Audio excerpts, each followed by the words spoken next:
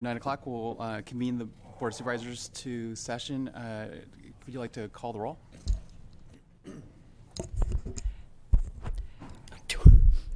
Supervisor Brown? Here. Supervisor McCowan? Here. Supervisor Woodhouse? Here. Supervisor Hamburg? Here. Chair Jurdy? Here. Like to invite Heather Quirrell to lead us in the Pledge of Allegiance.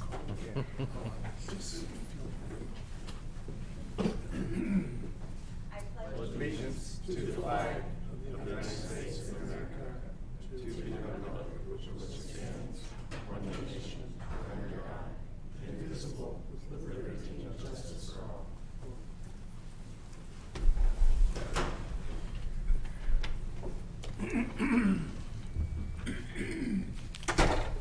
Okay, so the first item on our agenda is public comment on non-agenda items. If anyone would like to comment on non-agenda items, this is the time to do that. Okay, not seeing anyone, we'll go right into the consent calendar. Clerk, have we established proper notice? Yes, proper notice has been established. Are there any items to be pulled from the consent calendar? Okay, not seeing any. Do we have a public comment on the consent calendar? I'll move approval of the consent calendar. Second. Okay, don't see any comments. We'll vote by the button.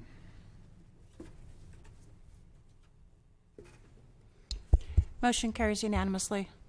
Thank you. We'll go right into agenda item 5D, which is discussion of possible adoption of an ordinance approving a rezone of a parcel. It's 80 acres zoned from Forestland and to rezone it as Timberland production. Andy Gustafson? Thank you very much.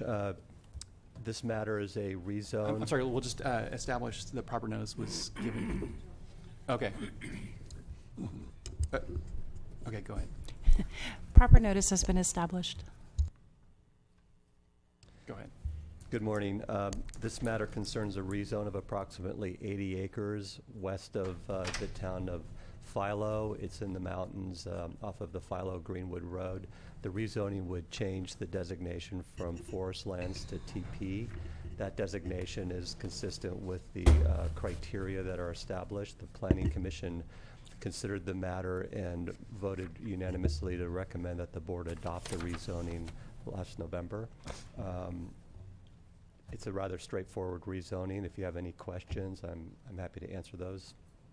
Not seeing any questions. And that concludes my presentation. Okay, thanks. We'll open the public hearing at 9:04.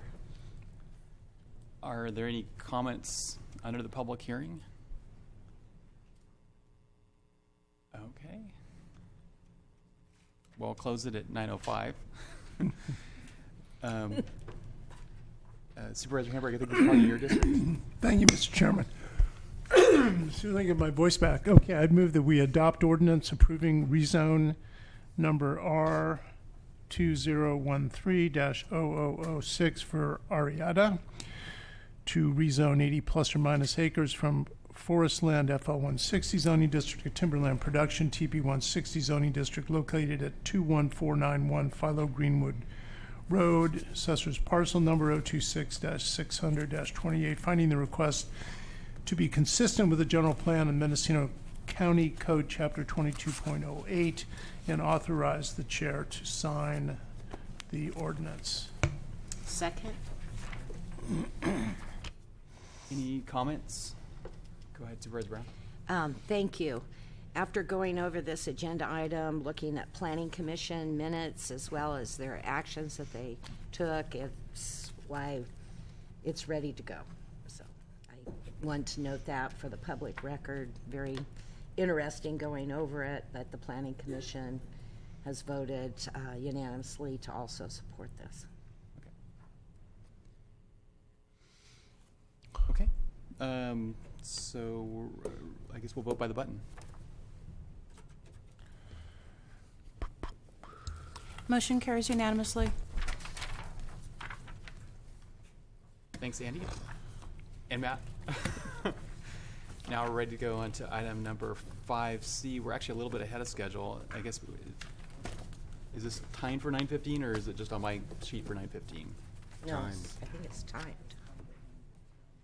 Okay.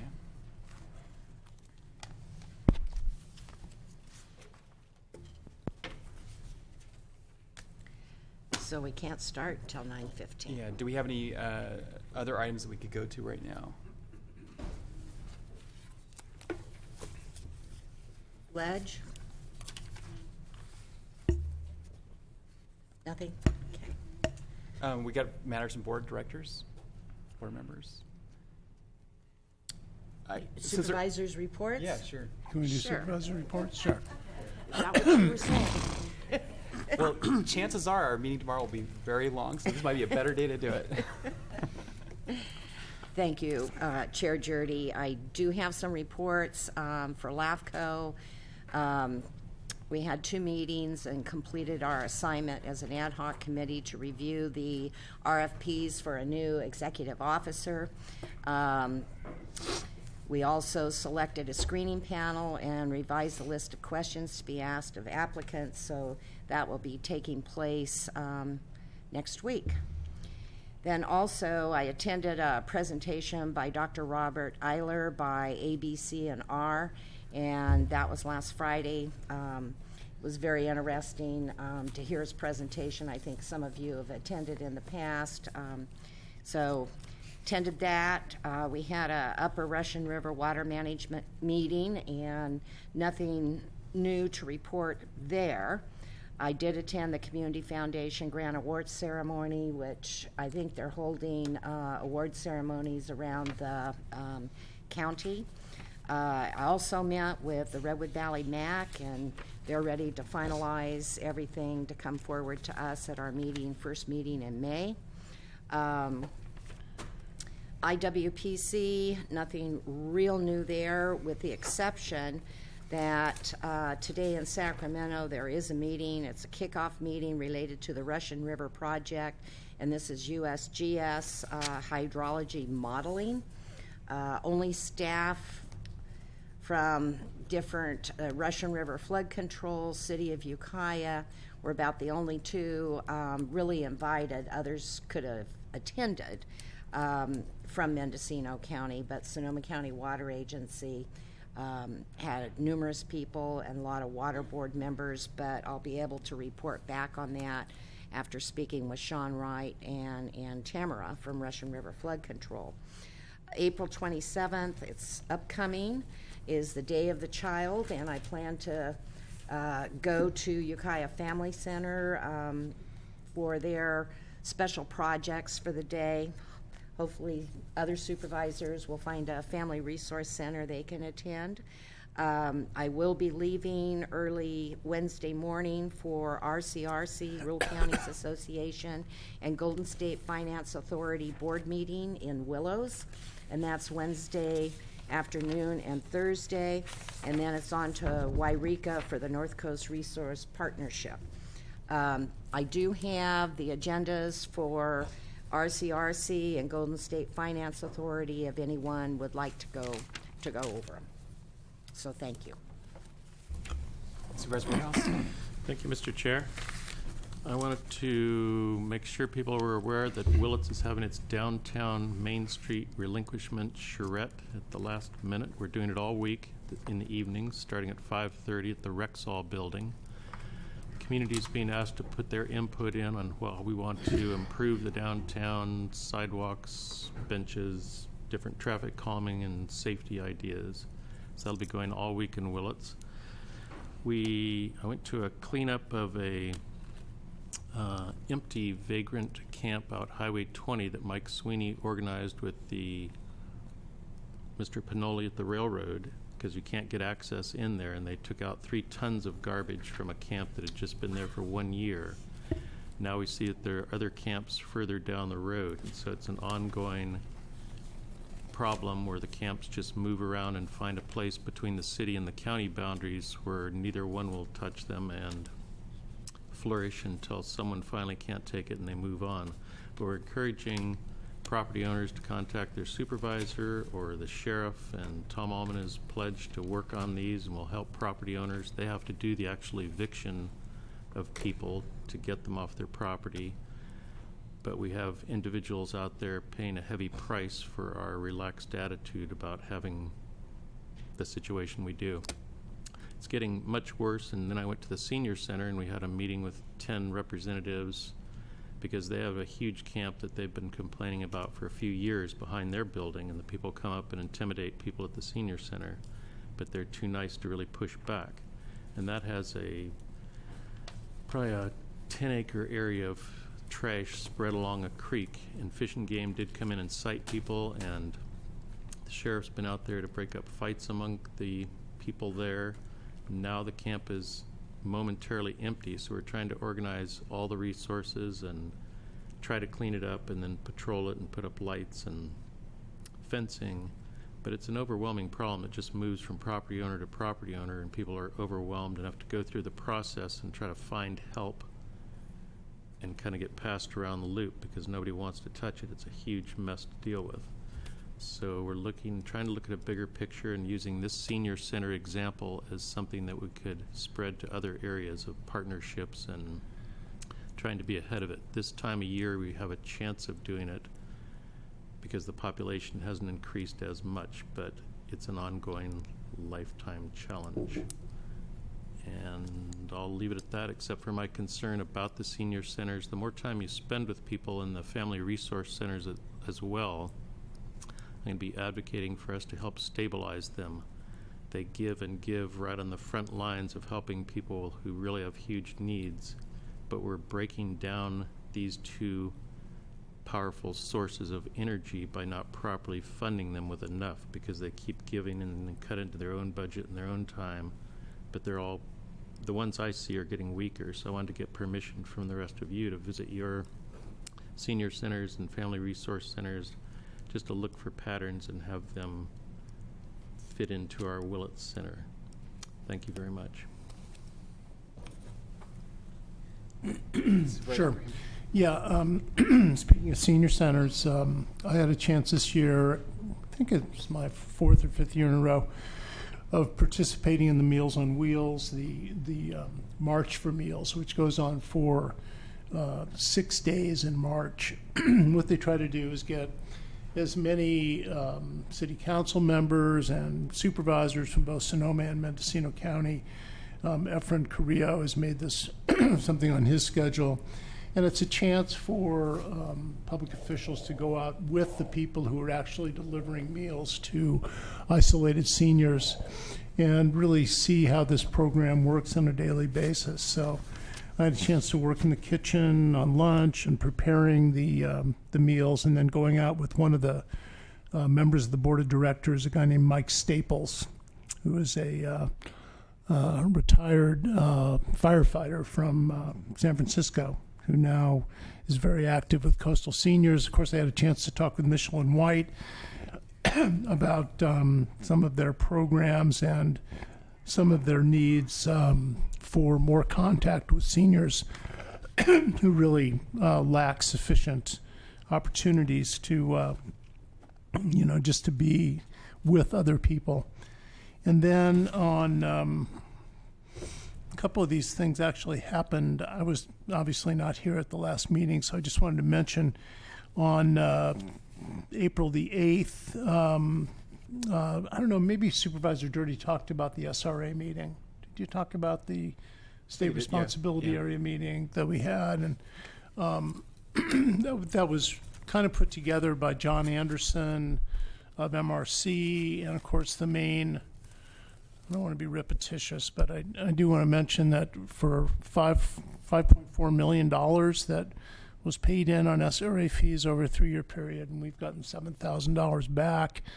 I don't know, did you mention that it should work out to about $120,000 a year on, I think that's on a 7-year rolling average, but they've actually cut back the amount of SRA money that is distributed to counties for fire suppression programs from $10 million to $5 million due to the crisis in the Sierra Nevadas. So Mendocino County projects have been carried out by CAL FIRE. They mostly involve VMPs, vegetation management plans. During this meeting, CAL FIRE expressed a lot of concern about existing roads that are grandfathered in that do not meet CAL FIRE standards. They're grandfathered in under something called 4290 regulations. So we have a lot of rural development that's happening and homes that are constructed and are able to situate themselves on roads that are not really fire safe. So Supervisor Jurdy and I have worked to put together a meeting which is going to happen on Wednesday with Chris Rowney and Sean Zimmermaker from CAL FIRE, Steve Donnicliffe, Howard DeShiel, John Moore, get together and look at whether the county should adopt more stringent standards than the current 4290 standards, because this is another way that CAL FIRE's and our fire districts' limited resources get stretched further when they can't even access homes that are built according to these standards, which really are substandard standards, if I can use that phrase. Another thing I just wanted to mention, the California Coastal Commission, let me go back one day. On the 12th of April, there was a presentation by Lean Energy. Chris Shaver from the executive office was over at the Point Arena City Council, and the discussion was about the community choice aggregation, and there was a pretty good receptivity by the city council. They asked a lot of questions. There wasn't a lot of public there, and I have a lot of concern about how we're going to get the word out to the public. I know City of Fort Bragg had a presentation that was much better attended. I think there's one in Willits that is coming up, I think. So at least Lean Energy is getting out there, and I know Chris has a plan to do more public education, so we don't end up with with so many opt-outs that the program becomes less effective than it could be. But anyway, this will be on the agenda tomorrow. We'll have some people here from Sonoma Clean Power to talk to us, and I'm sure we'll also get an update on other options that the board is still looking at. Everybody probably knows by now that the California Coastal Commission met in Santa Rosa on Wednesday. The commission voted to continue the issue of fees at coastal state parks in Sonoma County. And of course, we feel like once that is approved in Sonoma County, Mendocino County, Humboldt County, other coastal counties will be asked to fall into line. Anyway, the vote was 11-1 to ask all parties to continue negotiations toward a compromise and report back in June. Yes. Supervisor Hamburg at that meeting, evidently Commissioner McClure, Supervisor Delton North County, suggested that a continued meeting be held here in Mendocino County. Good. I don't know if that's going to happen or not. I think Jack Amesworth, who is the interim officer for the Coastal Commission, basically said they don't have the staffing to do that. But certainly if they're going to be meeting here, we should all participate. Yeah, that would be good. The only other thing I want to mention is, excuse me, over the weekend I got a letter from a constituent who works as a poll worker and helps to make our county elections function as they should. And unfortunately, we have a bit of a crisis with poll workers. We don't have enough of them. I was looking recently, watching on TV the Wisconsin primary, and noticed that one of their busiest polling places, which was the University of Wisconsin, they had thousands of people lined up to vote. And one of the reasons the lines got so long was they had 2 poll workers to process thousands of students who were trying to get through. And of course, students were missing class, they were missing, all kinds of activities they were supposed to do by standing in line to vote in a primary for 3, 4, 5 hours. You saw people standing in line, sometimes with small children, elderly people without a place to sit down. I'm not saying Mendocino County has all these problems, but one problem we do have, and there was an interesting editorial in the New York Times last week called "Why Americans Can't Vote." And there's a whole host of problems, as we're well aware of. But one of the problems is lack of poll workers, and it is a problem we suffer here in Mendocino County. So she just asked me if I would put the word out that we need more poll workers right here in Mendocino County. So if anyone out there in the public is interested in being a poll worker, please contact Katrina Bartlemay in our elections office and let it be known that you're willing to work on something that is really vital for our county, which is being the person who makes sure that registered voters have the opportunity to cast their ballots in Mendocino County. Thank you, Mr. Chairman. Okay, thanks. I think we're ready to go on to item 5C, which is discussion and possible direction to staff regarding the preparation of the Mendocino County's fiscal year 16-17 budget. Go ahead. All right. Excuse me. Thank you, Chair Jurdy, members of the board. Alan Flores, Assistant CEO. We do have a comment here. Thank you, Mr. Chair. Well, once again, we are given the budget materials as we walk in to the meeting, and I have to think that a lot of these were in preparation some time ago, and I believe the board has made its preferences known that we would prefer to get budget materials in advance instead of the day of the presentation, and I have a very clear memory we've previously given that direction, so I don't know if anyone disagrees with me that that would be preferable to getting them when we walk in. This has the effect of communicating to the public that the board is really just going through the motions here. There's nothing that we're really expected to weigh in on or have an opinion on.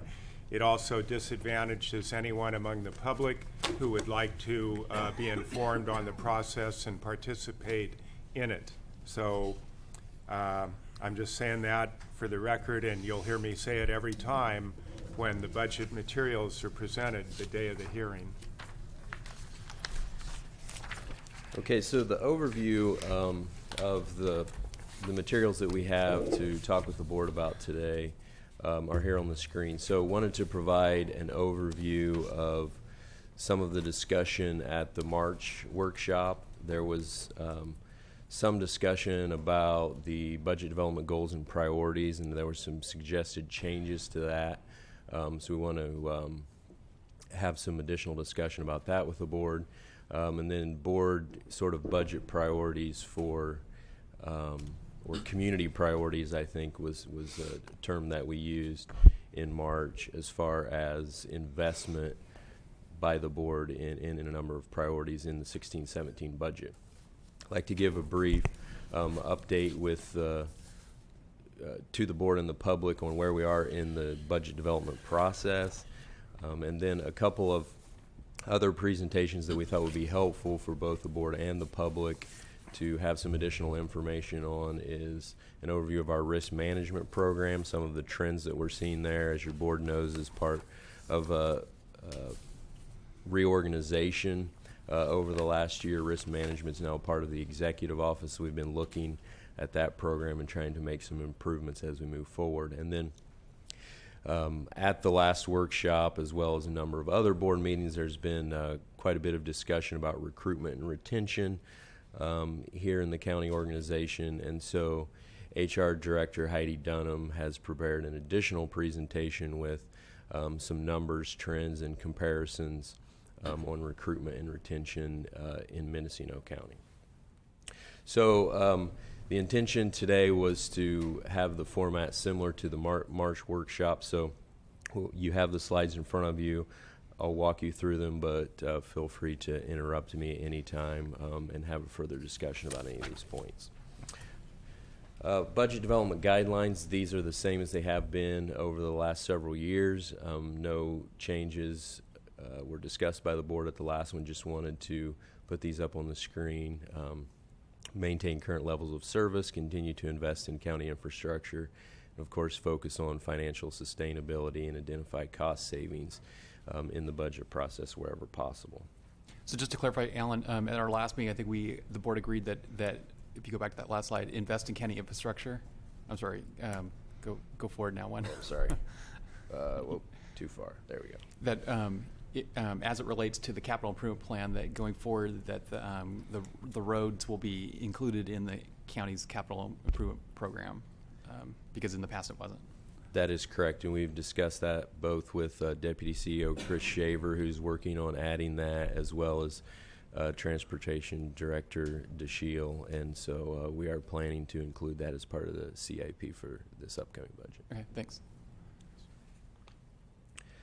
So looking at the goals, with the exception of the very last bullet point, these are the same as what we've discussed, and I believe as part of the discussion, primarily points raised by Supervisor Jurdy and Supervisor McCowan, tried to capture that in this last bullet under organizational development.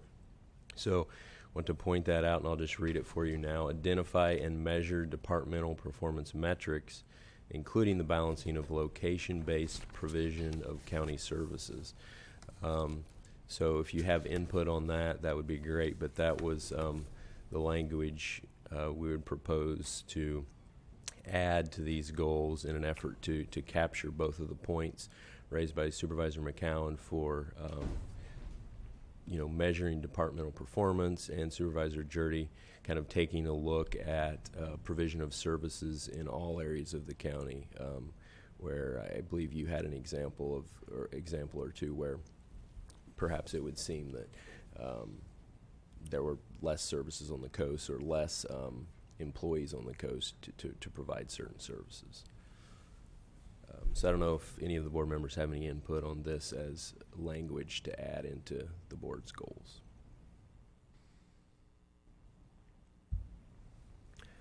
Okay, we'll take that as a positive note. And so then talking about budget priorities as we move into this, I believe the most common thread that was raised was investment in roads, and so that direction was very clear, and as we work on developing the budget, we'll be trying to identify any options that we can in providing additional investment in roads.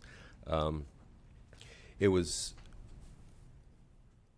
at the point we were kind of putting materials together for today, we were expecting that there may be a board discussion related to additional sales tax on the ballot, so we didn't include this as a specific topic. We are thinking that we may have Director DeShiel come at the May budget workshop and talk a little bit more about the situation that we're looking at there. But just so the board is aware, we've had over the last week, we've been having our budget conferences with all the county departments, and in discussing the budget with Director DeShiel and his staff last week, we're all aware of the reduction in gas tax revenues, and the board has been committed to providing additional funding as available, either $1 million or in this current fiscal year we ended up adding more like $1.5 million of county general fund to go towards roads, and then some savings in the road budget for a total of $2 million. Director DeShiel is telling us that just to support the operational expenses with that reduction in HUDA revenue, he's requesting additional general fund of up to $2.4 million to support existing operations, and that wouldn't include adding any money for additional corrective maintenance. And so we're going to have to be working on that closely as we identify ways to maximize any funding we have to support existing operations, and see if we can still identify some funding that would go into the corrective maintenance. But I just wanted the board to be aware of that, and it would be our intention to talk in more detail about that at the next budget workshop. A number of Mr. items. Chairman, Oh, could I ask a question? sure. I just want to make sure I understand this. So you're saying that Director DeShiel is indicating he needs an additional $2.4 million to maintain existing operations without the same set aside for corrective maintenance that we've had the last 2 years. Yeah. So, and So it would be 2.4 million plus whatever we would need to maintain corrective maintenance at the level we've been doing. yeah. During our budget conferences, we did discuss a few ideas, and we hope that we can come up with a way to sort of reduce that 2.4 million amount. But that's, you know, over the last couple of years, the HUDA revenue has really dropped, and so to be able to support that, you know, like last year they, you know, there's always some salary savings in the department, and they're able to flex some of their project funding. And we may still be able to do that to a certain extent and reduce that amount, but it just delays current projects that are in the pipeline if we have to reduce that. So, And what is our decision date for a road tax proposal? Is that in well, August? it's similar to what we discussed, for example, with the mental health issue, the Sheriff's Mental Health Initiative, and I believe the deadline is August 12th or 14th for all the materials to be submitted at that time to the clerk recorder. So And that's if the board initiates it. right, correct. So Okay, thank there's you. still a little bit of time left on that, but you know it's coming quickly. Supervisor Brown? I probably should have asked this sooner, but is this PowerPoint available is it on our website for the public? I don't know if it's been uploaded on the website yet this morning or not. Okay. Yeah. I was just thinking it'd be kind of difficult maybe for those listening in to be able to, you know, go over the bullet points and follow the conversation without it, so thank you.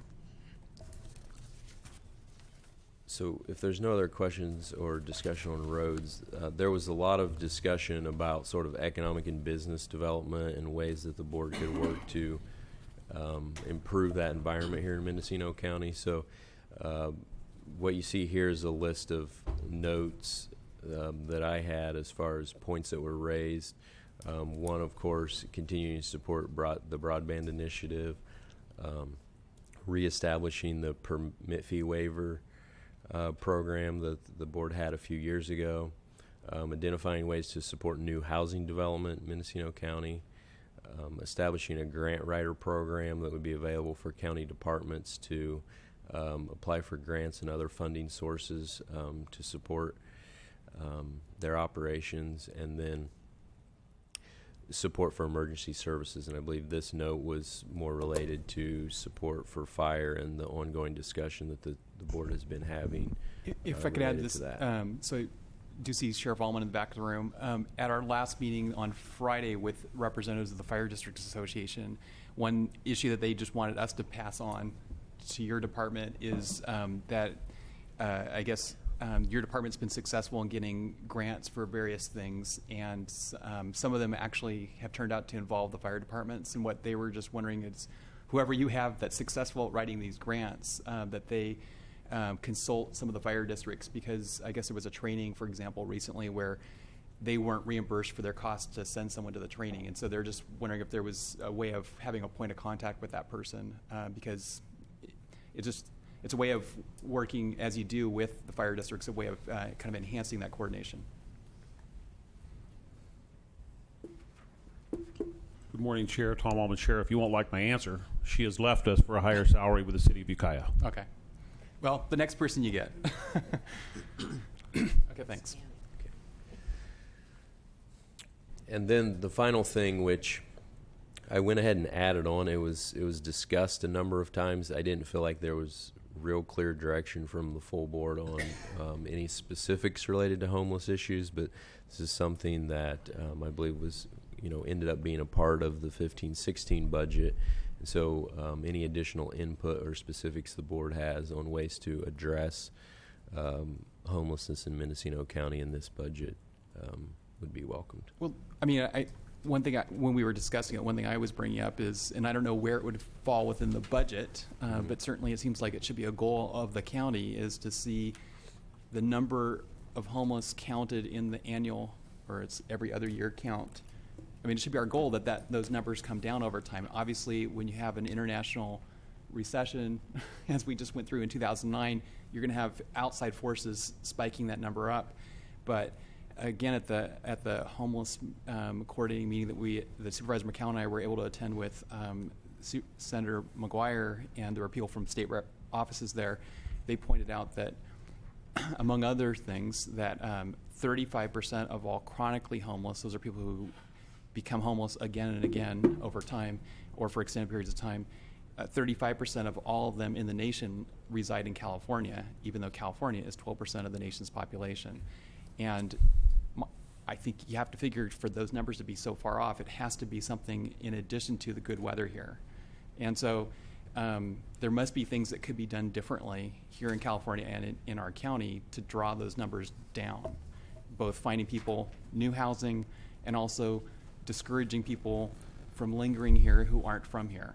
And so, again, I don't know where it would go in the budget. I mean, it seems a little unfair to put it all on HSSA, but on the other hand, they are the kind of like you would think the coordinating entity for this. It seems like it could be within the HSA budget, or, you know, this goal of reducing the chronically homeless in Mendocino County on an ongoing basis and tracking it over time.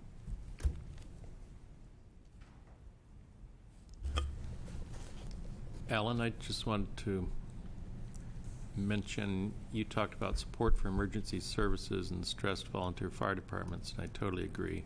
I know we're dealing with ambulance service, and I'm getting calls around my district that they're going to have to get rid of the service they have. So it is also the emergency service I want to be clearly dealt with, if not on that line somewhere else. Okay, thanks. Okay, so there's no other comments on that. Just a quick review, mentioned a couple of these points, but budget preparation process. So departments submitted their budgets on April 6th. We've been having budget conferences starting on April 8th, and we expect to have our final one later this afternoon. And then that will, once those are concluded, we'll continue to work on maximizing meeting the department's needs with our recommendations to your board. Budget hearings on the 7th and 8th of June, and then formal budget adoption on June 21st. So just a quick snapshot of where we're at. The net county cost assignments that were handed out to departments was just under $50 million. And then this does not include the board's commitments to the capital improvement fund and, for example, the funding that's provided as a pro rata share, for example, to the road fund and the library.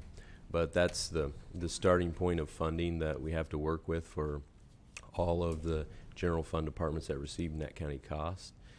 And so the department requests that we receive for additional funding above that amount was about 20% over that, or just over $10 million. So we've already been able to identify ways to essentially meet department needs by reducing that number from a number of ways, but there's still a lot of work to do in trying to make sure that departments have the resources they need to continue their operations for an additional year. So I don't know if board members have any questions about Supervisor McCown? And the $10 million presumably includes the $2.4 million previously referenced for Department of Transportation? Yes, it does. Supervisor Woodhouse? I did have a question. I know you've just been here a short time, but can you tell me how that additional request number compares to last year and guess on the previous year? Are the demands of the departments, are their concerns on the rise? And is there any pattern to that or anything we should be aware of? Well, it's pretty close to the request for last year, actually. I don't remember the exact amount off the top of my head, but it was around $10 million. And then the previous year, I wasn't here then, so I don't recall that information. I guess I was a little surprised that it was as high as it was this year, and because we had already included adjustments to the net county cost assignments for the salary increases that were part of the labor agreements that the board had agreed to with all the bargaining units. So that was factored into those assignments. So this was, above request for that. So there may be something that CEO Angela wants to add. Mr. Chair, Supervisor Woodhouse, usually it's around 7 or 8 million is the request, and we're usually able to work with the departments. At this point, though, we're past 07 and 08, and so we are really trying to provide the best services we can. So it's not uncommon, I think, this year for the staff to come in and ask for about 10 million. So, but it's been about 7-8 million through the last few years. I was just curious if there's any pattern that they've gone without certain things and now they have to get them to provide service, or if it's equipment, or is there any across the board? You've seen the difference over the years. I think that the biggest difference has been the capital, the deferred maintenance, and that really is a separate budget. So I think ultimately that was like 35 million over 5 years, and that's separate. Within the departments, I do believe that most of the money is really for salary and benefits, and certainly Mr. Flora could speak to that. I know cars come up, there are items that do come up, but for the most part I think it's salary and benefits. Yeah, I think it's, there's all of the points that you raised, there's certainly requests for that, but there were a number of additional positions requested this year as well. So. One thing I wanted to, maybe this isn't the right time in the budget to ask the question, but for you to be thinking about it, is to look ahead that if we hit a bump and a downturn, do we have any thinking of, okay, here's a fallback position of 5% and here's one of 10%. And I know it's early to look at that, but it's not negative to know what you would have to do in a tough time while you're making the decision to spend, so you're not spending right into a recession of not being able to follow through on something, or making a choice that you wouldn't make if you didn't have as much money as you thought. I know that's vague, but I think it's important for the board to know, how can we? All we see now is a blossoming need out there, and we all want to give to the fire departments and the seniors and everybody we can, but we just absolutely can't just stuff every hole with one-time money. It almost doesn't do any good, because next year comes so quickly and they're back for more, and then when we can't, we're stuck out rather than having a plan of where we're going. I know that's partly the board's challenge in dealing with the public and having to say no. Well, I think that that's why it's so important that the board continues to ensure that we have a structurally balanced budget where we're not using one-time funding for any of those ongoing expenses. And so if that amount dries up, then it's more reducing equipment expenditures and things like that. But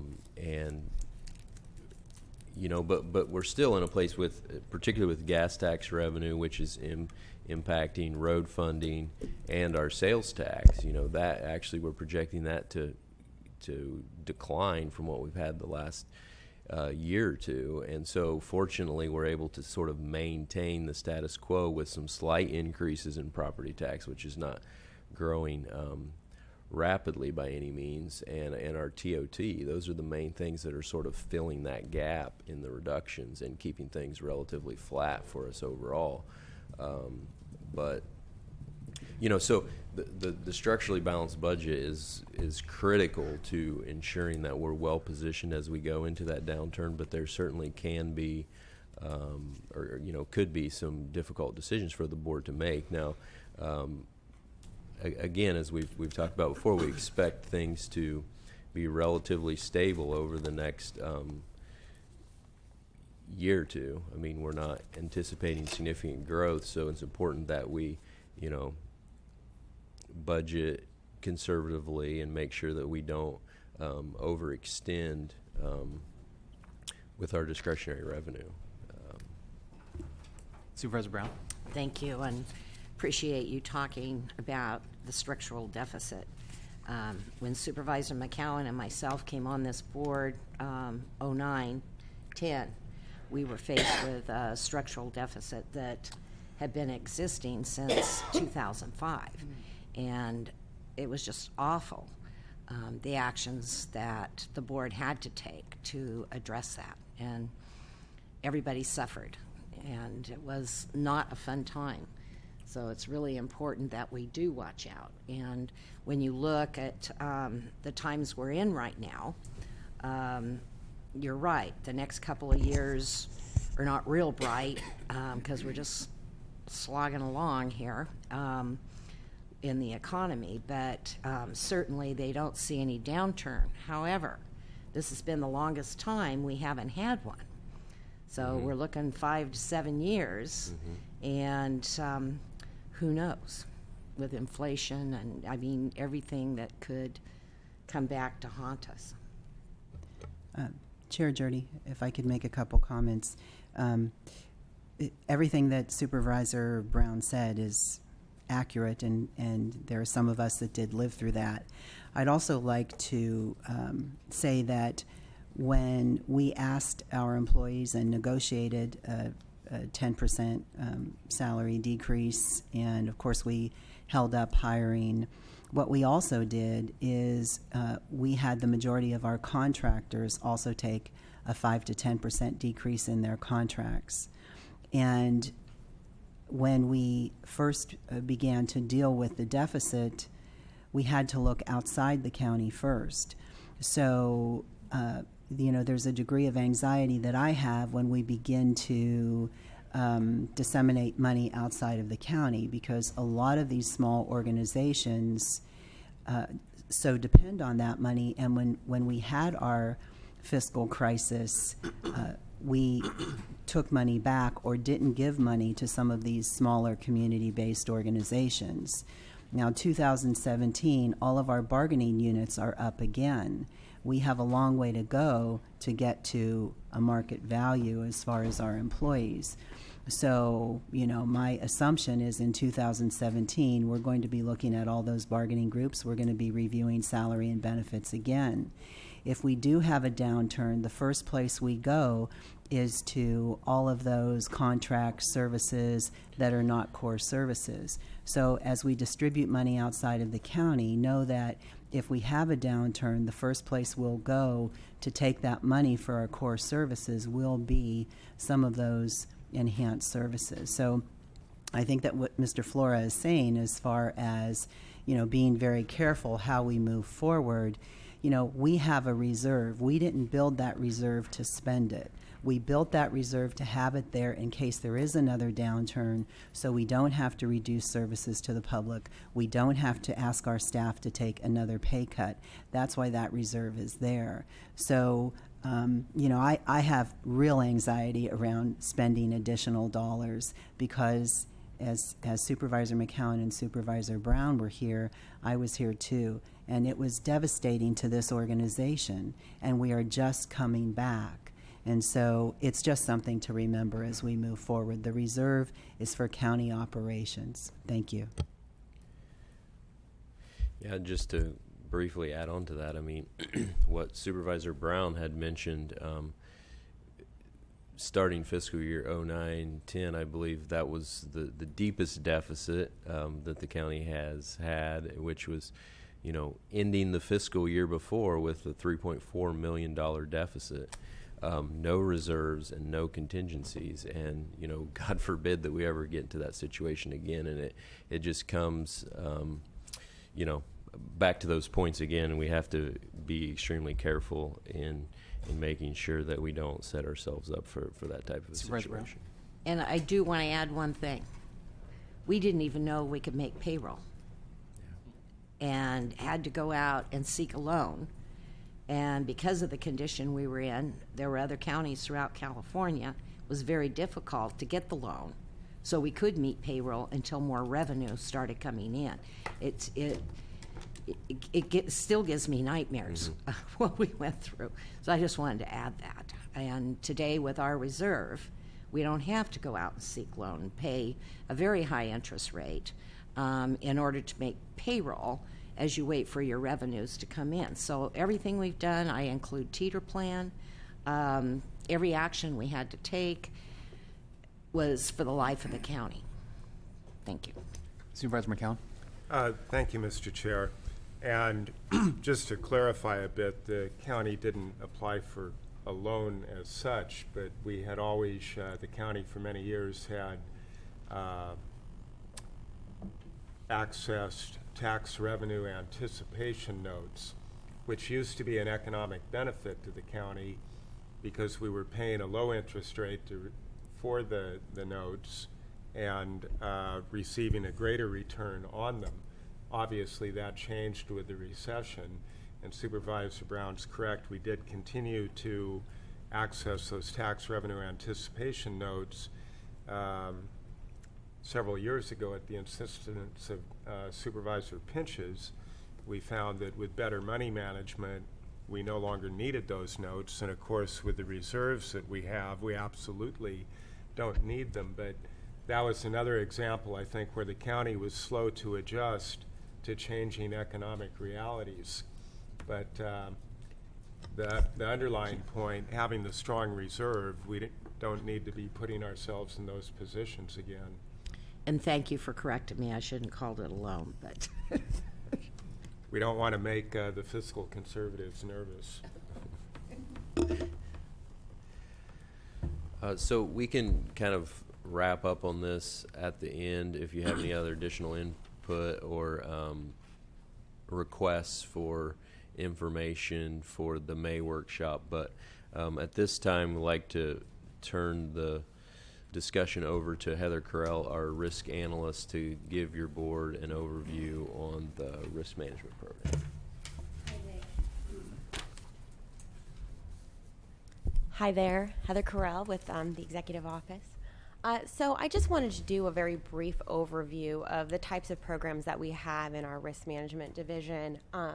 We've got general liability, and that's your kind of basic catch-all. That includes your safety and loss prevention, threats against county employees, that type of thing. We have our primary and excess workers' compensation. This program was just combined with the risk management program. Historically, it had been in human resources for many years. Risk management did actually do the insurance renewals for them and some of the payroll portions for them, but we finally took over the whole program, and in exchange, we gave them some training programs. We also have our property program, which some of you who've been here in 2012 will remember our flood at Doris Street. Thank you, property program. And also we have our medical malpractice program. This actually doesn't just cover our nurses and nurse staff and everything. It actually covers partially, incidents in the jail that may involve mental health issues or in other areas of the county. We have a handful of miscellaneous programs. We don't use these too often. We have cyber liability. That's kind of an up-and-coming program. The more we rely on technology, the more it gets used. We have airport liability. We do have 2 airports. Crime and bond, that's kind of some embezzlement. That would be an embezzlement type things. Pollution, of course, is self-explanatory. And watercraft, the sheriff actually does have a couple boats that they use over on the coast. And I'm going to go into more detail with some of the programs in a bit. The county is part of the CSAC EIA. We have been since the 80s. The county is unique. The counties can't really go out and just get insurance from Geico or anything like that. Public insurance is a lot different than private insurance. So we participate in a large pool. Almost every other county in the state participates in CSAC EIA. It allows us to keep our costs low. So when we have those multi-million-dollar losses like the one over at Doris Street, we're insulated a lot from that issue. In fiscal year 15-16, we paid a little $4,843,000 in premiums. We're only going up a little bit in 16-17, $4,953,000. That's our projected for fiscal year 16-17. So it's not a huge jump, but it is a little bit of a jump there. General liability, our 2 major programs are general liability and workers' comp. Our budget unit 0713 is our general liability budget, and that's everything but workers' comp. This includes your safety, your loss prevention, all your miscellaneous programs, your property program, your medical malpractice program. And then you also have your workers' comp, and that's just workers' comp, and it also has funding for ergonomic equipment and evaluations. Our cost allocations are approved by the state auditor. They're based 80% on claims, so if you are a department with a really bad loss experience, 80% of it is based on that. 20% is based on exposure. How large is your department? How many square feet do you occupy? What's your total payroll? So really what it is, the reason these cost allocations are how they are, it's to basically encourage departments to keep their costs low when they have claims or lawsuits, to prevent them from getting into preventable accidents, et cetera, et cetera. So I was going to go into detail on general liability. What it is it covers pretty much all of the claims against the county and lawsuits filed by county by outside entities or members of the public. How it works is we are self-insured up to $150,000 per claim. So that means any claim under $150,000, even if they ask for $1 million, in general, if we don't anticipate it getting there, we'll manage it in-house between risk management and county counsel. These are for low-dollar claims. We'll have fender benders. Sometimes folks lose some equipment in the jail, or they say, hey, I was wearing a Rolex when I got into the jail, and we'll say, well, no, you weren't. You had a watch, and we'll reimburse you for that. And then anything that reaches above $150,000, that's when we go out to our insurance company and say, okay, we're going above. We still basically manage it in-house, but they have a say on what goes on from that point forward. So once we hit that 150 threshold, we're calling CSAC, or even if we're going to get close, and for certain types of claims, we report it anyway, and they monitor it as well. We go ahead and we tell them, we say, okay, EIA, we've had this claim filed. We think it might go over $150,000. It's actually been quite a long time since we've had anything go over $150,000. I think the last one was in 2009. Other than, of course, the property claim for Doris Street, which is in the property line and not in the GL line. Our general liability premiums, they've stayed fairly stagnant, but they are kind of on a downward trend. If you look here, they've stayed fairly, they're going back down. We have a really good modifier. We're in the 70s. The average for all the other counties is 100. So we have a very, very good GL program. We keep our costs low. We don't do huge payouts. So our premiums are very competitive. We have a very, we pay out very low. I mean, they don't even offer us primary GL as an option when they come to meet with us every year with a broker. They're like, oh, you guys do such a good job, we're not even going to bother. So we pay a fairly low premium. I mean, this is for the whole year. This is our insurance policy. It covers everything. This includes property. This includes medical malpractice. This includes all those miscellaneous programs, the airports, everything. That's just this one flat, these flat premiums right here. So we do a good job keeping these premiums low on the GL side. The amount of paid claims this year, we've actually stayed pretty low. If you look at 14-15, it does actually look like we're going up, but one of those claims was like $100,000.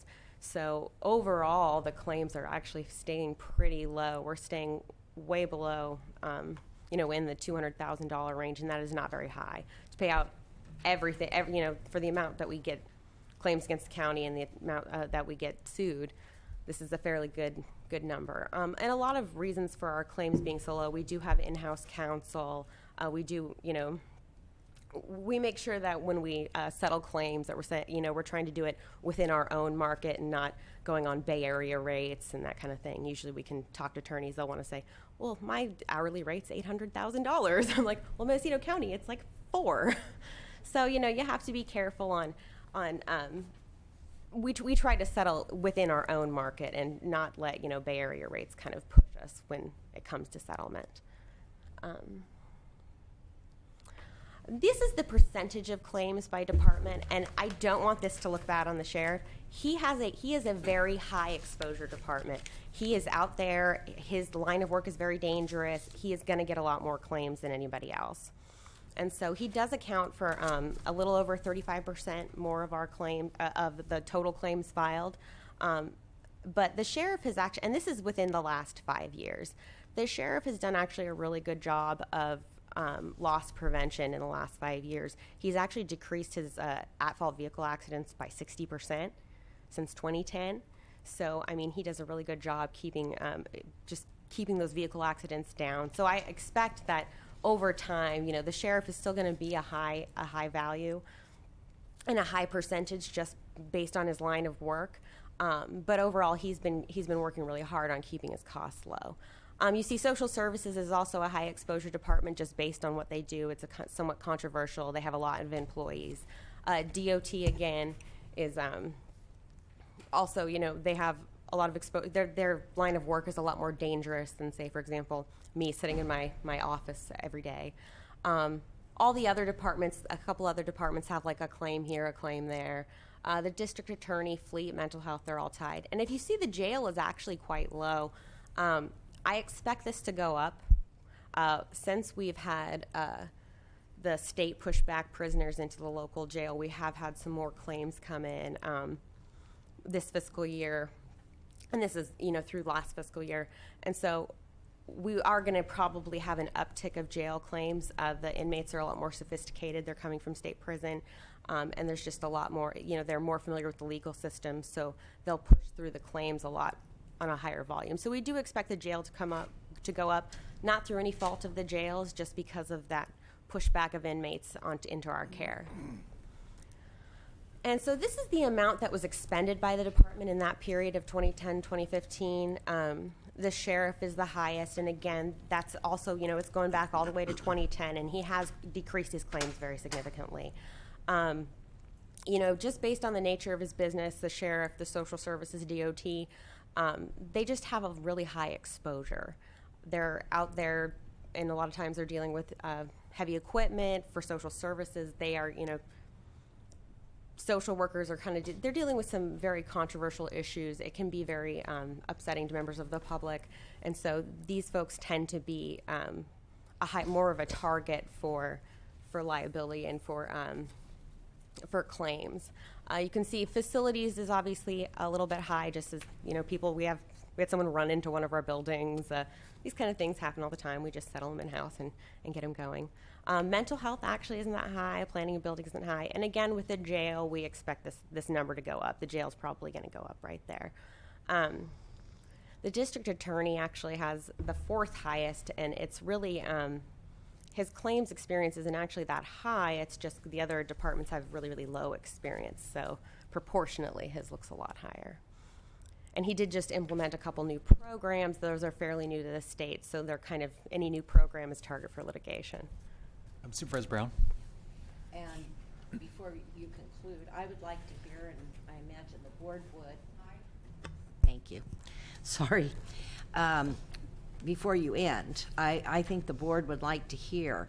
We have, I want to hear about the process used by risk management on claims that we normally view on our consent calendar and automatically deny. So I would like some type of comment on that so all board members are knowledgeable how that works. Okay. And the public. I could actually probably just go, what happens usually is a claim is filed against the county, and depending on what it is, we usually get a response from the department either to, yes, this happened, no, this didn't happen.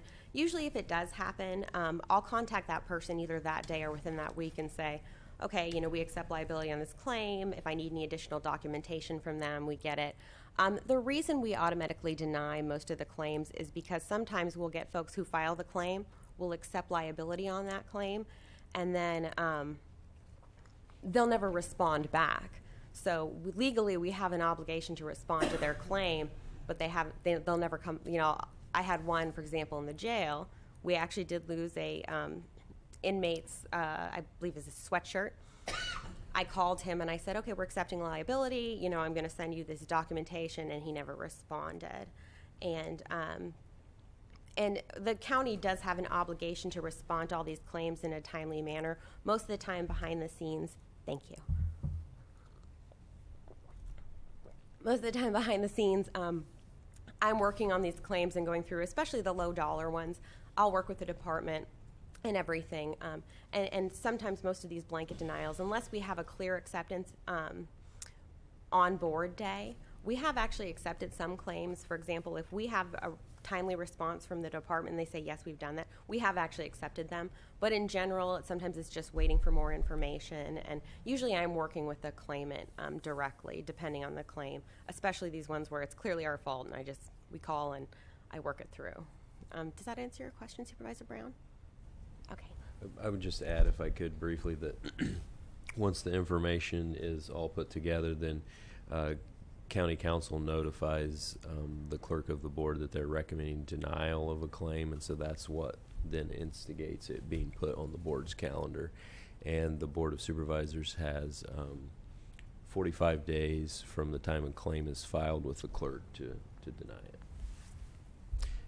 And then the process, I guess, just to add on to that, is once that process is through, the board denies a claim, then the claimant, I guess, would be free to instigate litigation against the county if they felt like that there was still some liability that we had on that issue. Within 6 months. Yeah. So now on to workers' compensation. Our primary coverage, we have up to $125,000 per occurrence. So unlike GL, workers' compensation, we have $1 coverage, which means we have a third-party administrator, York Insurance Services, and they're the ones who are doing that day-to-day claims administration, similar to what I do on the general liability side. I report it to them. I'll act as a liaison between the worker and their examiner, but in general, it's all done through York.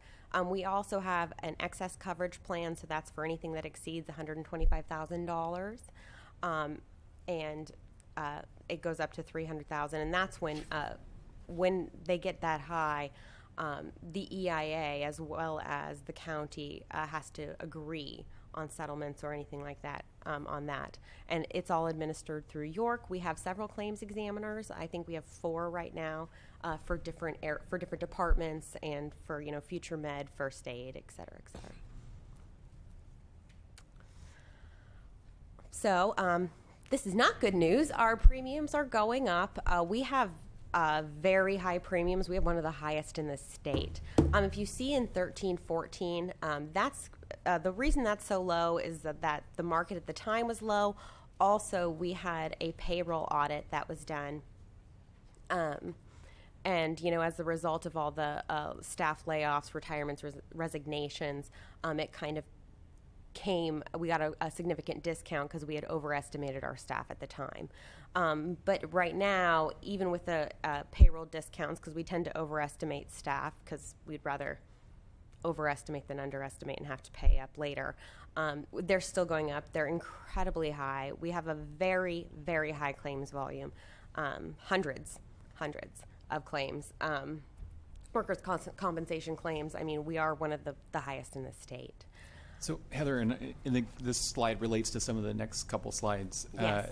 So does this slide show all workers' comp premiums that the county is paying? This is the entire workers' compensation premium for each fiscal year. Okay. And so and there's no other source for workers' comp premiums? I mean, it's just the county, the employer that pays it? Yes. Well, yeah, the premium, it's actually done, it's done through the cost allocation system. So, I mean, if you think of it as the county as a whole, there are, monies contributed from, say, social services, which is state funds. So it's an internal services fund, so it's funded through each department. But I guess I'm trying to understand, so with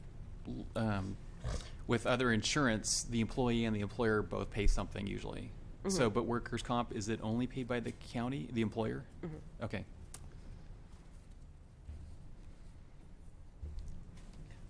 Oh, Supervisor McCowan. Thank you, Mr. Chair.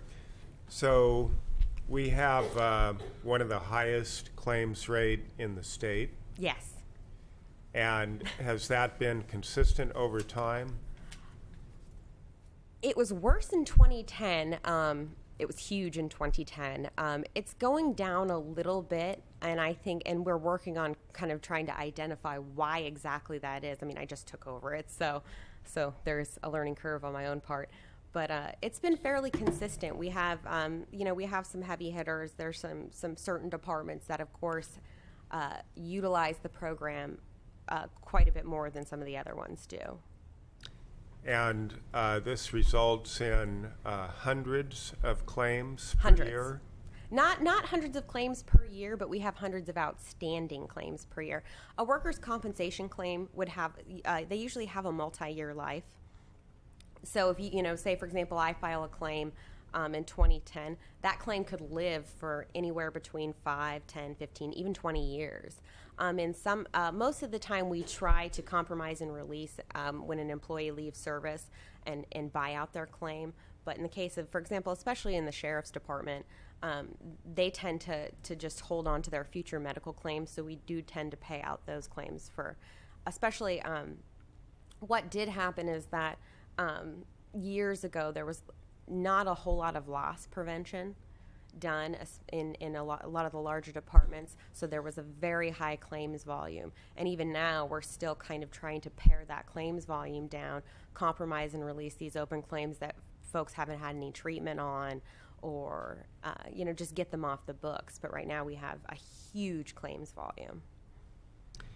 Well, I would suggest that this would be an area that we would start measuring on a regular basis and reporting to the board and the public. Number of claims per department, number of new claims per department, cost per claim, just the statistics we're keeping anyway, I'm pretty sure.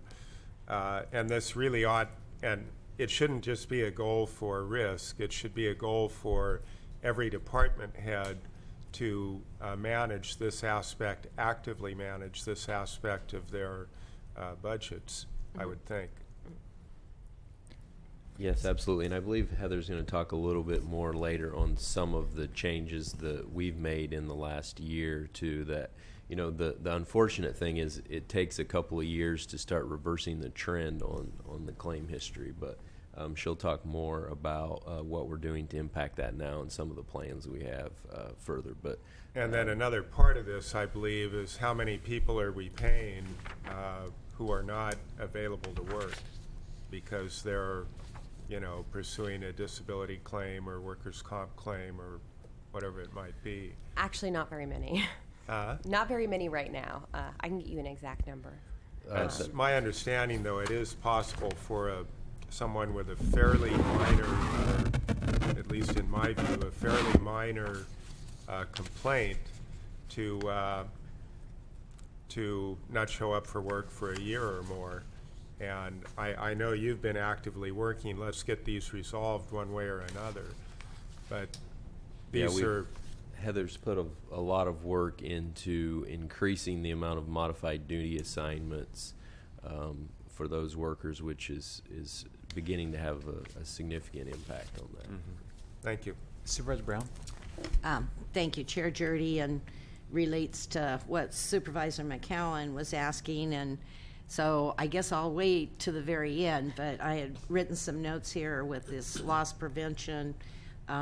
Does it have to do with the lack of proper training, a better process for identifying, potential problems? And another question that I would have is the rising medical costs, if that is also an issue. But I'll wait. Okay. And hopefully you're going to address those. Okay. So this is the amount over the last 5 years of claims paid by department. And if you look at the very top, it's actually Health and Human Services who takes up most of those dollars, followed by the sheriff and jail combined, DOT, planning and building, probation and juvenile hall, facilities and fleet, and then administrative miscellaneous is pretty much every other department, the district attorney, public defender, and child support, and then planning and building. So HHSA, in all honesty, they do have a good amount of the employees of the county work at Health and Human Services, but it seems a little shocking to me that they are paying out more than the jail, especially due to the nature of the injuries, which, go to the next slides. If you look at the amount paid by departments, and I broke out the sheriff and HHSA because they're our primary consumers, 32% goes to the jail, 68% goes to the sheriff. That seems about right just because, the sheriff is out in the public, they're making arrests, they're in vehicle accidents, they're on the road, they're out there protecting and serving.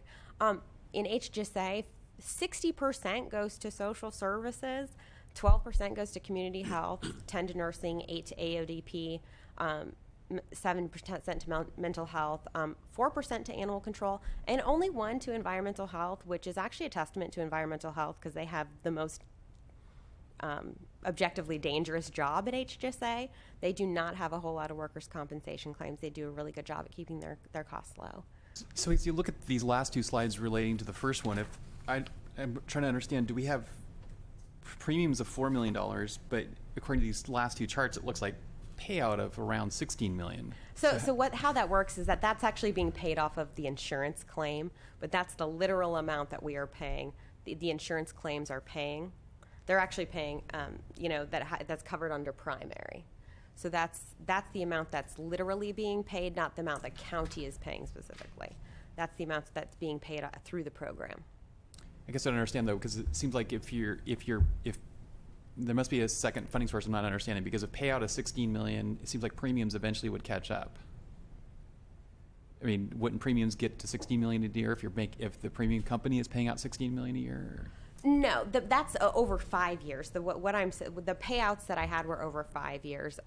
So what you're paying in your premiums, you're paying also administration costs. You're paying for the staff members who, in the terms of workers' compensation, the reason our premiums are, say, $4 million, we have 4 claims examiners that we have. Okay, so you're saying the $16 million paid out is paid out over a 5-year period? Yes. Okay, all right, got it. Sorry. Yes. So it's not per year? No, not per year. Over a 5-year period. Go to the next slide. This is, so in HHSA, if you look, you have 192 in the last 5 years repetitive motion claims. I'm sitting at my desk and my arms or my legs or my back hurt from just sitting at my desk. It's unusual. I mean, they do have, type heavy jobs. This amount is very unusual and is very unique to HHSA. You don't have this level and this percentage of repetitive motion claims anywhere else. They actually also have the highest amount of ergonomic equipment and ergonomic evaluations of any department, and yet they still have these repetitive motion claims, and it's a very large number, and it's a very large percentage. I mean, the 80 lifting, push, pull, slip, fall.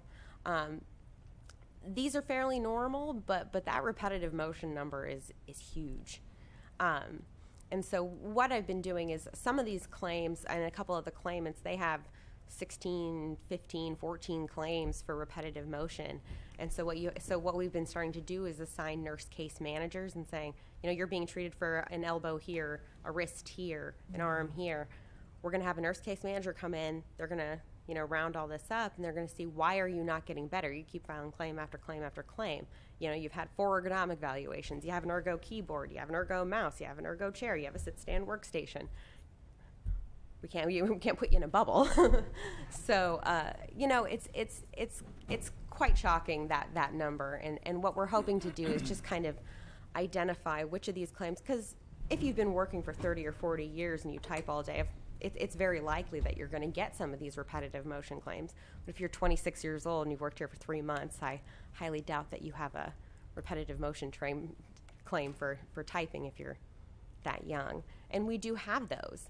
Some of these folks are, 26, 27, 28, and they have these, they want these surgeries, and you're just like, no.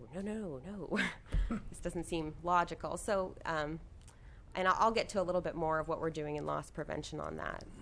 Are there any questions about this, the type of claim breakdown or anything like that? Supervisor Hamburg. Yeah, Heather, an obvious question.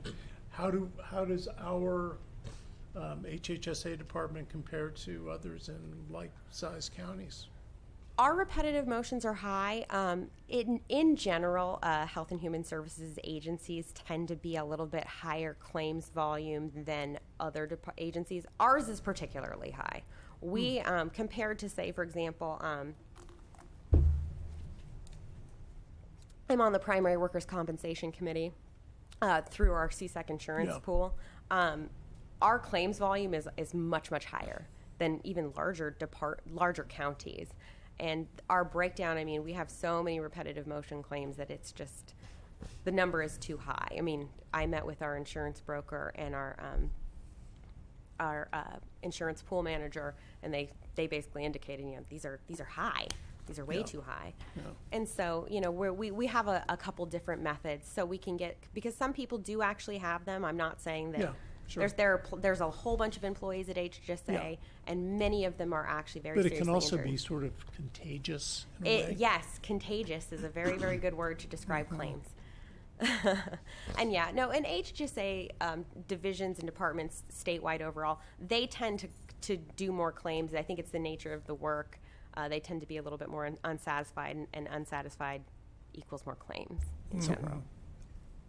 So I have a question. Are they doing something differently in different counties? Like, for example, do they have some educational program in some other county, maybe prepared by an insurance company that would explain, here's a case study of a worker, and this would be like a legitimate claim that you would file, and this is an example of something that is not a legitimate claim. You don't file this. So I don't know if other counties do some education to people so that they know what constitutes a real claim versus a frivolous claim. We've been working, we actually do it, and lots of other departments, and I mean, lots of other counties also do. We do have programs in place educating folks on, here's what you can do to help yourself, here's what you can do to prevent filing claim, and generally what they do is, like, sometimes educating them actually frightens them a little bit more, but we do try to make sure that we give them access to ergonomic evaluations. We give them access to various avenues that they can pursue so they understand. In terms of stopping frivolous claims, it's really about educating the supervisors and educating department heads and supervisors. This person picked up a pen off the ground and they're claiming like full back trauma, you might want to let your workers' compensation folks know that maybe there's an issue.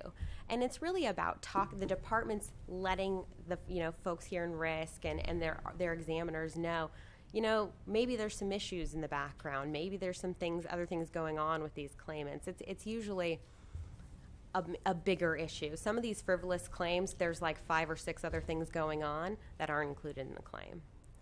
And so it's really about doing more investigation, and other departments other counties are increasing their investigations. They're doing more, review. They're doing more, just basically, what's going on with these, not just accepting them. Just let's delay this and let's take a look at actually what's going on, looking into the background of what's going on. There's a lot more. It's a lot less insulated than it was before, and we're trying to kind of catch up and make it a more broad approach to look at all the different factors, like some of the other. Carmel? If Supervisor Brown was first or I was, but Go ahead. okay, thank you. I just 2 comments. One is when we took general services and incorporated that into the executive office, we were able to have a better understanding of some of the statistics and some of the activities around risk and workers' comp, as Heather's saying, when we combined risk and took workers' comp out of human resources. But the other piece of that is that human resources is doing more and more education and training now with our staff. I believe the department heads are well aware of their high workers' comp issues and claims because obviously they do their budgets. However, what we hope to give them now, Heather was right, it's about the supervisors. So what we hope to give them is more and more training through human resources. Additionally, with that, we've also, one of the areas we've been working on for the last few years, and we've finally been able to start the process now, is Health and Human Services has a staff resources unit. We have now taken the staff resources unit and consolidated that with human resources.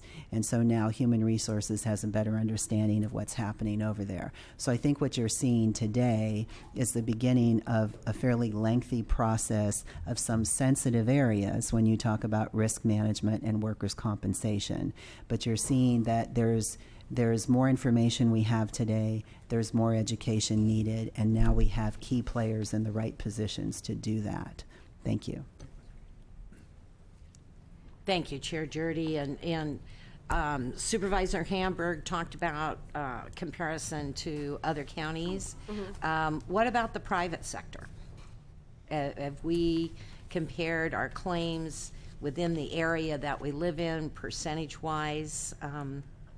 We would have to do it almost on a department basis, because say, for example, we would have to do maybe like other health agencies in the private sector compared to, for example, other like law, I guess we could do fire. I mean, most police areas, but I have never actually done any comparison with the private sector, but that is something that probably could be done. I'm not suggesting it. I just wonder if it had been when you compare us to other counties. Government is government, but what does the private sector look like with their claims? So that I'm not suggesting more work. Thank you. I did just want to add, though, Heather mentioned it briefly, but she does serve on the Primary Workers' Compensation Committee for CSEC's EIA's board, so that is very helpful for informing us about other programs that are going on throughout the state. And it's not just counties, even though CSEC EIA was started for counties. There's a number of other cities and special districts that are involved too, so able to get a pretty wide background of information by being involved on that. Yeah, there are also fire districts, school districts. It's kind of pretty much any kind of public agency is involved in the EIA. Yeah, and our county would be also responsible for illness and injury prevention programs. Yes, and we do have an IIPP. Okay. That we go over with especially new staff and people coming on. Okay. You can also see the trends here. If you look in 10-11, this is around the time of the recession. There's going to be more claims there just because folks were unhappy, and unhappy people filed claims. But if you look, that repetitive motion still is just flat. And they're still filing these repetitive motion claims. I mean, and what the best thing that we are trying to do, at least, is just keep doing the ergonomic studies, make sure that they, before they come in, try to head the claims off at the pass, really, don't give them a chair with duct tape to arms held together. I mean, we're a poor county, but we're not that poor. Make sure they have an adequate workspace when they start. If you have a tall employee, make sure they have a desk that suits them. Just doing basic things at the very beginning is going to prevent you from having these kind of repetitive motion claims down the road. Like if you have a employee who's 4'11", you're not going to sit them at a desk first. The last person was 6'5". You have to make sure that the actual workstation fits the person, and to have a conscious understanding of that when each new staff member comes in. And that also on a department level is just understanding that there are things that you can do preemptively when that employee comes in, so they never really even get to this repetitive motion claim. You can go. And here, these graphs are a lot more healthy. This is the sheriff and the jail. If you look at the jail, they've got a lot of trauma claims, and these trauma claims are altercations with inmates, vehicle accidents, contusions, bumps, bruises. You've got your slip fall, your lift push pull, which is, in some cases in the sheriff's office, we have several claims of lifting bodies because they are our coroners, and those actually, it does come up. Bodies are very heavy. You have your bites, dog bites. The folks in the field have dog bites, insect bites. A couple of respiratory claims, exposures to marijuana and the molds and everything like that. Slip fall, and then when you look at these stress numbers, it's not just mental stress. In the workers' compensation system, there is a police presumption for heart. Because they are in a stressful job for such an extended period of time, they're more likely to develop heart-related issues, heart attacks, high blood pressure, basically kind of stress-based illnesses over time. So you see in some of the older deputies, sergeants, lieutenants, they're more likely to file it's considered in the stress category, a stress-related claim for just because the taxing toll it takes on the body to act as a law enforcement officer, and so they do have these kind of more stress claims. It's not, I'm just stressed because my job is stressful. My body is physically stressed from having worked in this very stressful environment for many, many years. If you could go to the next slide. Do you have any questions? I'm sorry on these. Supervisor Hamburg?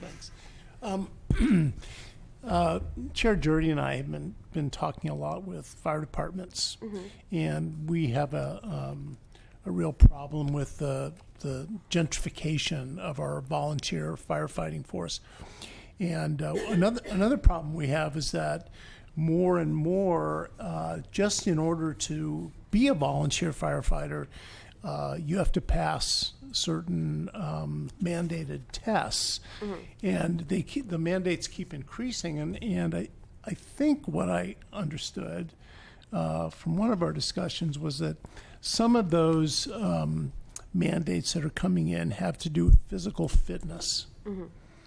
You have to be able to maybe your blood pressure has to be within a certain range.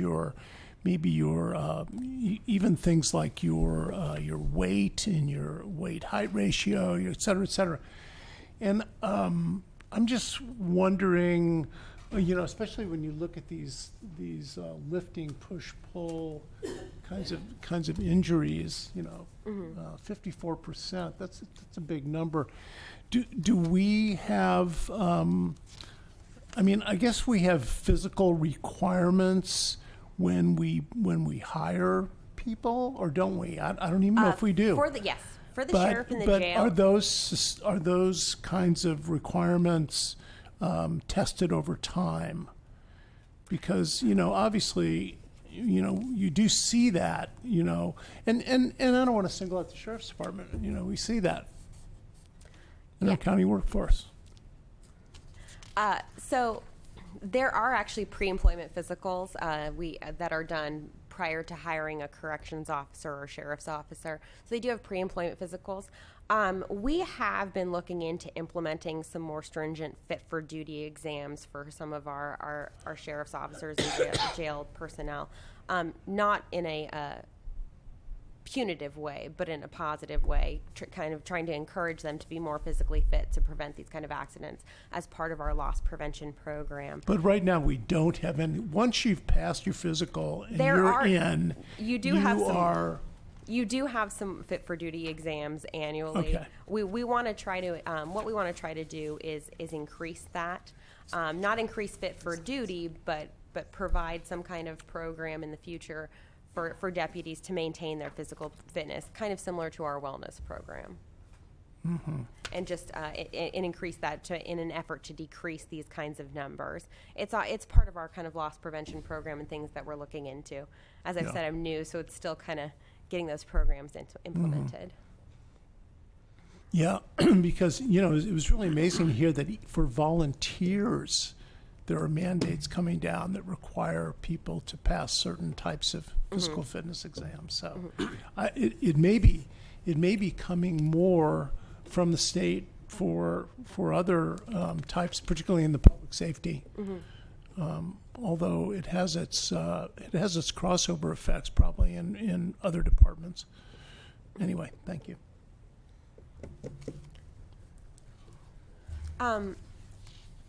If you look at, there are really no kind of overall trends in the sheriff's department. Things kind of come and go year by year. But in the jail, if you look, you can see that trauma numbers going up, and that's mostly in the jail side, altercations with inmates. And as I had said before, the more of these kind of offenders that are being pushed off of the state back onto our local jail, they're more sophisticated and in some cases more violent, and so you're having more injuries to the folks in the field.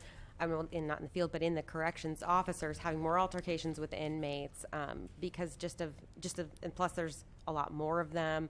So this trauma number is going up, and so what we're doing on the jail side, I've been working with Captain Pierce, is getting some more protective equipment for the jail staff and making sure they're doing their tactical trainings and everything.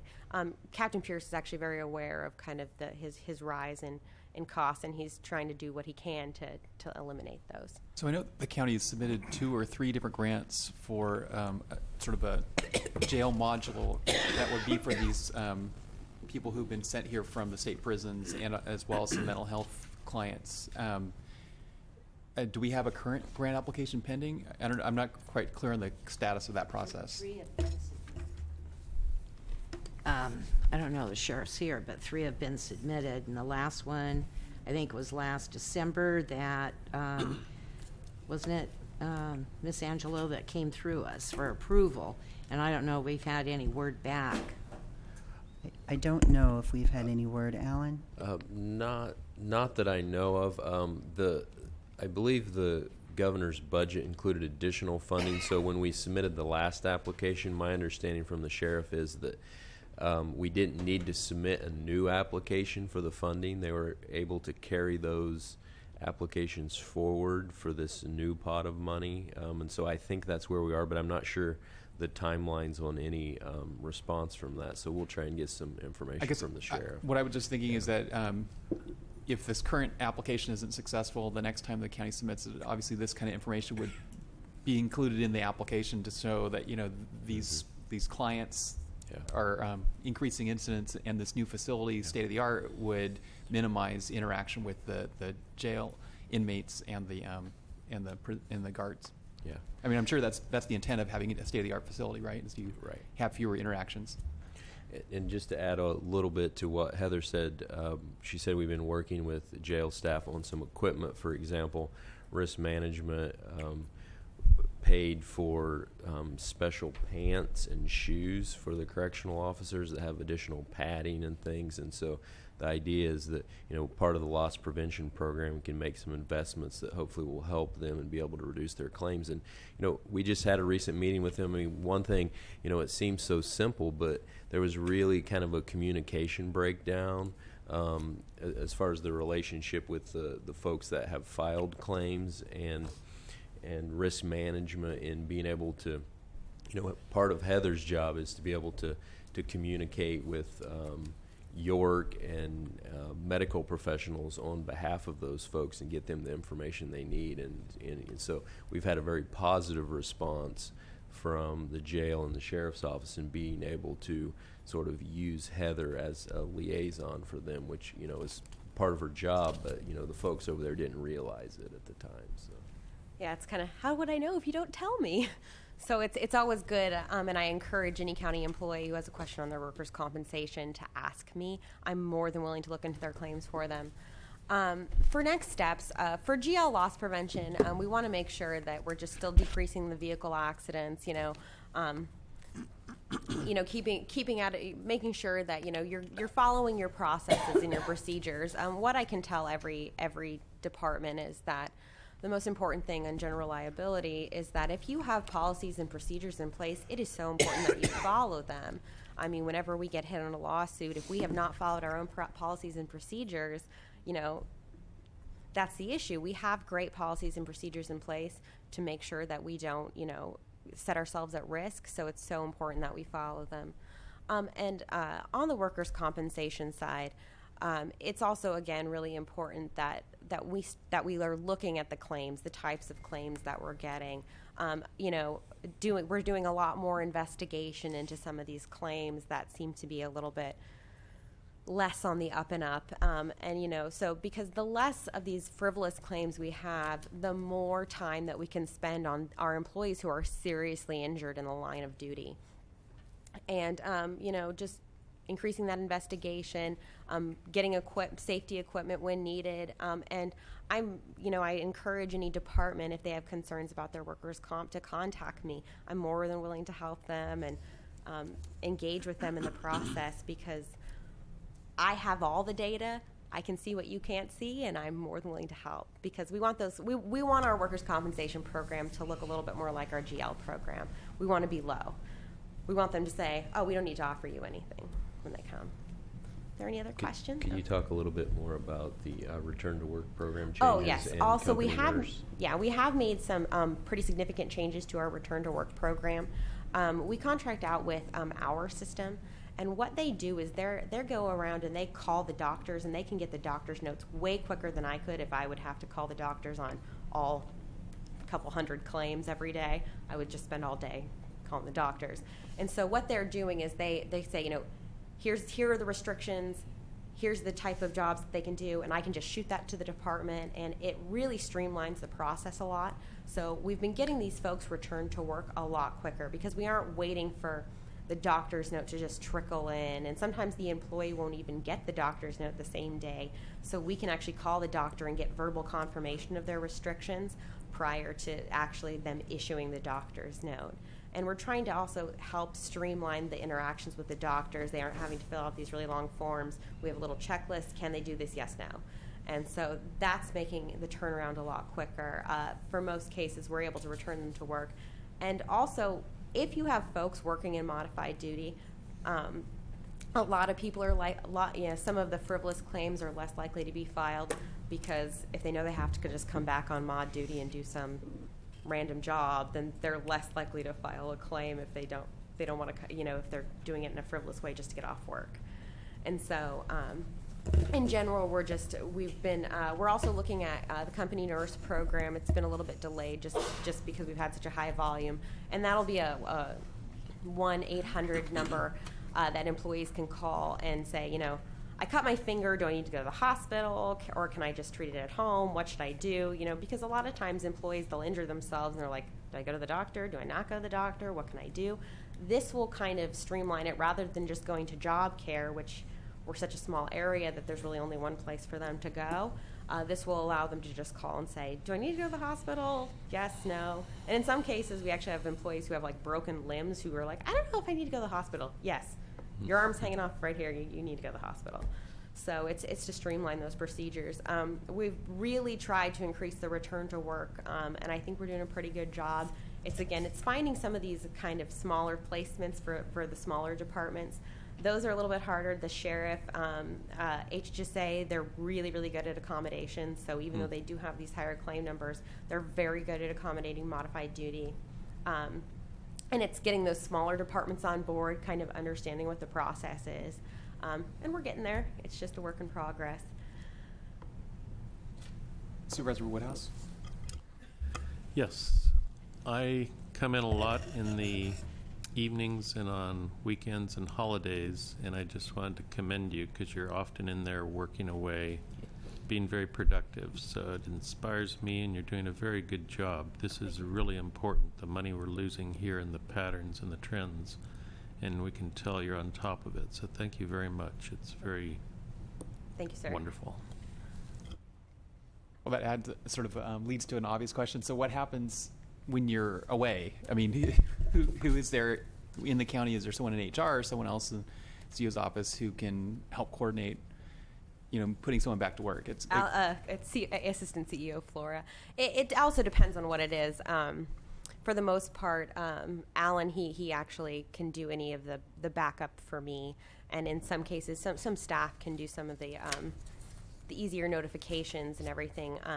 I do have one staff member who assists me. She's really fantastic.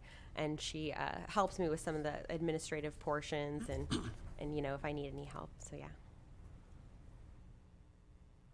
Okay, thanks. I did have a request for a break, so I don't know, is this a good time to break now? Or? I think it could be. The only thing I had before we moved to the HR presentation is just, again, this review here. As far as May 16th with the workshop, we're planning to do the third quarter update for the current fiscal year on May 16th, as well as have some other items to discuss with your board. So if you have additional thoughts on anything you would like to discuss, currently we plan on having a discussion with Director DeShiel, and I think there's a few mental health related items that we will try to do. There have been a couple of questions in the past about sort of staffing assignments within the department, so the department's working on that, so we'd like to be able to present that information to the board. But that's what we have. So would that be on one of those dates, or on May 16th? May 16th. Yeah. So at May 16th, would that also be the time? Because we talked about the fact that this year the county is adopting the budget in June, and that's the budget, which we can always, of course, amend the budget later. But the reason, I guess, the county, like some counties in California, adopt a recommended budget in June and then a final budget in September. is the fact that there's sometimes revenues that come in that were unexpected, or when the audit's closed out, or their expenses might be lower or higher than expected. And so there's sometimes money left available to expend in September. And I guess what I'm wondering is, do you identify one of those dates there in May or June where we would discuss, because we are just doing the budget in June, I think one of the things we talked about was the idea of the board saying, okay, should there be any money unallocated, because we were trying to adopt a conservative budget in June, should there be revenues that come in later, these are the top 2 or 3 areas we'd like to fund. So would we be discussing those sort of goals in May or June? We can do it any of those times. We talked about that a little bit in March, and my impression of the board's discussion on that was you really didn't want to do that ahead of time and would rather wait and see. But, I'm happy to revisit that at any point. I mean, the plan now would be, the budget's adopted in June, and then at the first quarter report, we would come back probably in early October when the auditor has closed out the books. We have that final information, and then we would make adjustments as necessary at that time, which is kind of the same timeline we'd be working from for the final budget anyways. It wouldn't be a new book and everything created, but we would make adjustments, hopefully primarily investments of additional fund balance over what we had projected. So I don't know if there's a preference. I mean, I understand about not making the allocations before we have the money, but I guess I was assuming that we might say these are our 2 or 3 or 4 or 5 priority areas should there be money available. And partly what we've done in the past is, again, taken one-time revenues for one-time expenses, not ongoing expenses. So I guess we all kind of know what those roughly are anyway, what those one-time capital expenses generally. So I don't know, maybe it's not necessary to articulate that in the budget document, but I don't know where the board wants to go on that or not. CEO Angela. Thank you, Chair Jurdy. Since June is the budget hearings, the June 7th and 8th, that is usually when members of the public come in. So, of course, the decision is the board's, but I would think that this board might even have a better understanding of some of the needs, not only from the departments, but you're getting requests from the public. You'll continue to get them, but if you waited until the actual budget hearings those 2 days, you individually might have a better idea of what you're looking for as far as any fund balance or any additional dollars in October that you would want to go ahead and set those priorities for. I think what the CEO's suggestion is probably the best approach. At this point now, we still don't know how much we'll be able to recommend dedicating to roads and all that sort of stuff. So once we, it's been clear from the board that that's a very high priority. So we're going to do everything we can to maximize that investment. But as part of the budget hearings, that'll give the board and the public the opportunity to see where we are, and then you could make additional recommendations for later in the year. Okay. Right. Well, I guess we're probably ready for a short break here. And then the HR presentation would be after the break. Yeah. And we'll be ready for that. Thank you. Okay, so it's about 10:50 now, so we'll resume at 11 o'clock. And I think we're now ready to go into the presentation on human resources. Good morning, Chair Jurdy, members of the board. Heidi Dunham, Human Resources Director for the county. Today I'm bringing to you some statistics from Human Resources regarding hiring, terminations, and turnover rates. And I also want to talk about some HR activities that we've been conducting to try to improve our recruitment and retention, and some things that we're planning to do in the future. So with that, we'll get started. So the first chart that I have for you today, and also let me also say, there's a lot of charts here, and I'm happy to take your questions and bring back information at our next meeting. I want to do these reports every quarter. So if there's something I'm not showing you or you want more information on, just let me know and I'll be sure to bring that next time. So the first chart that we have is Mendocino County hires by department for the years 2011 through 2015. So if you look at the chart, we start with social services. And you can see that we do have an increase in hiring this year. And that doesn't mean we have more employees. It just means that we've been recruiting and we've actually been hiring more people than we did last year. So that's a good thing. The same with DOT, district attorneys, pretty flat there. Sheriff, more hires this year, probation, and all other departments are pretty much good, comparable to just social services. So. Statistics there. And our next chart is our turnover rate comparison with other counties for calendar year 2015. So if you see, I bolded Mendocino County. We're second to the top with this list of comparison counties. These particular counties we used because they were Northern California counties, and they're the people who answered us when we made the call. The separations does include all regular resignations, terminations, and retirements. You don't typically include retirements when you do a turnover rate. However, the person who put the chart together did include them and asked the other counties to include them as well. The number of total employees includes all regular, full-time, part-time, and extra help employees. So on that, just for thinking for the next chart, would you want to include extra help, or would you want, or is it too difficult to separate them out? No, I would not include extra help, and I would not include retirements. Okay. So that's what I'll bring back next time. Our next chart is our total employees and resignations for the calendar years 2011 and through 2015. And these are just the resignations, the voluntary resignations. So you'll see that there was an increase in 2012. That was, I believe, when we had our 10% pay cut. And over the last 2 years, the numbers are up, but not too far apart if you look at the individual numbers. And this is the total employee count, not the total full-time equivalents. So it's a little bit higher than our total full-time equivalent positions. Next, we're going to look at the termination types by department. So the first one we have is social services, and this is again 2011 through 2015. And you can see the trend at the voluntary resignations are continuing to go up. If you look at the overall number of people, the overall number of resignations, it's not that many. We went from 32 to I think 36. We went down slightly in non-voluntary, which is good. That means we're hiring the right people and not letting people go during probation or for other reasons. And retirements are down slightly from last year.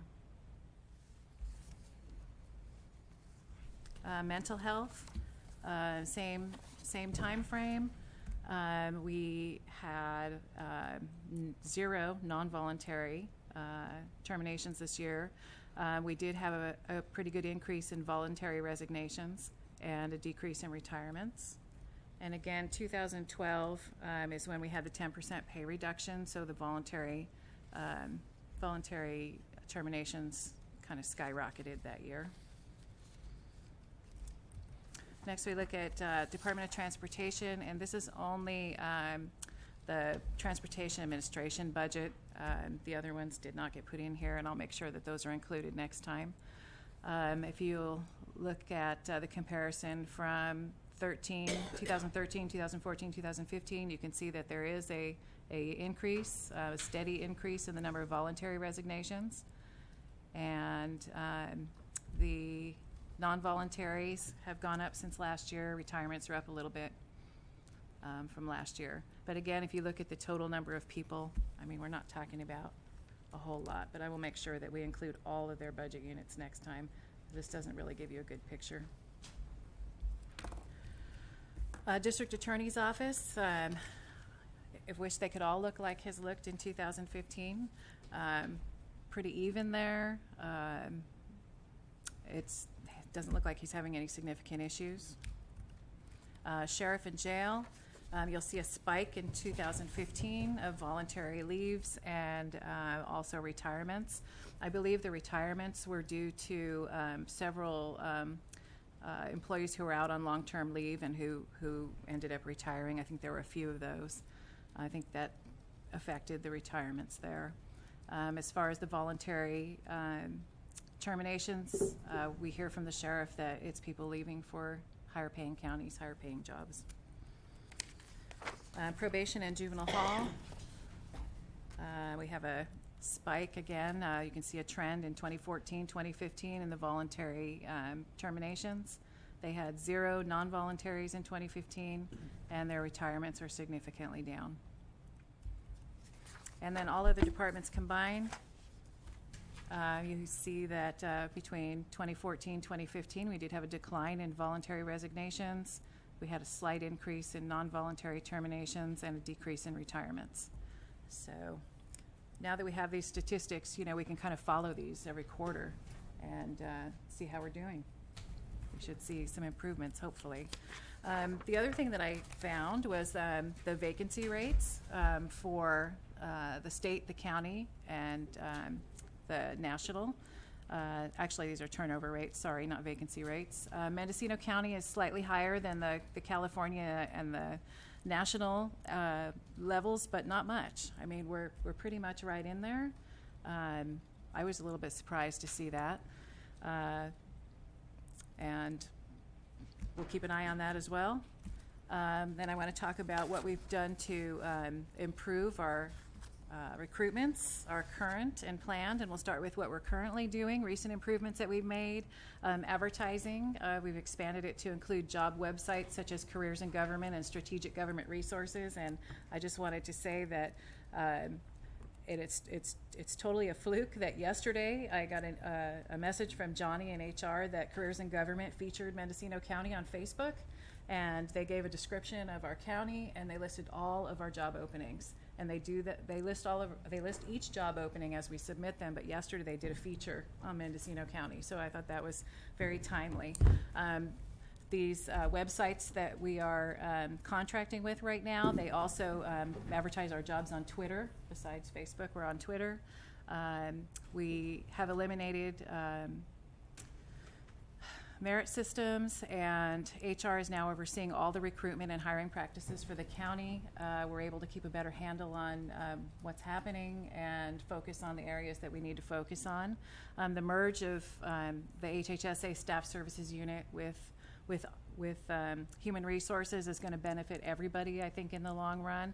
It gives us direct access to the employees over at the agency, and we're better able to work with them on education and prevention.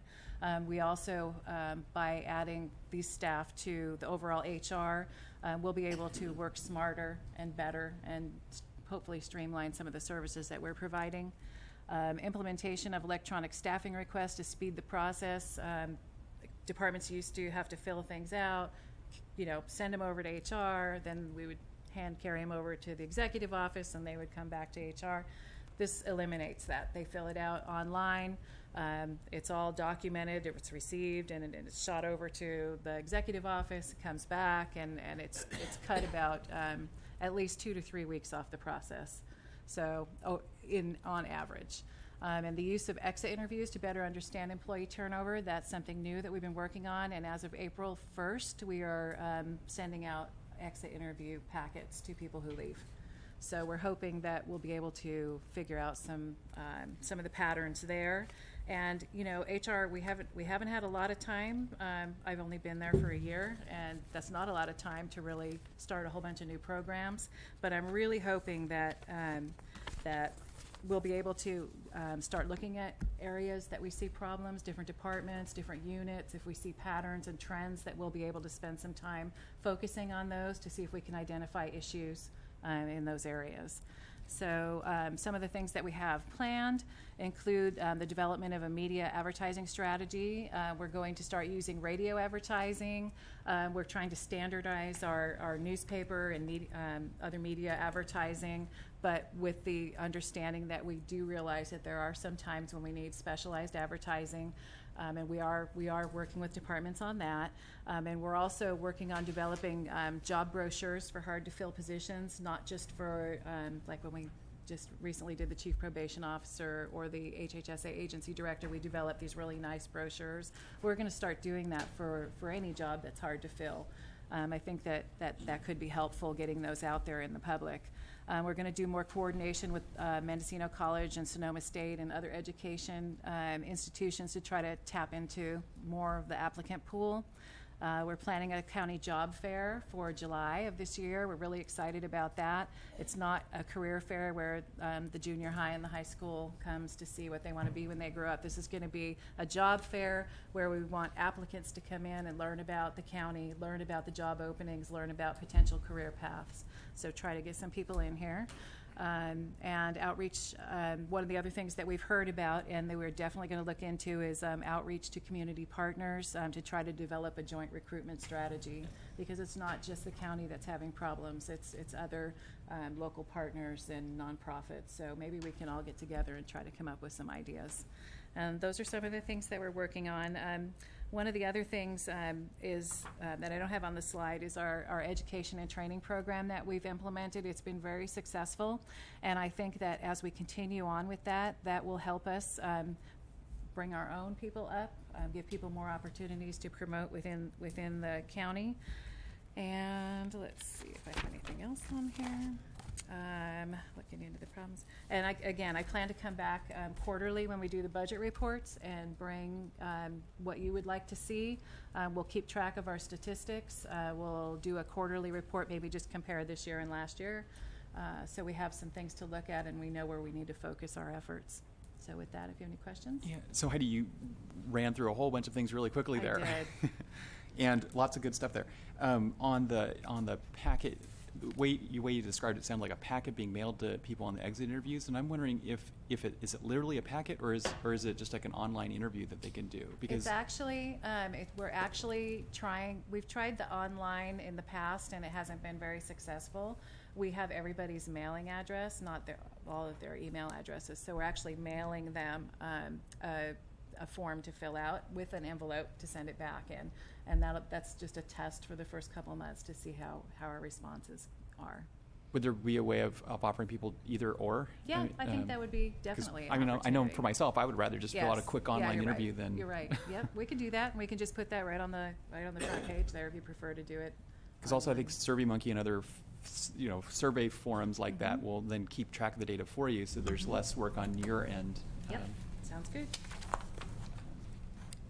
And just a quick question on the July job fair. So when we get closer to that, we'll get a date and a location for that? Yes, it's going to be here in the county complex. We've already reserved all of the conference rooms, and it's going to be, I'll bring you the date, I think it's the 10th of July, but I'll bring that back next time that I come back to speak to you. And we are just in the planning phases. I'm going to be meeting with that team this week to just try to come up with some final details, and I think it's going to be great. I think it's going to be great. Our plan is to have concurrent sessions going in the different conference rooms with different department heads speaking or department representatives. We want to have access to the IT training room so we can actually bring people in there, have them sign up for a NeoGov account, have them apply right there if they would like to do that, show them how things work. And pretty much take over the hallway here like we do when we do the health fair. Okay, Supervisor Woodhouse? Thank you, Mr. Chair. I appreciate all the effort you're putting into this, and it's nice to see a glimpse into what you're going through. The numbers are very interesting to look at the patterns, and that'll be a lot to think about.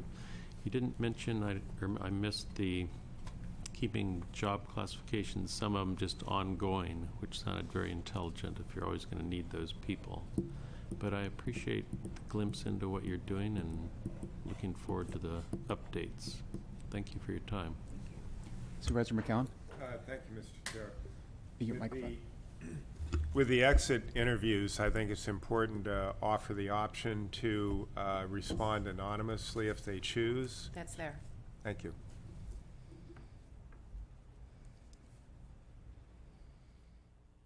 Okay, I'm not seeing any other pins right now. Okay. Thanks for the presentation, and thanks for developing what looks like a good tracking system here. If I could just add one brief comment, Chair Jurdy. So as your board, I think, is aware, there's been a number of human resources directors over the past several years. And so it's really exciting, I think, and helpful to have Heidi in the position. And she brings a lot of energy and creativity to the position. And I think we're very confident that she's not going to be one of those turnover statistics. And so I think some longevity there will be very helpful for thinking and having a very strategic plan moving forward to solve some of these problems. So I just wanted to mention that and thank Director Dunham for all of her hard work. So Heidi Freely, yeah, thank you. We've seen, we're walking by the appear to be some kind of a remodel in your office. Maybe you could just explain what's the thought behind that? What's happening there? Sure. Since I've been there in the last year, we have added a unit that takes care of the recruitment for the agency, which was currently the merit system recruitments. So we have 2 new people there, and we have recently added a receptionist position to allow the person who is trying to do reception and all the other work time to focus on bigger and better things. So in order to accommodate the new employees coming in, we did a remodel we had an area that had 2 larger offices. We turned it into 3 smaller offices, and we put a wall up in our reception area to allow more privacy for the people who are working on the benefits side of the house. So I think it turned out really well, and they did it really quick. So we're happy with that. So then there's probably something that we're not seeing over in HSSA. It sounds like some of that function has moved to your office. So what's happening there? Over in HHSA, there is a what I understand is a hallway with offices that the staff are in over there. We do not plan to move them. The 2 new positions in our office are positions that we hired specifically for the recruitment, things that the state used to do for us. So at this time, we're not planning on bringing anybody over to Human Resources to this office. But that's not to say that we won't be doing it in the future. We're looking more closely. This is all brand new, so we're doing a lot of really looking into what everybody does and how we can all coordinate better. So if there was a function that the state was doing for the county when the county was in the merit system, does that mean the county's not paying the state for that service? Correct. Okay. So that's basically paying for this service that's now being done in-house by the Yes, county? the state. Yes, we're using non-general fund money for those 2 positions that are doing the work that the merit system CPS was doing for us. Okay, thanks. The costs are shared by HHSA and Child Support Services for those. All right, thanks. Okay. All right. Thank you. So at this point, I don't have anything further unless there's input the board wants to provide on anything we've discussed today or anything you would like to discuss in May. Well, I'm pleased to see all the activity on the human resource side and on risk management side, because I think there are obviously 2 sort of there are 2 functions of the county that can either increase county costs or decrease county costs, and it looks to me like all this activity is leading to less costs of the county going forward. So I think that's all positive.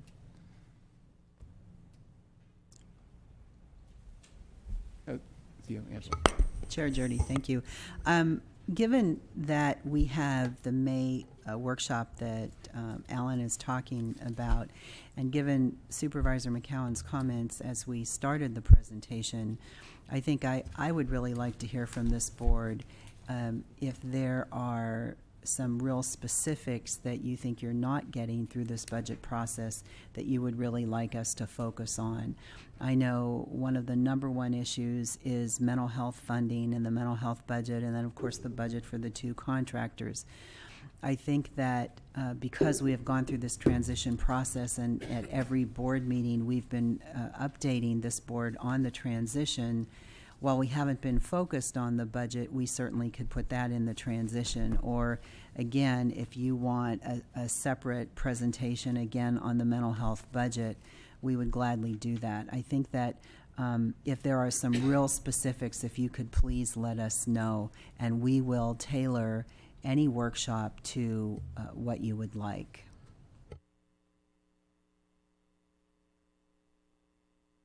Thank you, Mr. Chair. I'm not sure how to even say this correctly, but I understand there's a different type of reporting that I'm trying to get more familiar with. So I'm going to ask the chair to help me with this and try to report to Alan what we can dig up about it. Just the more specific we can be, I really appreciate the numbers, the trends, and the deeper questions, and then we can retuck in and ask specific follow-ups. So I really appreciate that effort. That's the way we're going to be effective in helping do the budget. So I will be calling on the chair and see if we can work on that together.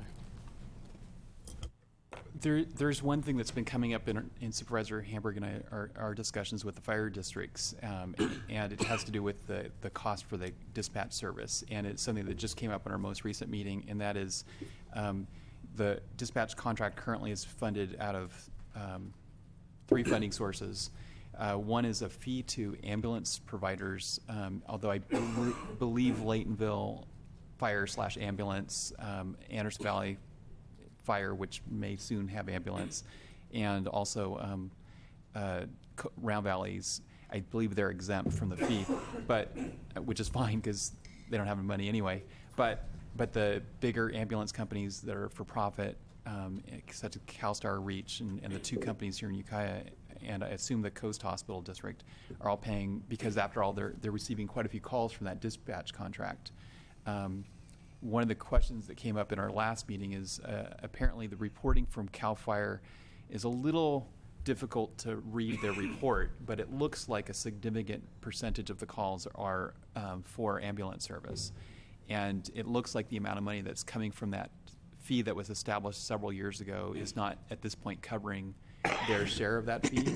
And so one of the issues that we're asking is, and so I'm just wonder if maybe get some nods from the board that they're okay with this, that staff look at if that fee needs to be adjusted prior to July 1st for the ambulance providers, that we're basically in agreement that the ambulance providers should pay their fair share, whatever that is, for that service, because that's money that's basically not available for fire service if one way or another, and that the county's currently picking up out of the general fund. So I guess I'm seeing concurrence with that concept, so staff can look into that. And again, I don't know the time frame for that, but it's probably something that needs to kick in before July 1st. I think we have a number of, I don't know about a large number, but several requests to look at the fee schedule, this being one of them. So I don't know that we have a date picked for that, but I think we had discussed possibly looking at before July 1st for that. So we'll try to bring all that together and move that forward. Okay. Supervisor Brown? Thank you, Chair Jurdy. I do appreciate all the comments and asking for more information in different areas, and going over, doing my studying on my agenda, Prop 172, and the accounting for that, the revenue and the expenses. I think it's really important, and I appreciate that as well. We have had, since I've come on this board, well, actually, I followed county budget 20 years previous to that, but everything is more readable, accountable, and now with the Prop 72, I don't think it was on our radar screen when I first came on the board, but other areas were. But I see our budget getting more readable, and these steps that we take is better understanding for the public as well. Yeah, it's exciting. Good. Maybe we'll get another award. Well, I certainly hope so, and I hope that with the budget book for 16-17, you'll see a great improvement in that, because we're looking at improving kind of the entire format of the book to make it easier to understand. But since you mentioned Prop 172, I did want to mention your board has discussed this, and that is one change that we are working into the 16-17 budget, is changing the previous practice of Prop 172 revenue being a revenue line item in Budget Unit 1000, and then that money being included as net county costs or general fund in the fund balance that goes to the 4 departments that receive it. And so now those 4 departments, probation, sheriff, patrol, jail, and the district attorney, will have a new account in their budget unit that shows the specific revenue going into their department. And that amount has been removed from the net county cost assignment that they got. So there's, they're still getting the same amount of money, but it is more transparent at the board's request. That's great. Oh, Supervisor Woodhouse. Couple things. I'll work on questions about drilling down to see where the hot spots are with turnover and retention more. Do you get much input from department heads about a frustration of turnover of staff? When I look at the faces in departments, I see a huge turnover, and I'm hearing about it. Do you get specific ideas from them, or just the frustration in general, or does it all come down to just money or any other input? Well, I think it kind of runs the gamut of what you'd mentioned. I mean, there's certainly frustration. I think most department heads, if not all, are, it's in their interest to do something about it, so they are, actively working with Director Dunham and other staff and trying to, be creative and collaborative on these solutions that she's working on. So I don't think you'll find any of the department heads who are just complaining about it and not trying to do everything they can to get their positions filled. So. And this may not be the appropriate time, but I feel like we need to highlight and think about the road tax and the marijuana tax and not be up against a deadline with it. I don't know where the rest of the board stands on the issues, and they're very complicated, but I know the time some of us and staff are spending on marijuana, there's some tracking of the money, but it must be huge amount of our energy, and there's no money coming in for it, and I expect that to continue.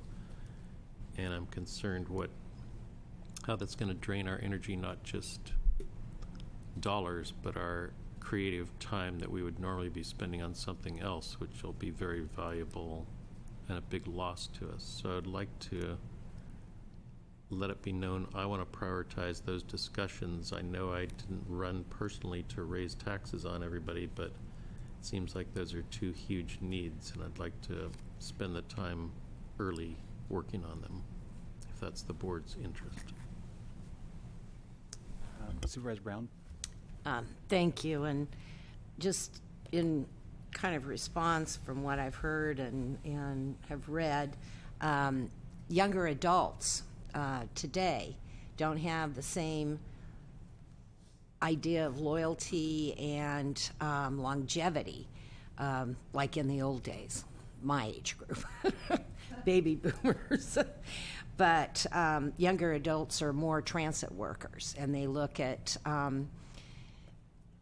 they leave for higher salaries, lots of different reasons, job satisfaction. But it's just the dynamics of keeping workers, if you read what's all being put out, has really changed. It has. It's true. Oh. Chair Jurdy, thank you. I wanted to comment on Supervisor Woodhouse's question and comment.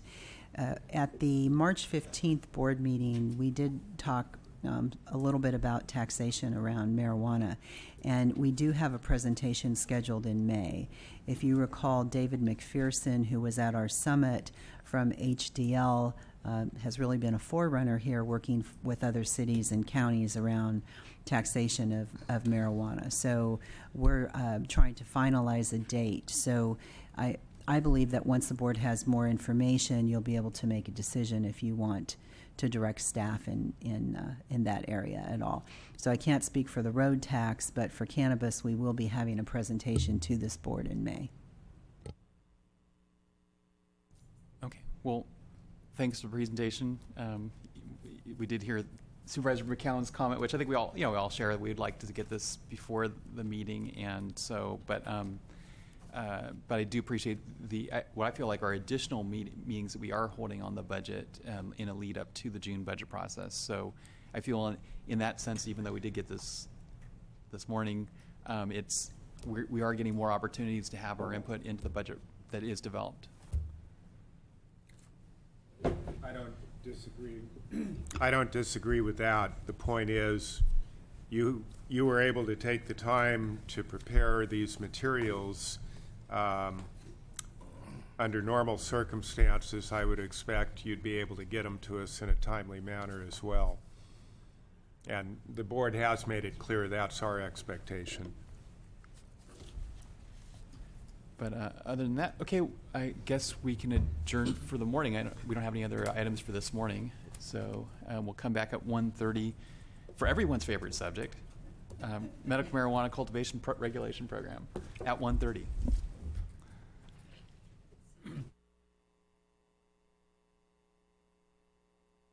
So at 5 minutes after 1:30, after 1:35, we'll resume the Board of Supervisors meeting and go directly into discussion and possible direction to staff regarding potential changes to the Mendocino County medical marijuana cultivation regulation, and we'll go straight to the ad hoc committee report. Supervisor McCowan. Thank you, Chair Jurdy. So we have a number of people who are going to be making some presentations here, and then Supervisor Woodhouse and I, as the ad hoc, will be seeking board direction on quite a number of items. I have a non-comprehensive list of some of those that we will have copies made and distributed. Again, there are some items on that list that we will be seeking direction that may not be listed there. This came together rather hurriedly. So to begin today's presentation, we are going to hear from Deputy County Counsel Matt Kurdowski and Chief Planner Andy Gustafson on some of the intricacies of ordinance development. And I think, unfortunately, as we're going to hear, the fact that this is intended to involve some changes to the zoning code as well as the normal ordinance development process, it's probably going to stretch out the timeline longer than any of us would like. So we'll hear first on details of ordinance development timelines and requirements. We will then hear from Ag Commissioner Chuck Morse on some aspects of developing a nursery program. We will hear from our analyst, Sarah Duquette, on the track and trace program. And then Supervisor Woodhouse and I will have a number of specific points that we'll be seeking board direction on. And then again, there's probably a few other issues that we need direction on that may not be listed here. And of course, we have many members of the public who want to address the board as well. So before we go to County Council and Planning, Supervisor Woodhouse, do you have any introductory comments to add? Yes. First of all, I'm glad Supervisor McCowan is sharing this joyous journey with me. He's quite sick, and I'm going to try to limit the time he talks, which is really going to be great. But I appreciate his patience. I've learned a lot through the process, and it's been very demanding and a privilege to talk to all of you and get all the information. He says it very diplomatically that things are changing, and really they change every 5 or 10 minutes. So this is a slow process. It takes a lot of patience. I'm excited you're all interested in government and thinking we can help you get something done. it really highlights how long it takes to do things properly with all the regulations and all the constraints that we have.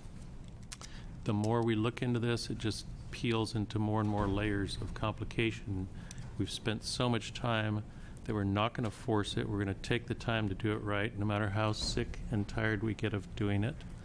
And I appreciate your patience. Today will be interesting, and we're looking forward to getting the rest of the board actively engaged. This is the only time for their inputs. We need to hear everything they're getting input from you on too. So thank you, and we're looking forward to getting your input. Okay, go right to County Council.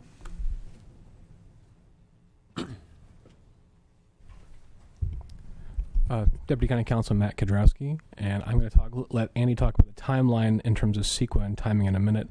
In terms of developing an ordinance like what we're talking about, what Supervisor McCowan I think might be referring to in part is there's two issues that would extend a timeline for developing ordinances that deal with land use matters.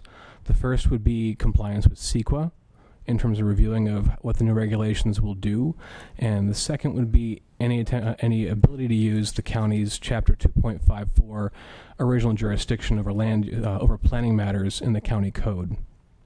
Specifically on that, the concern of using the inability to use it in this situation is that it's limited to issues where there's no review by the Planning Commission is not required by state law. And in this instance, because we're talking about an ordinance that would rework the zoning code in some manners, the ordinances of that manner are not do not go through original jurisdiction. That process is reserved towards development applications. So if there's any questions, let me know, and I'll let Andy talk more about the CEQA timeline.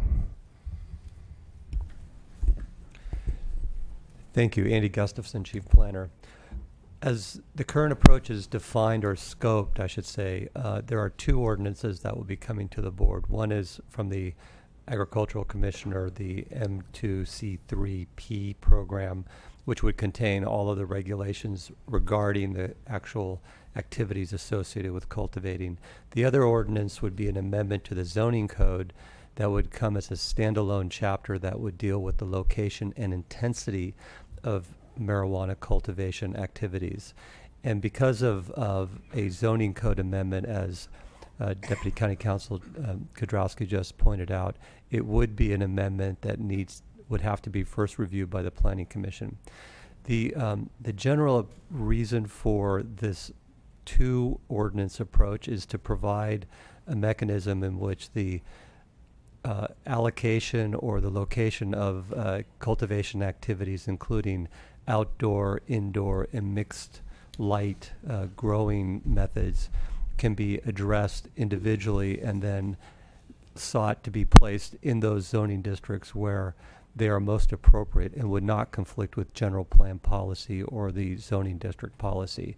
So the zoning chapter would look at whether or not cultivating marijuana, which is different than cultivating what we determine the zoning code as row and field crops. There are other regulatory issues involved with the cultivation of marijuana that warrant it being distinguished as a separate type use.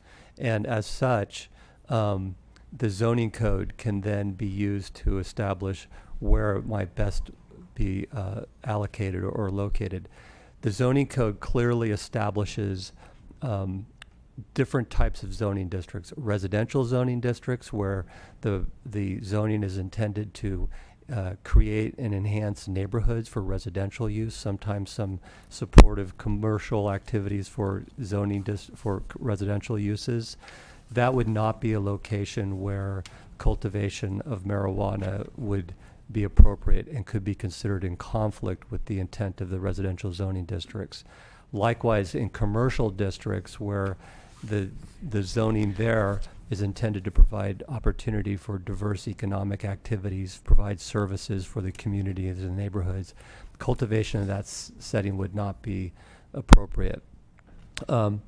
However, when you look at the county's rural, what I call rural residential type zoning designations, the RR, the rural residential, upland residential, and even the rangelands areas. Those are areas where there's a mix of agricultural and residential uses, where those two uses are allowed when compatible with one another. So that's the kind of place where we can expect marijuana cultivation to be appropriate, subject to the requirements of the ag commissioners, the M2C3 program.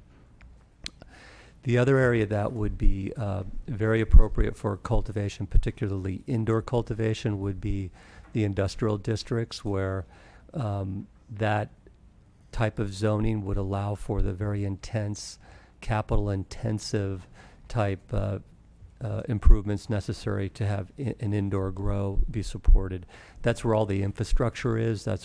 These are lands that are located where the counties has infrastructure, transportation, where any nuisance activities associated that might be associated with it can occur without the potential for conflict with, let's say, a residential area.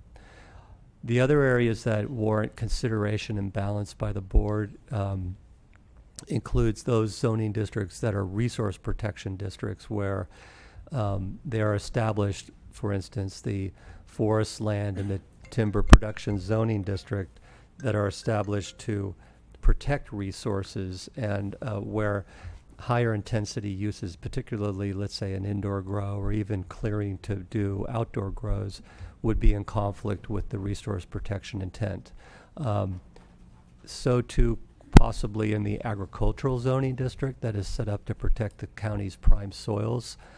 It may be found that some cultivation activities for marijuana really don't rely on soil. It's not soil dependent, and there might be a risk of prime soil loss, and so allowing particularly mixed light, which would be commonly associated with greenhouses, and also indoor grows on prime soils may not be the best policy decision when in those areas you're striving to protect the prime ag soils.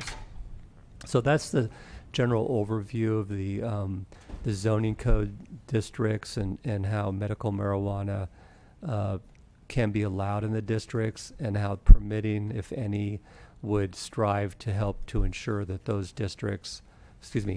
activities meet the intent of the district, but also, most importantly, fits the site that they're located on. Now, with regard to the approval time frame, or bringing this forward, these two ordinances, the California Environmental Quality Act would, given the nature of this these two ordinances, suggest that they come together at the same time. And because we have a land use zoning amendment before us, then the Planning Commission is required to advise the board on the ordinance amendment as well as on the CEQA determination. And that, in preparation for that CEQA determination, we can expect 2 to 3 months in order to retain the consultant, to prepare the environmental document, to go through the public review process associated with the CEQA document. And then once the matter goes before the Planning Commission, assuming it's not continued, that the matter goes through in one hearing, then it's about another month to get to the Board of Supervisors.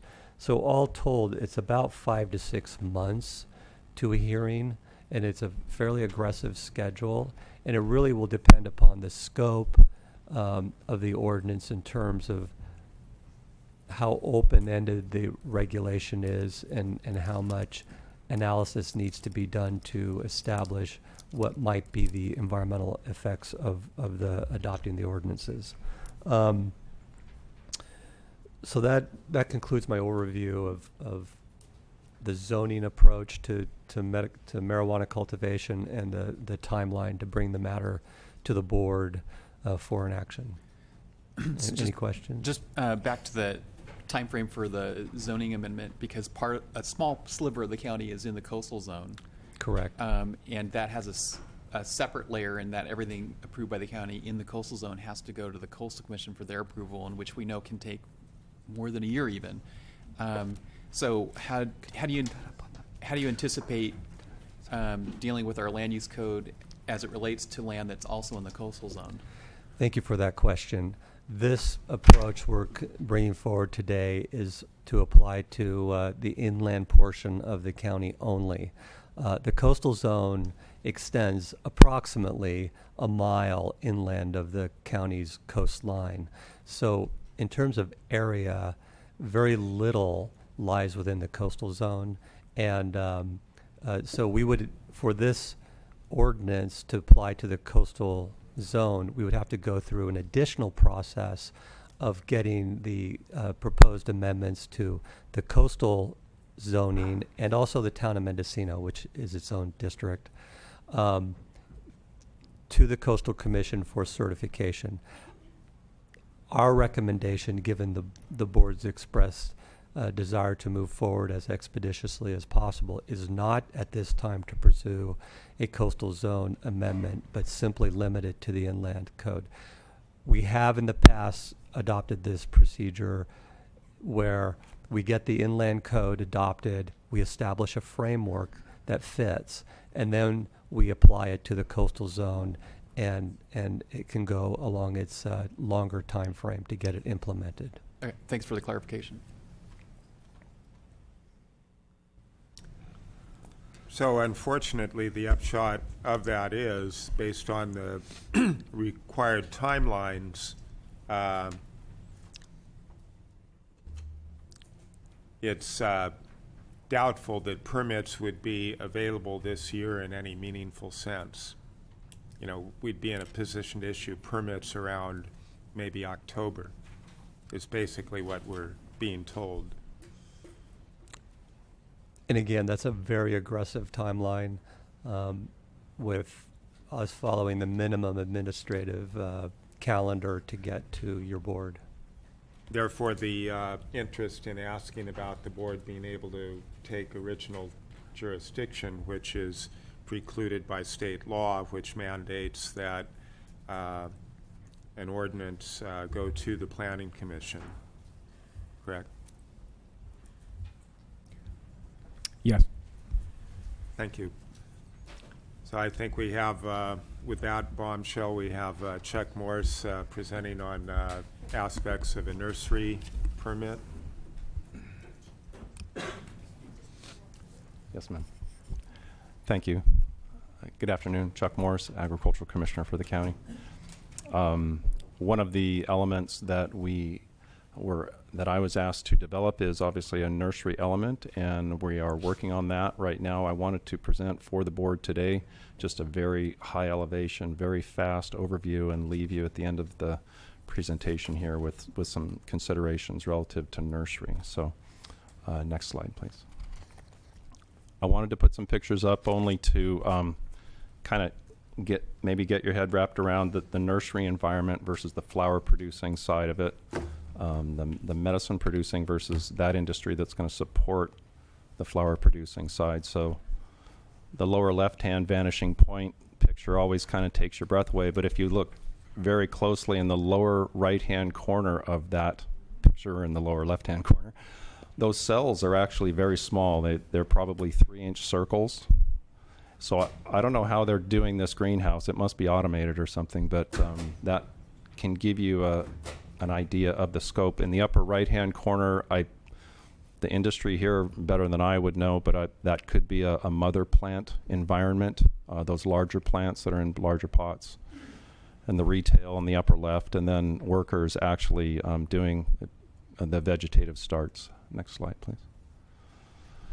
So I'll cover these three bullet points very quickly. And again, just a reminder, this is not the flower production side, vegetative starts only. And there is a twist. We'll get to the twist towards the end here. Next slide, please. So it was made pretty evident to me that, I'm going to take a break. Actually, there are copies of this PowerPoint in the back for the public here. I apologize, I did not get it together in time to get into your packet, so you each are having to go through this as well. It was made clear to me the scale of the nursery industry in order to support the flowering side of the industry. So this is a terminal plant. It's an annual plant. It flowers, then it dies. So one flowering cycle per year, but if there are multiple cycles happening under light deprivation, then 3 to 4 cycles per year. And these plants are much smaller, maybe 2.5 feet in height, but they turn very fast. I ran a little scenario. Right now, our Type 2 permits call for a maximum of 10,000 square feet of cultivation area. So in the course of a 12-month period, using fairly conservative numbers, you're looking at 12,000 plants per year, 12,000 starts, if you will, per year for that 10,000 square feet of cultivation area. So if you do the math out, you end up 50 Type 2 permits and 50 Type 1 permits. That's just under 1 million starts per year could be extrapolated out of that from the nursery side. Other considerations, the last 3 bullets on this slide, nurseries are like any other business, so there might be 3 or 8 very popular top sellers, so they need to have a high volume of those, but by the same token, they might have a cultivator who's requesting a less popular, so there's a need to keep multiple varieties available at all times. And the numbers above, I tried just to point out what it would take to probably supply the local requirements. I don't even know what that number is. It's large. I would say it's large. And there seems to be agreement. And then the last bullet, trying to think down the road a little bit in where cannabis is heading in California as a whole, and where we sit as far as Mendocino is concerned, where we sit in the grand scheme of things. And with the quality, strains, and provenance, I would anticipate a high demand outside of the county for just the vegetative nursery side of it, that product. So potential large growth. Next slide, please. Processes and dynamics. We'll just do a couple slides on this real fast. Cloning, if you're unaware, I'll go over this real quick, but that you have a desirable trait mother plant source, fairly larger plants, and they take a vegetative cutting, maybe 4 to 6 inches, just a shoot tip. And so you have a genetic replica, duplicate of that mother plant and all of that characteristics. And that start is placed in any variety of media, but in 3 to 4 weeks, you'll have a rooted vegetative cutting is basically what you'll have. These bullet points below are just considerations that drive, I think, at the end of the day, what might be needed from a nursery perspective, contrasting with the flower production side. Already talked about the varieties of strains of mother plants. So if you recall back to that second slide, where the only slide with pictures, the large mother plants, hopefully you got a sense of this type of space that's required for multiple strains, multiple plants. You can't just have 3 of those mother plants, because you'd end up bonsaiing it and you would have no source. So it's a very selective cutting, and you have to allow the plant to continue to grow. And it, of course, is an annual as well, so it has to be replaced over time. The need to maintain in the vegetative state. So we're obviously not talking any sort of flower production in this. This is a nursery environment only. So the space required for that, it's going to be typically indoors, as we saw. You're going to have your cloning room, your propagation room, where those gentlemen that were actually putting those vegetative starts into the media, you're going to have that room under specific light maintenance as well. And these are growing things, obviously, so 5, 6 weeks, 8 weeks goes by, there reaches a breaking point on these little starting plugs where they're going to have to start up potting, getting into larger size to keep that plant going. So the size requirement starts going geometric on the requirements of size. Already talked about mother plant replacement and the increased production for new varieties or the in demand. Next slide, please.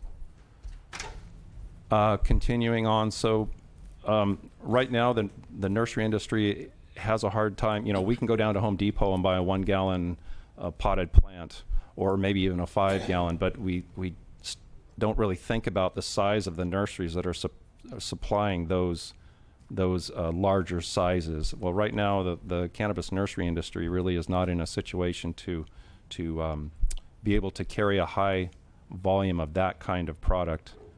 So, and then the comment there about maintaining plants vegetative well into their, as it's been put to me, into their teenage time frame, to where it would be a much shorter turnaround for the flower producers if they bought a 5-gallon plant at an elevated price, but it would take them less time to bring that plant to flowering and then harvest.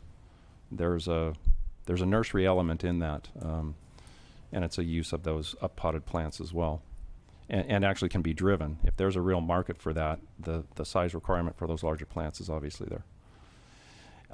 The last asterisk there, the positives of a regulated inspected nursery program. The pressures on the cannabis industry to develop pest management and pest control are great, given that their tools are minimal at best at this point. So my point in that asterisk was just to point out that if we have a nursery inspector in there and we can, number one, assure that they're not having a problem with mildew or mites or something like that, and then on top of that, hopefully get them some expertise, I think that's an overall benefit in the long run, because those problems, if they start running wild, they do get dealt with either at the grower end, and they would definitely get dealt with at the nursery end. So I see positives there on regulating this. The other processes and dynamics, I just wanted to touch on the tissue culture side of it. It's out there. It's a very different environment, very sterile, very lab oriented. It takes a lot smaller mother plant source to get your starts going. A little bit longer time for the starts to get up. But the overall size requirement for the propagation side is much smaller. And if we had a set square footage we were talking about, there would be much less on the propagation side. More space could be dedicated to the development and holding of the actual nursery stock, numbers of nursery stock. Next slide. Okay, so this is the twist that I alluded to briefly up front. So seed production also comes into this. We have multiple strains. For thousands of years, humankind has been basically hand pollinating and selecting strains for desirable traits. And there's also a seed sales element of this. It's a very common common activity in the horticultural industry. My input on this is that the seed operations are typically far removed from the mother or the flowering plant production side, just to avoid any possible contamination. But it bears mentioning that the seed side of this is real, and I would anticipate working it into the nursery program that we try to develop here. It does ask, to me, it asks questions. How do we track those flower products? So we have to have plants that are going to maturation. The seeds are then grown up. Those plants are tested. It's a whole research side of things, which again is very common in the horticultural industry. But how do we track the flower production volumes? What happens with that material? Questions that I still need to answer. Next slide. So last slide. I just wanted to drive home the point of nursery is fundamentally different from the flower operations side. I've listed a few items there that I would ask the board consider when it comes to parameters around nursery. Possibility that the flower operational model doesn't really fit for nursery. It's also been brought up to me that by the industry, I will say, the need for transportation specifics, the ability to transport their product on their own because of the delicate nature, if you will. A lot of these vegetative starts, a lot of the plants are sold in that state, and they are very tender, if you will. They're very delicate at that point in time, and if they sell it to a client and that product is mishandled for a 1-hour trip or wherever to their cultivation site, there's a chance of loss and things like that. So another consideration, unique transportation. Generally speaking, nurseries will probably see a little bit higher traffic flow, a little bit higher activity during the course of the day. So that's a consideration we as the ad hoc are still kind of wrestling with a little bit, trying to figure out, again, as Andy mentioned, the zoning, what's the appropriate zoning. And the future, Mendocino as a supplier of quality cannabis nursery starts for other regions. You know, again, thinking down the road and thinking where California might be in a couple of years. And final point, this is a work in progress.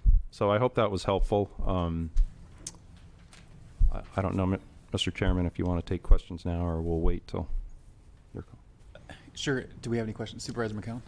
Well, given the difficulties in bringing a permit system online quickly, what are the possibilities, if any, for regulating a cannabis nursery under existing regulations that you apply on an ongoing basis to other nursery operations?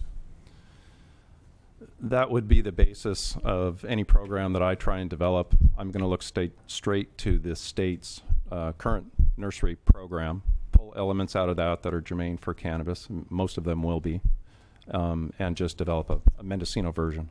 Well, I guess my question is, you don't need a special permit from the county typically for a nursery.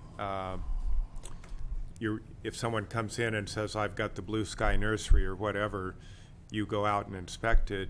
Could you do that today for the Blue Sky Cannabis Nursery? Right, so Blue Sky Cannabis Nursery doesn't exist in the state's eyes at this point. Because the state is specific as to every type of nursery operation and what it is they're propagating and dispensing? They are. The application for a nursery license is very specific. It has 18 or 22 different check boxes, and whatever you're cultivating, you check the appropriate box and mail it off to Sacramento and get your license, that sort of thing. This has come up a couple times. Just recently, people have been trying to obtain state nursery licenses for their cannabis operations, and they're being kicked back at the state level, and they get a phone call and say it's on the way, but we're not there yet, kind of thing. Thank you. Yeah. Okay, we on to Sarah Duquette? No, go ahead. Yes. Chuck, I just had one question. On that slide where you had it's a numbers game, could you explain again how you got to Your microphone. Oh, I'm sorry. I was just asking Chuck on the slide that says it's a numbers game, and I see we've got a Type 2 permit. I'm looking on this draft table. Right. I'm trying to understand these numbers. You've got a Type 2 permit, 10,000 square feet, and that would yield 12,000 plants per year. And we're talking here about clones, right? About starts. Correct. Right. Yes. Now, where do you get the 50 Type 2 and the 50 Type 1? Just those were just example numbers. If 50 Type 2 licenses were issued and if 50 Type 1 permits were issued and they filled up they went to their maximum cultivation area. Okay, the Type 2 being 10,000, the Type 1 being 5,000. Yes, sir.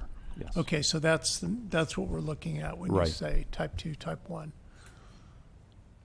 And so if we had those 100 nurseries out there, is that right?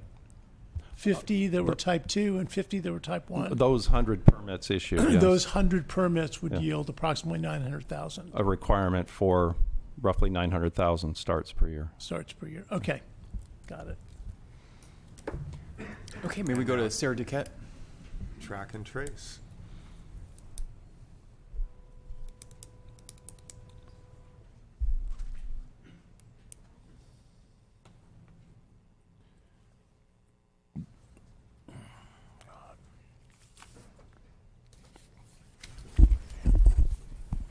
Sarah Duquette, Executive Office. I'm just going to talk a little bit about the track and trace program. So at the state, when MRSA was passed, had stated that the Department of Food and Ag, in consultation with the Bureau, shall establish a track and trace program for reporting the movement of medical marijuana items throughout the distribution chain that utilizes a unique identifier pursuant to the Health and Safety Code. So what exactly is track and trace? So it's a comprehensive seed-to-cell monitoring system that provides traceability of all movement of legal medical marijuana in the production lifestyle and distribution chain utilizing a unique identifier. There's just a little chart on the side. It just kind of shows you, obviously there's more detail in between these various categories, but essentially from the point of cultivation all the way till the patient receives the product.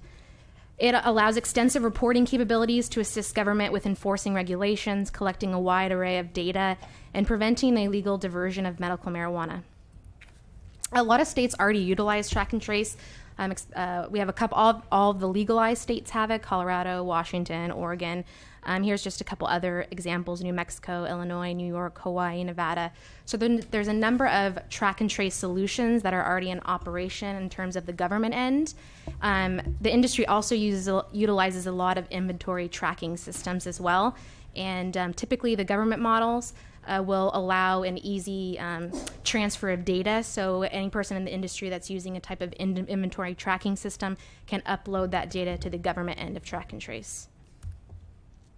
So benefits of launching a Mendocino County track and trace. So first, it would be somewhat limited. It would be a Mendocino County track and trace, since not every county is doing this ahead of the state.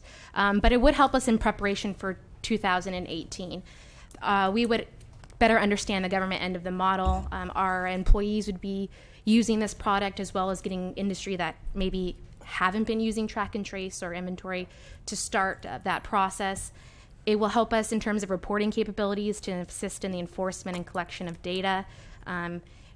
Our regulations will be built into the system, so the companies or whoever we would get to do track and trace would look at the state MRSA laws as well as our local ordinances and develop a program where our regulatory requirements are built into the system so that we can ensure phases of all of the product are meeting our compliance standards. It also allows for real-time submission of data or close to real-time, since some people are more off the grid or don't necessarily have the broadband capability, but it would allow them to upload the data quicker. Most of the programs have a unique identifier element, and that tends to be a low cost to the cultivator or dispensary or whatever portion of the industry you're in. And all of them have a transportation manifest component in it.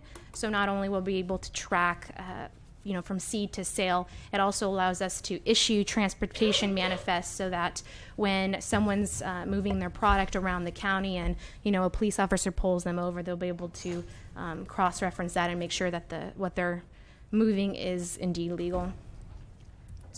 That's pretty much it, and I just wanted to mention one other thing. We're in the process of researching track and trace, so we're looking at all of the available vendors that are out there that have done a government end model, and so we're kind of comparing all those different things. We're also in contact with other states and municipalities and counties that have utilized this to kind of figure out what's the best model for Mendocino County, what's the best vendor, what has worked in some states that haven't worked in others, to kind of try to figure out what would work best here. And it's an opportunity for us to almost be a beta tester, since we're kind of moving ahead with this. I know Humboldt County is, and it could play a role as the state moves forward and trying to identify their vendor and looking and seeing what has worked and hasn't worked at the local level. So I have a question on that last bullet point on the transportation manifest component. So my understanding is the way the state law is worded, as long as it's transported within the county, it doesn't require a special license for the transportation component. But if it's transported out of county, it does? Well, there's transportation and there's distribution. Distribution, yeah. I would probably refer to county council for researching that, because there's different things. I know there's cleanup language in terms of being able to transport things that are pre-commercial. Okay, so there's a big difference between something that's pre-commercial, like moving, a product to the lab or something, than the point where it's manufactured and it's being distributed to. Because my question had to do with the earlier presentation on the nursery, and if someone, there was a customer or out of county that wanted to get product delivered from a nursery that was in Mendocino County, how does that occur? Does it require a distributor who's licensed, or could it be just transported by the nursery out of county? Or does the distribution by the nursery have to be only within Mendocino County? It could be a number of those things. People coming and picking up their nursery starts, even having like a retail front where you're picking up your clones rather than going to the actual nursery. People that want it delivered. I mean, there's a lot of different ways. And the different systems we've been looking at, they all have a nursery component, a nursery uplink. So it's in there, for lack of a more eloquent way to say it. But nursery will be tracked and traced as well inside these systems. So the manifest is almost always a part of these systems. So any transportation of the nursery stock would be, from origin to location. Next location. Yeah. Okay. Supervisor Hamburg? But in order to do that transporting, you have to have a permit from, under the state, right? There's a special category for that. A distribution permit. And there will be a mirroring permit that you can obtain from the county. Is that also correct? In 2018, you'll have to have a state license. Right. In the meantime, we can have But county. we can have something in the county prior to that for transport within the county. Yeah. But after 2018, presumably there'll be something so you can transport across county lines. And things will probably be transported outside of county lines, but and that's why I say it's kind of a limited track and trace, where we'll be able to track and trace within the county, but obviously things are moving to other portions of the state, so it's not a full comprehensive track and trace like when the state's on board and it's statewide with all of the state licenses. So it's a limited track and trace, but it kind of allows us the opportunity to get ahead of the game. Yeah, thank you. Any other questions? Okay. Well, if we have no more board comments, I guess maybe we'll open it right up to public comment. Well, depending on how you want to do it, but Supervisor Woodhouse and I could go through the list of items for board input, and maybe we can try and go through those fairly quickly and then get to public comment. And of course, any decision the board is making on these, as with previous board decisions, really would be considered provisional until we actually get a final ordinance in front of us. But getting input on these questions is very helpful in being able to develop an ordinance. So the first item here. Supervisor Brown? I'm just going to repeat a comment from this morning. It would have been nice if we'd had this much earlier. I don't disagree. Inside joke. I had that in the back of my mind when I was making the comments. And leave it to my dear colleague Supervisor Brown to be the one. So the first item here, shall cultivation permits require minor or major use permits? And if so, which permit types in which zones? And maybe with my colleague's permission, I'll kind of state what I think we've agreed to, and if you need to add something or correct something, jump in. And I believe the thinking of the ad hoc is that all things being equal, we would not be requiring use permits, that you will be going through the permitting authority to get your permit to cultivate. You're going to have the correct zoning. You're going to have the correct parcel size in some cases, but we would not ask for a use permit requirement, which would only add to the cost and complexity and length of time. And this isn't really like we're permitting new activity in new areas. It's more, the permit system is more an effort to recognize what people are already doing. And so anyway, the recommendation is, and there may be exceptions, for instance, if people want to allow large indoor cultivation in residential zones, maybe that's where we would say a use permit is required. But barring something like that, the recommendation of the ad hoc is that there would not be a use permit requirement Okay, Supervisor Brown. Thank you. So you're talking with the minor and major use permit, you're talking planning and building services. Correct. And we're saying, no, you're getting your permit through the permitting authority, principally the Ag Department. You don't need a use permit. So far, so good. The second point, the board previously expressed interest in a cottage indoor type permit, and the ad hoc is recommending that we include cottage indoor with a limit of 500 square feet of cultivation area, no conversion of living space, and that this be allowed in ag, rangeland, upland residential, rural residential, or industrial. So we're opening that up for discussion, particularly as to the square footage. So does that show up on this draft table? I think we did, yes. Okay, the 500 It's square second feet. down. But Yeah. you don't talk about. It doesn't have the zoning on there. Okay, but these are the zoning areas.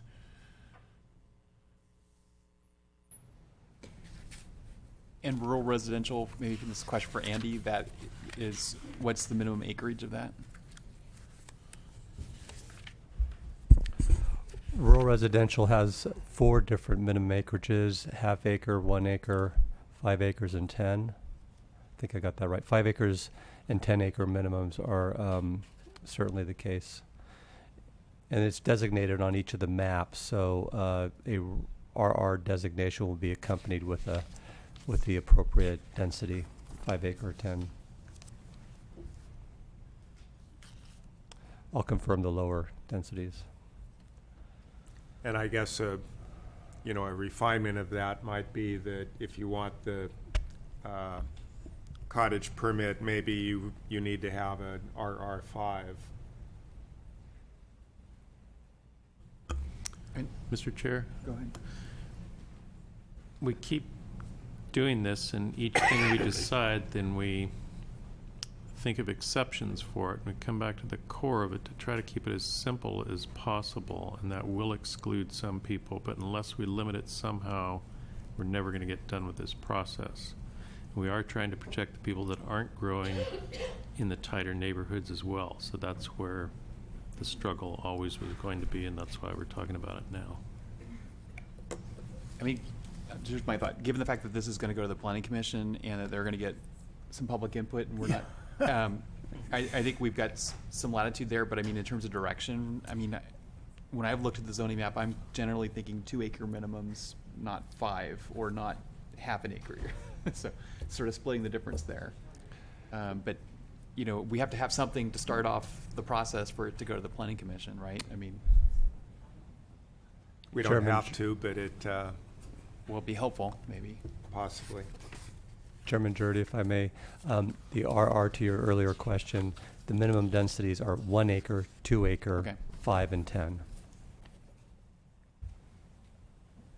And Mr. Chairman, still on this one, and I don't have a position set in stone, but I did note that one of the groups that I'm sure we've all been talking with, who have sponsored the Heritage Initiative,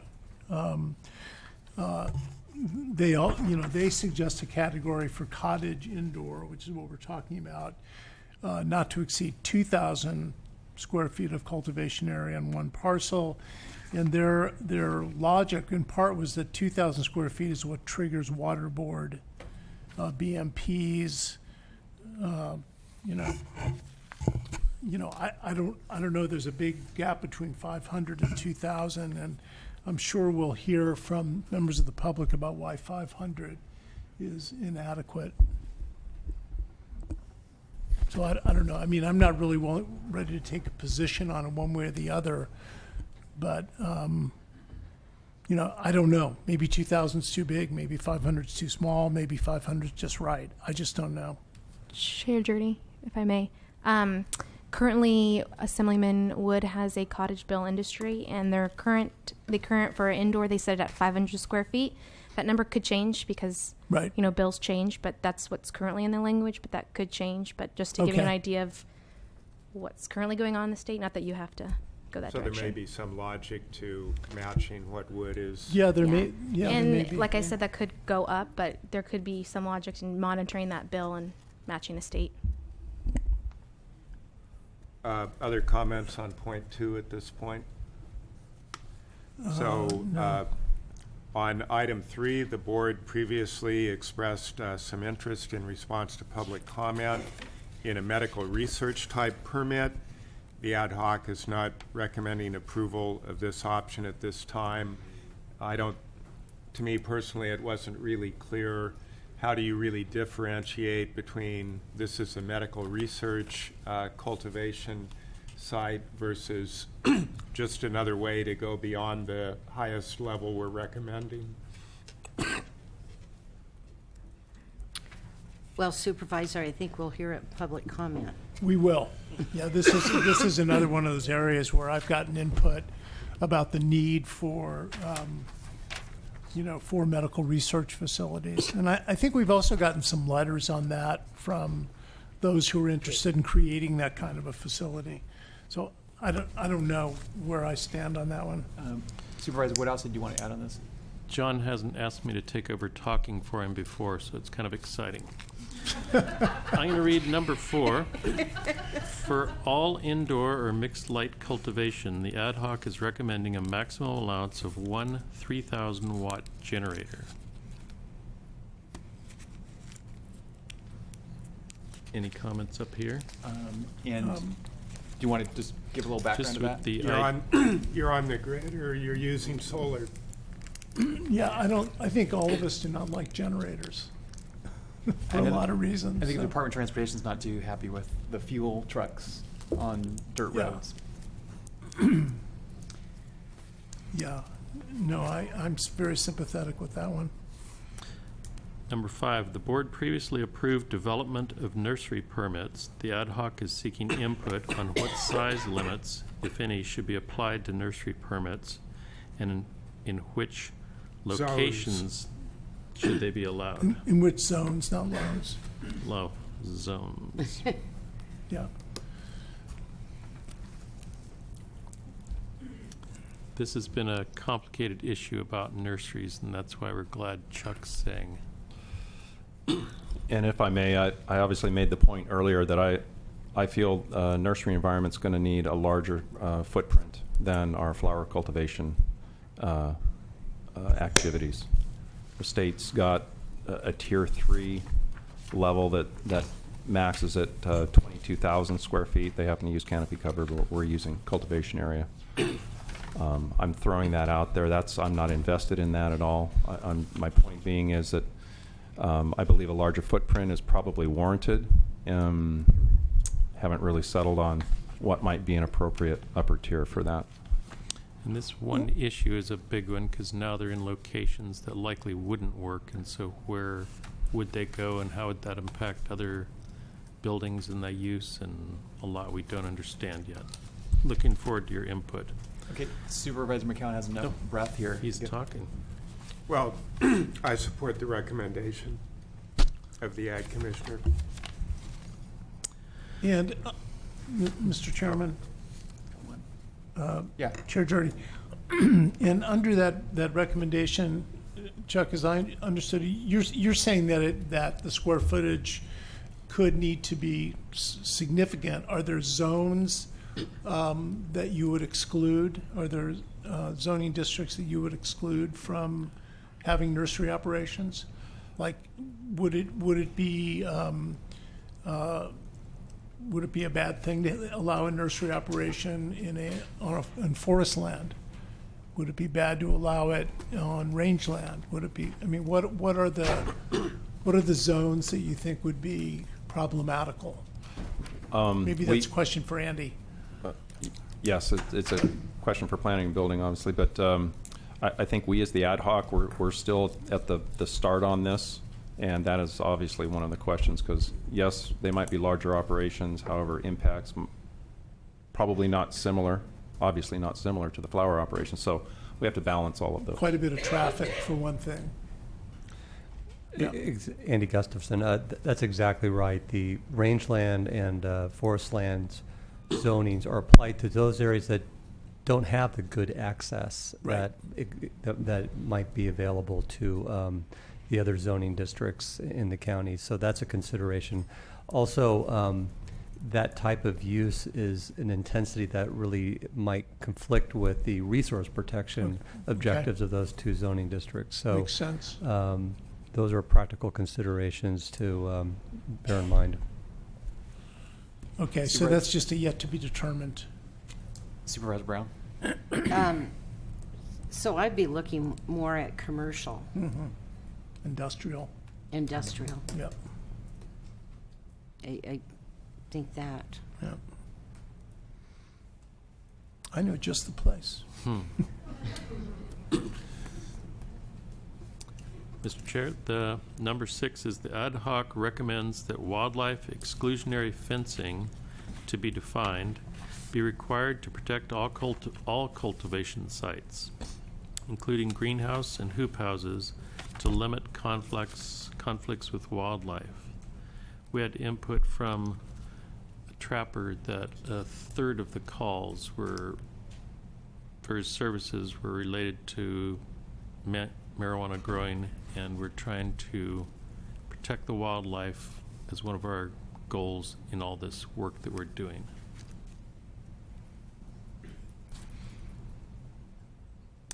Number 7 is the ad hoc recommends a maximum of 1 cultivation permit per 1 legal parcel. Tenants in common may share a permit. We might get some input on that one. Yeah, there's been input on that one. And some of the input had said that Humboldt County had made allowance for multiple permits on the same parcel, but not more than the cumulative amount in square footage or number of plants that would be allowed in that parcel. No? No. Well, I think you could have 4 22,000-foot permits on one parcel if it were a large enough parcel. And you're saying that's how it is in Humboldt, John? Humboldt. Yeah. We were talking about sharing a permit, and there'll be a lot of debate. A lot of our people have 2 or 3 homes on one parcel. And then it'd be a matter of, are they legal? Do they have septic systems? Would they meet the water requirements and all the other things? So this will be a point that we'll talk about, and we need your input on this. Yeah. Carrie? Supervisor Brown? Got off the subject. I think that when we stop to think about it, it's also the Heritage Initiative recommendations with multiple permits on one parcel. And I think it's important for us to at least look at that. If there's a violation, does everyone pay, even though they may have a different permit than the individual that has caused the violation? Right.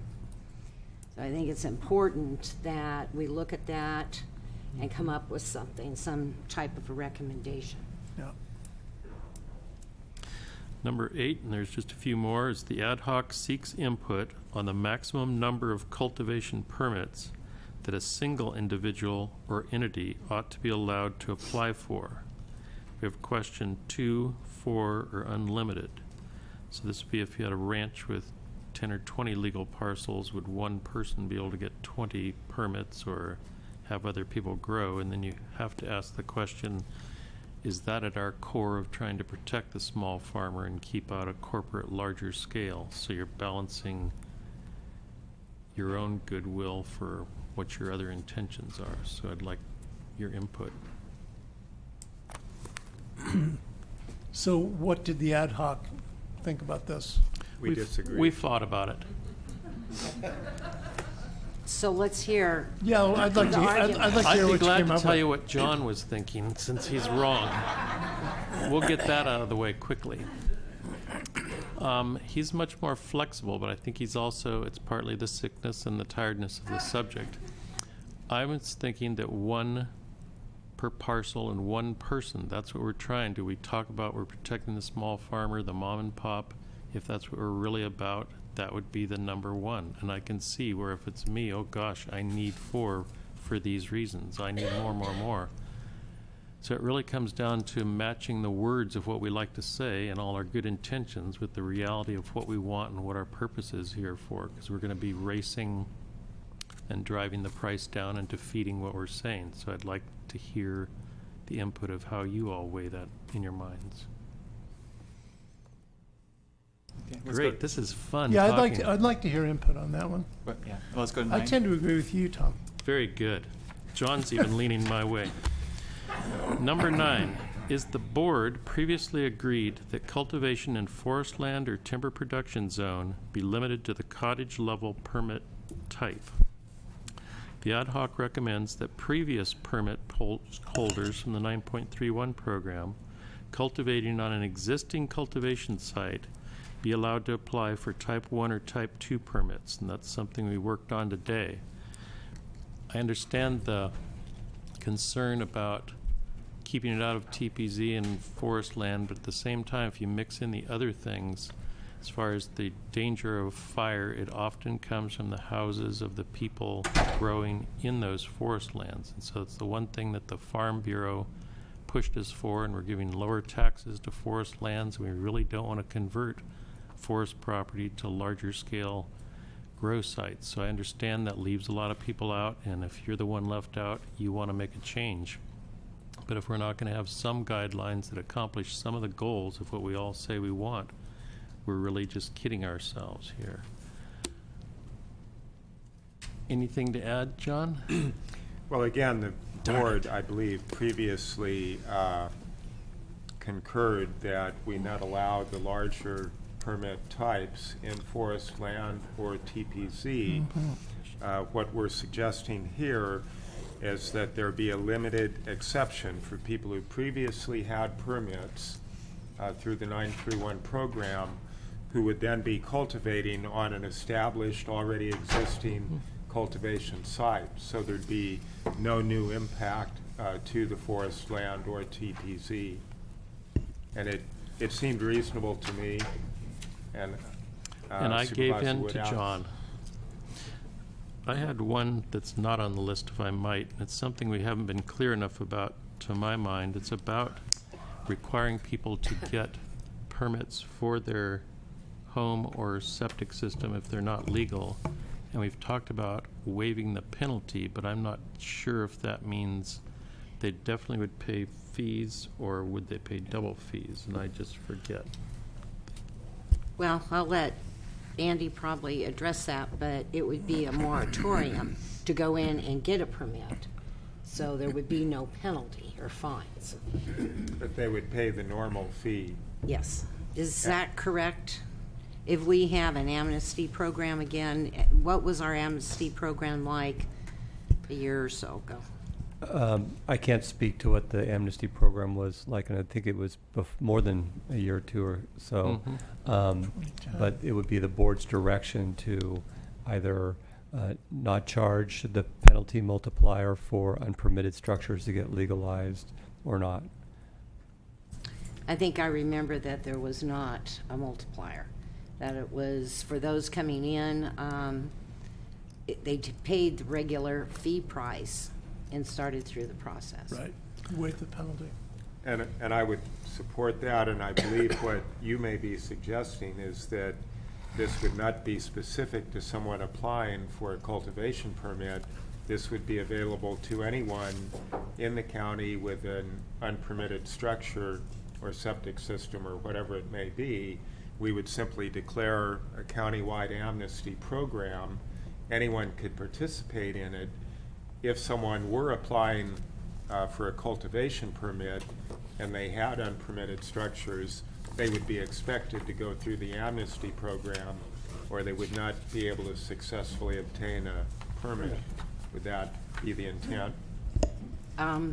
Yes, it would be the intent, but, and we did have it within on one of our bullet points this morning, talking over the proposed budget and going into budget hearings, but I'm all for it. Yeah, and that's more expansive than what we were doing through this permit, but it's consistent with it, and frankly, I would support it. And if I could say one more, Mr. Chair. then we haven't gone into depth about or decided about would be testing laboratories. When you think of the quality of what people are smoking and the things that might have been applied to it, it's very important for public safety, if we're opening this up, that we try to put in the time it takes to determine if we want these labs here in the county so that we can protect the public, and I am supportive of that. And if I could just add one more thing, I think given the information that we heard at the very beginning of the presentation about the time frame that we're now looking at, that we're really looking at something, an ordinance being adopted or two ordinances being adopted in perhaps October, November, and we're no longer looking at a time frame in advance of this year's growing season. I think I'm expecting we're going to hear a lot of comment, which I would support, which is revisiting this issue about whether or not we're going to have a bifurcated program where some of it's administered by the Ag Department and some of it administered by the Sheriff's Department. And I think with this new information, it's just one more piece of information as to why, in my opinion, we should just start up the program from scratch in the Ag Department and not have part of it administered by the Sheriff's Department.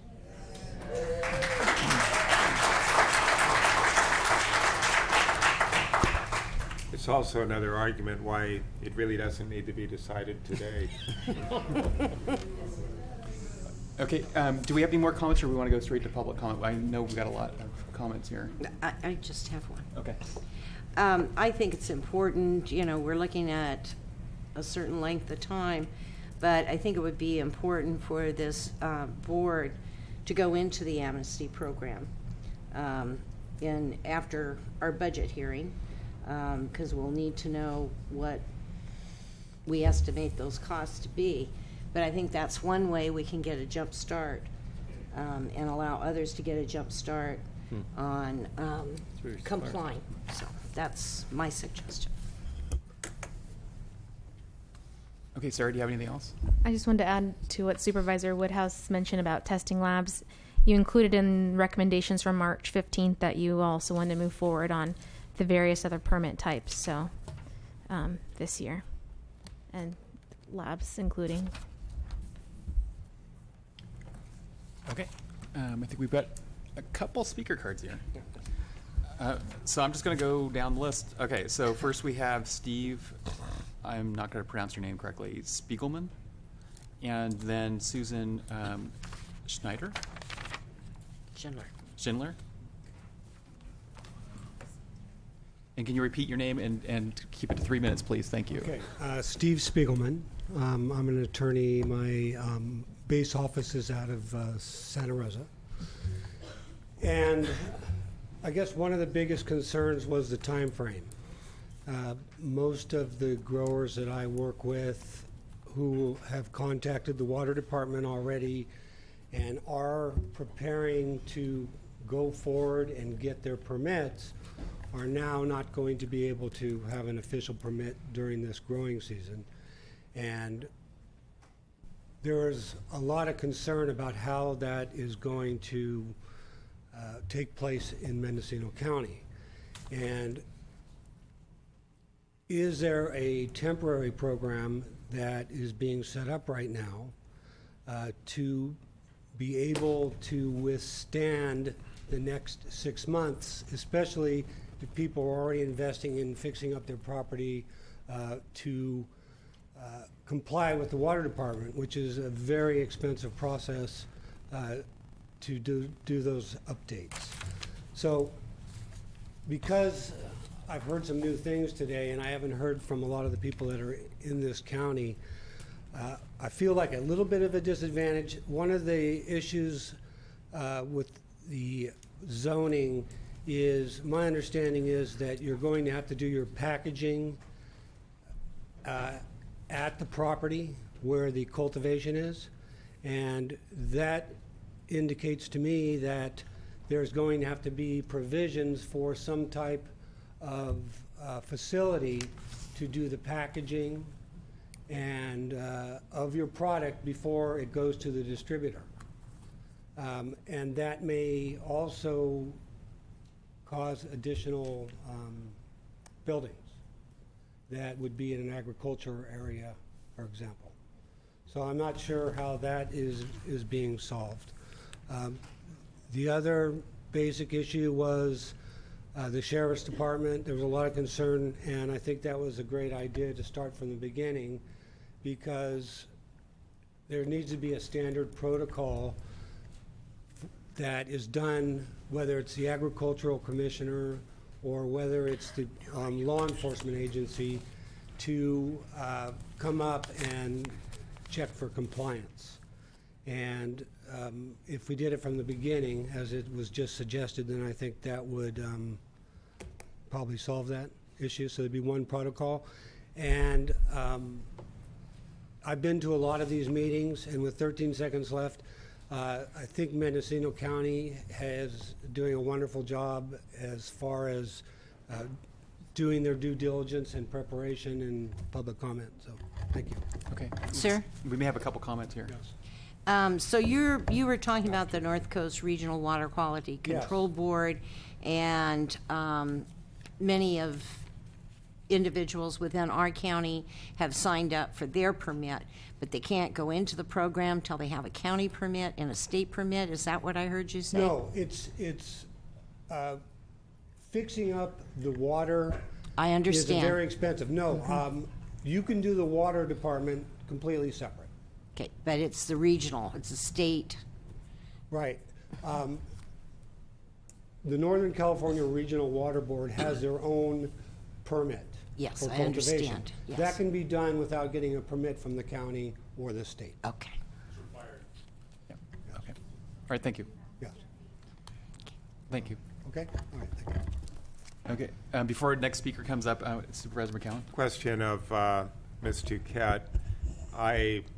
I'm trying to think. I can't imagine any reason why Mendocino County would not be able to make the track and trace available on a voluntary basis, even in advance of permits being available, or county council or ag commissioner planning, because I'm thinking there might be some advantage to people being able to participate in that program even in advance of a permitting system being established.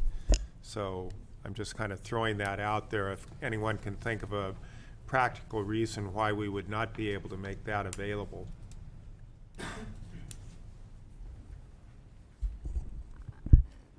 Track and trace and the regulatory compliance, we really don't, besides, there's really not a regulatory or compliance aspect that's currently in place for our current 931, so I don't know if it would be worth moving forward with it prior to a program where you have, the ag commissioner, or, integrated into the track and trace system for compliance purposes of the program. But that's something we can look into and maybe see if we can come up with a way to launch that. Thank you. Okay, thanks. So Susan Schindler and then Tim Blake.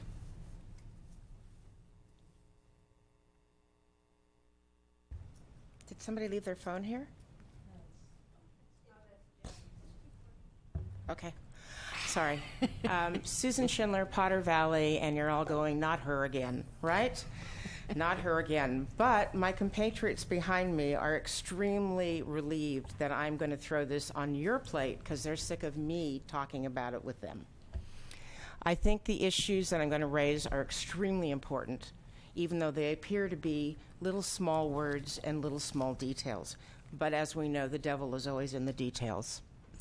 So what I want to discuss is the tiers of cultivation and the wording on those tiers.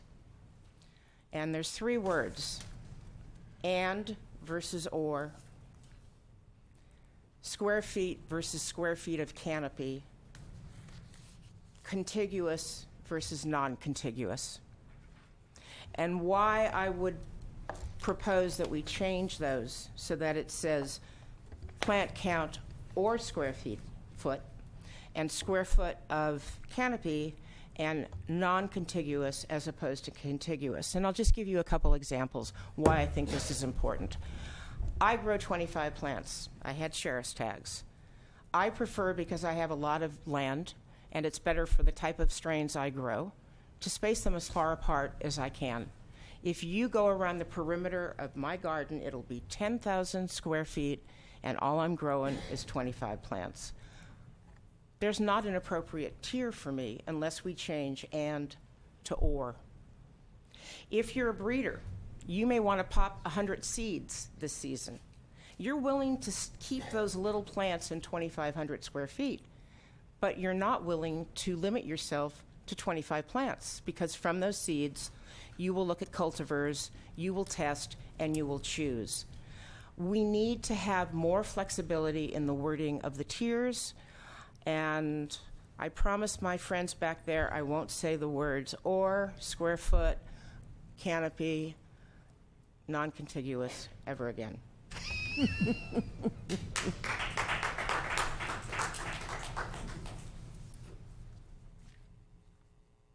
Okay, after Tim Blake, it's Alan Harris. Good afternoon. Yeah. It's recording. It's recording. Thank you. I'm Tim Blake, and I'm the founder of the Emerald Cup. I have Healing Harvest Farms dispensary up in Laytonville. I was part of the original 9.31 program. And as I stated last time I was here, I had a very positive experience working with the Sheriff's Department and Randy Johnson. He's back there, and I can see that working again. If you look at Humboldt, I was up there yesterday at CannaFest, and they got together with their government and worked much quicker than you guys did. I can't quite figure out how you guys didn't sit down with the planners and realize the timelines on this, like any business plan or any business, and realize these numbers weren't going to work, and really expedited this process, because you're really going to leave us all out in the open if you continue in this way. But the people in Humboldt aren't going to get their permits in time like we are here, because it's too big of a process.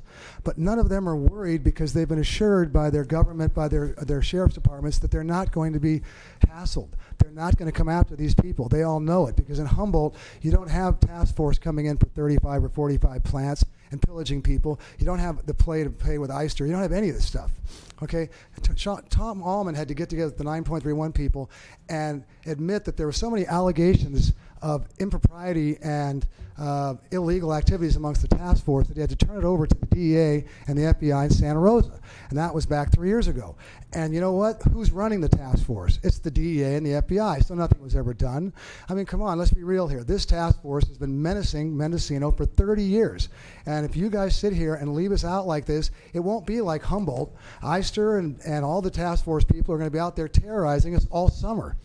So have the courage to put something in place to protect us, keep those people off of us, and do what's right, because we aren't Humboldt, and we have to ask you guys to protect us. And it's not Randy Johnson that's going to come after us. It's that task force and all those people that have been terrorizing us for all these years. There have been television shows made about this. This isn't like something that hasn't been discussed in the open. We have been under something that you'd see in the South for the last 30 years. Well, it's time to end it, and we need your help to do it.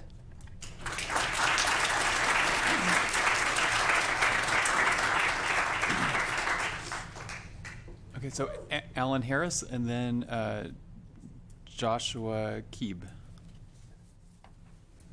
Hi, I'm Alan Harris. I live in Fort Bragg, and I'm a cannabis cultivator, and an indoor cannabis cultivator. And I'd just like to ask you to strongly consider giving us a larger indoor permit here on the coast. And that's pretty much it. Oh, no, I'd also like to add we'd like to be regulated by the Department of Agriculture versus the Sheriff's Department. But you guys already know that. Thank you. So I may have the name wrong. Joshua Keeb, and then Valerie Edwards. My name is Joshua Keats. I own an Artifact Nursery in Laytonville. I want to thank the Board of Supervisors for working on this program with us. I also want to thank Mr. Morris and Ms. Duquette for touring the nursery. We really feel strongly that nursery is the foundational role in successful cannabis farming. Certain strains are purchased by dispensaries legally, and there's only certain strains on a large scale. If we want to give our farmers the tools to be successful and competitive in an open market, we need to provide them with the starts to do that, and that is going to be done through a nursery. seed cultivation, well, it's a great thing, and you can get some great unique strains. It's not something that's easily sold on the legal market. There's only a select few varieties that dispensaries want, and a nursery can provide this on a large scale. I also would like to speak about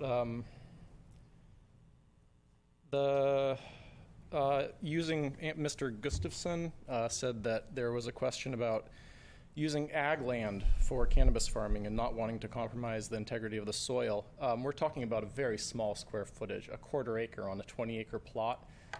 Ag parcels are ideal for farming. They have the water, they have the access, they have the, frequently the water rights. They're gonna comply with the water board's requirements. And I think that leaving ag parcels out of the zoning for any type of cultivation, especially greenhouse cultivation, is the wrong thing to do. I'd also like to politely ask that we turn the implementation of a successful regulated farm program to a professional who is the ag commissioner, not the sheriff. Tim Blake is correct that there really is terrorizing going on. People's homes are broken into by the task force for, a violation, essentially. We really do need regulation from you guys to protect us. It's the only way that it's going to get done. Thank you. So Valerie Edwards and then Ben Blake.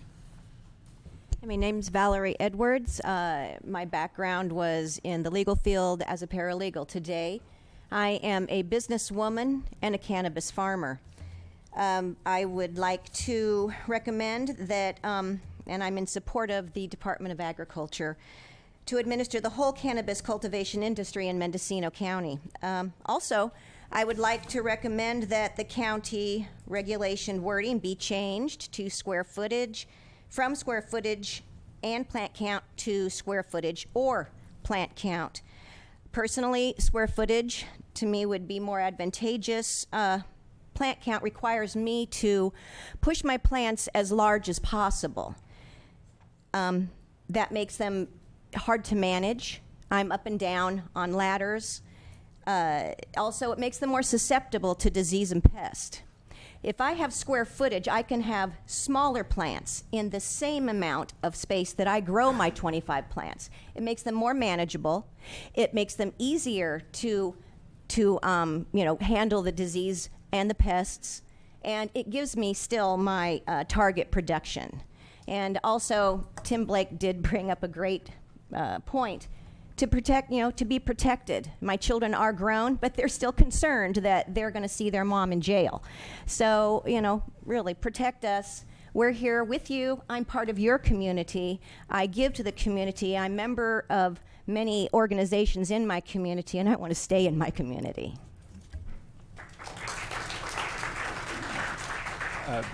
Ben Blake and then Elijah Gordon.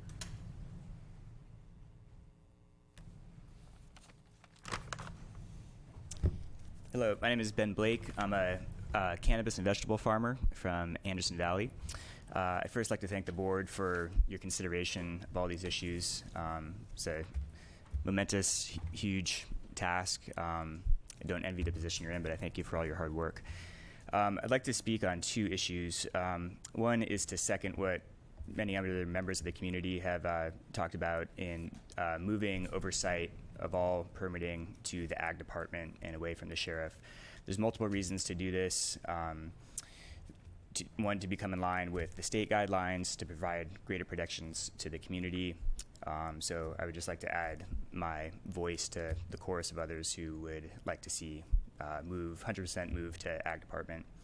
The second issue is regarding Forestland and TPZ zoning.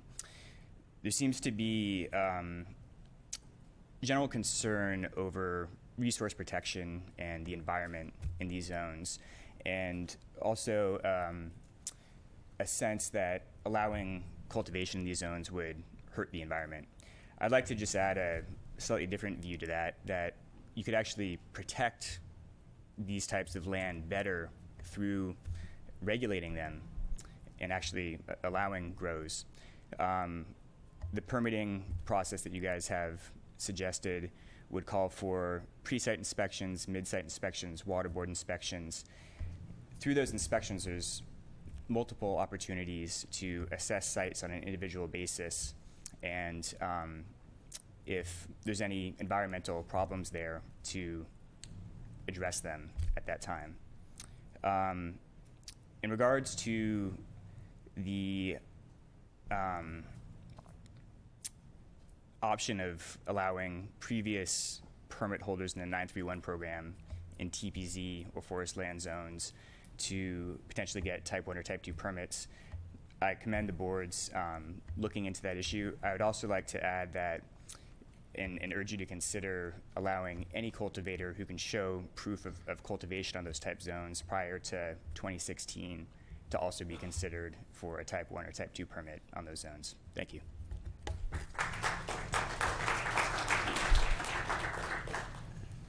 And then after you, next we have Ron Edwards. Thank you. Great. Hi, I'm Eli Gordon. I'm a cultivator from Willits. Thanks for establishing a cannabis registration program here in Mendo. You guys, this is no small undertaking.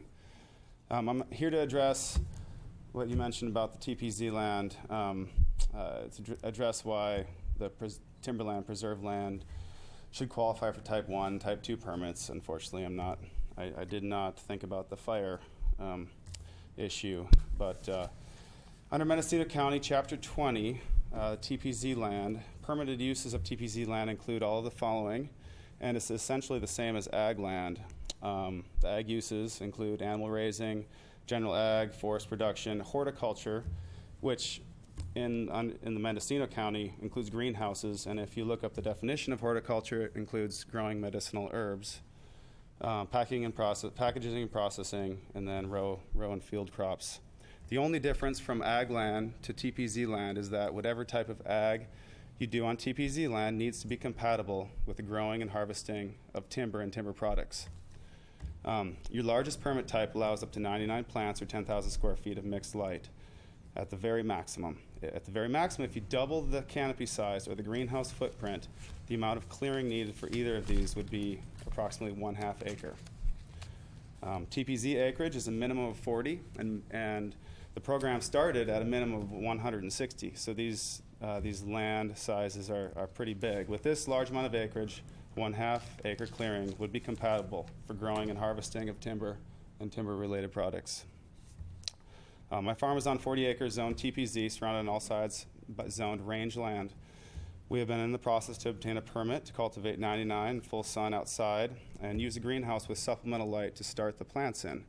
To do this, we'll need a Type 2 and a Type 1A license. My property needs no tree clearing to cultivate at this level, offers security and privacy and low impact to neighbors, which is very common with TPZ land.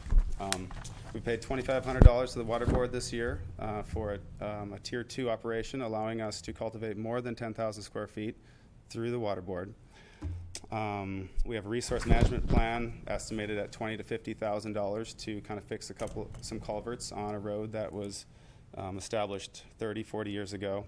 And we have a seller's permit with the California Board of Equalization as of last year, which was $4,400 to purchase. Our only issue now is with the Type 1 and Type 2 zoning allowances. So please consider allowing TPZ zone property to apply for Type 1 and 2 permits or offer a grandfathered in permit to those in operation already. I'm a Mendocino farmer and proud of it, and thanks you guys. Ron Edwards, and then later Mark Schaefer. Yes, my name is Ron Edwards, and I wanted to kind of give some light on the nursery issue. Most of the nurseries that operate in California right now do not have the ability to go there and pick up product. It's kind of a safety issue. They are all through a dispensary, and I really don't see that model changing outside of the farmer's market because it's a security issue, and also bringing the possibility of outside pests into that nursery. So I don't see a huge impact. Most nurseries really would do farmer's market and stay small on that. As far as the delivery goes, the state is set up in the nursery license that only the nursery would be able to transport clones. I think that keeps it simple because then you have a licensed person that will file a plan of where they would be taking that product. It would keep it much simpler than to have people coming in and just picking them up from a nursery. And the TPZ zone, I think that that's a good one to look into because it is continuing with agriculture. And the last part I wanted to make was, as far as putting nurseries in commercial zones, that's fine if you're only dealing with indoor clones. But when you're dealing with clones to go in the outdoor environment, you need an area where you can harden those off. And I think that that is a little bit more secure outside of a general commercial area. So it depends on what type of nursery operation it's going to be. Thank you. Okay, Mark Schaefer and then Stephen Amato.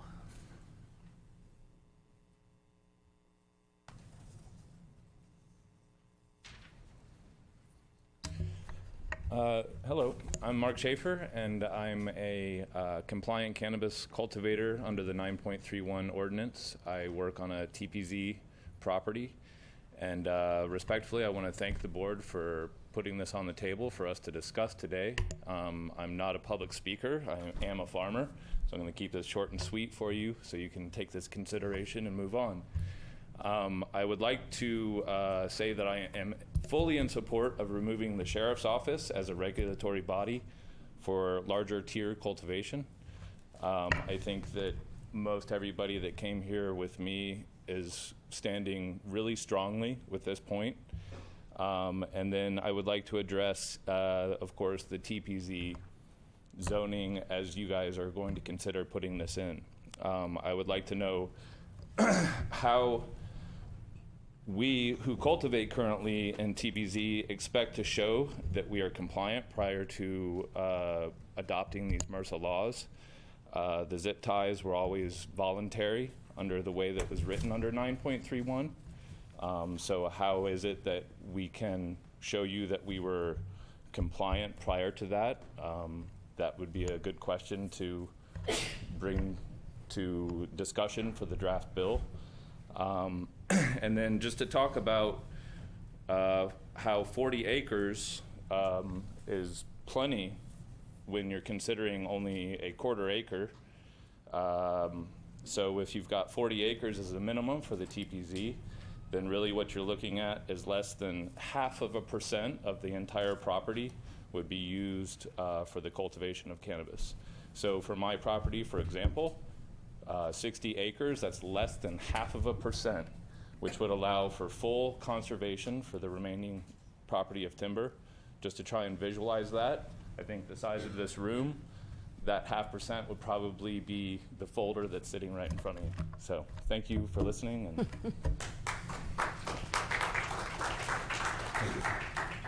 Stephen Amato and then Tom Evans.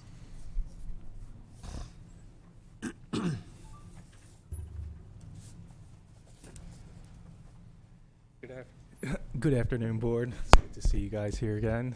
And I'd like to thank the ad hoc and everybody here, all the work that I know that you guys have been scrambling through these past few months, and it looks like we got a few more months ahead of us. And speaking on behalf of the small farmers, I'm the liaison for the Mendocino chapter, and I know we're highly disappointed at the fact that this is going to not be able to be available at all for this season, that we're stuck at 25 plants. I don't know if there's some sort of brainstorming that can go on to come up with some sort of temporary program for this season. I don't know if the original 9.3 program that came out that allowed 99 plants had this same zoning issue that created a roadblock that had to go through this process that was discussed earlier. That's going to take 6 months or so. I just think that we're going to be really hurting a lot of small farmers in this county this year that are going to be held back to doing 25 plants again, and deterring people from bringing their properties into legitimacy, going through the water board, all the costs that are going to incur with that. We're going to be dealing with another year of what we had last year and the year before. On another note, I'd like to discuss something that may also be thought of while you're going to be looking through these licenses, is that people who are looking to maybe do a 25 plant outdoor garden and also a greenhouse grow at the same time. I don't think there's any language that's been discussed about that could be something that might be thought about and brought up, and some sort of limitations or regulations on that. And as another point that's been made about the plant count or the square footage, I'm hearing from a lot of the small farmers that it's confusing, it's limiting towards them, that they like to create a lot more space for their plants. It's healthier for the plants, healthier for the environment, that maybe to just hammer down one point, either go with the square footage or go with the 99 plants rather than this and or process. Thank you. I hope you guys come up with the great solutions and we can move forward soon. So Tom Evans and then Hannah Nelson.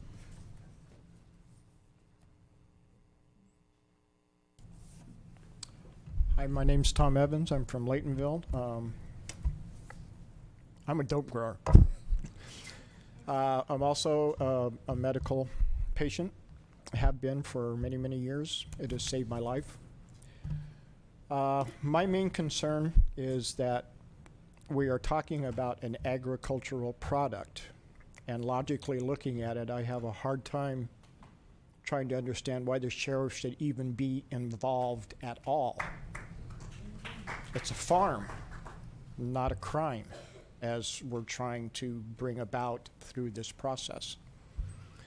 And also looking at past years in Mendocino County as we've gone up and down with budget problems and funding different levels of our county government, to me it doesn't make sense to have two different layers of enforcement and oversight on this. The ag people know farms. The sheriff knows crimes. Let's leave it with the folks that know the farms. Keep it simple and keep it affordable. Just my point of view. Thank you very much, and thank you for everything that you've done. So Hannah Nelson and then Jude Tillman. Hi, my name is Hannah Nelson. I'm an attorney who has dealt with cannabis cultivation issues for 23, 25 years in this county. I helped discuss the original 9.31 program with the ad hoc committee at that time. A number of questions and also suggestions with respect to the track and trace programs that you're looking into. Not only do I strongly request that the information regarding the drawbacks of various programs before you pick a vendor are really looked at quite substantially, because it created some bottlenecks in other jurisdictions. So I think it would be helpful to really understand those, how those programs played out. But also in terms of a local track and trace versus a state, while I appreciate the thought that it could get a jump start if it's limited to the county and the state adopts a different type of program, synthesizing two different kinds of information systems is never easy, and I wonder if that would create additional stumbling blocks later on. Moving on to a couple other issues, with respect to the one legal parcel and one permit per legal parcel, I strongly recommend that you do not adopt a share a permit approach. Just as an attorney, I can see a myriad of potential arguments about how that would play out. I don't think that there would be any difficulty requiring that the property complies regardless of whose permit, but I think splitting between different people on the same property, if you're trying to share a permit, may be difficult. However, I do believe that there are some instances where it would be extremely desirable to have different permits, several permits at least, on one parcel, particularly if it's a larger parcel, and I think that that could be correlated with different zoning or minimum requirements. Additionally, with respect to single individual or entity, one permit per parcel, it gets into issues of what about spouses who have split up and are on the same parcel and are no longer married. There's just all these issues. So I would just ask that you review those considerations. I really want to mirror what Tim Blake said with respect to this year and some other of the speakers. one of the problems is that people have gone forward and started complying with some of the state issues that are out there, and it's a large financial investment, and if they don't have some kind of insurance that they will be protected in some way, they're not going to want to start this process yet. They're all going to shirk back and say, no, then why should I come out now and start doing this stuff now? So I really urge you to come up with some solution. And one of the previous speakers maybe hit upon a solution in terms of combining a temporary permit under the old 9.31, which was shut down for the 99 plants. I don't know, but it's just a suggestion. We'll ask about that. Okay, your time's up. Yep. Okay. 42 seconds? I'm sorry, I have All right. more time, but all right, thank you. Thanks. Jude Tillman and then Casey O'Neill.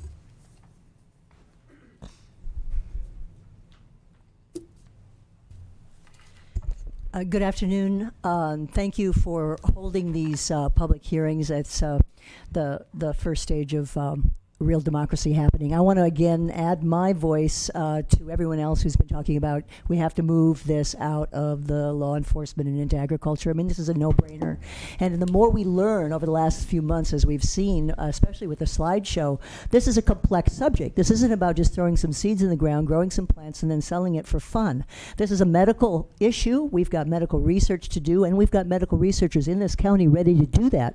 Just as you may not know this, there's cultivators out there in the hills who are coming to the foreground and learning how to be compliant with water regulations, environmental regulations, what do they have to do to get their permits on the county level, what do they have to do to get their state licenses. Well, in the same way we are blessed in Mendocino County with a number of medicine makers, people who actually spend a lot of their time and energy and passion creating the medicines for the patients that are the end product of this. Our mantra, where I come from, in Dragonfly Wellness Center and Bhutan Wholesale for CBD medicines, non-psychoactive, our mantra is not seed to sale, it's seed to patient outcome. And in order to have the outcomes that we need, and we're realizing tremendous success with a lot of the senior community on the coast, retired people with Parkinson's, MS, neurologically based conditions that are really responding to the non-psychoactive high CBD medicines that we need. You can't create those medicines if you're going to restrict our farmers to 25 plants. We need a diversity of genetics.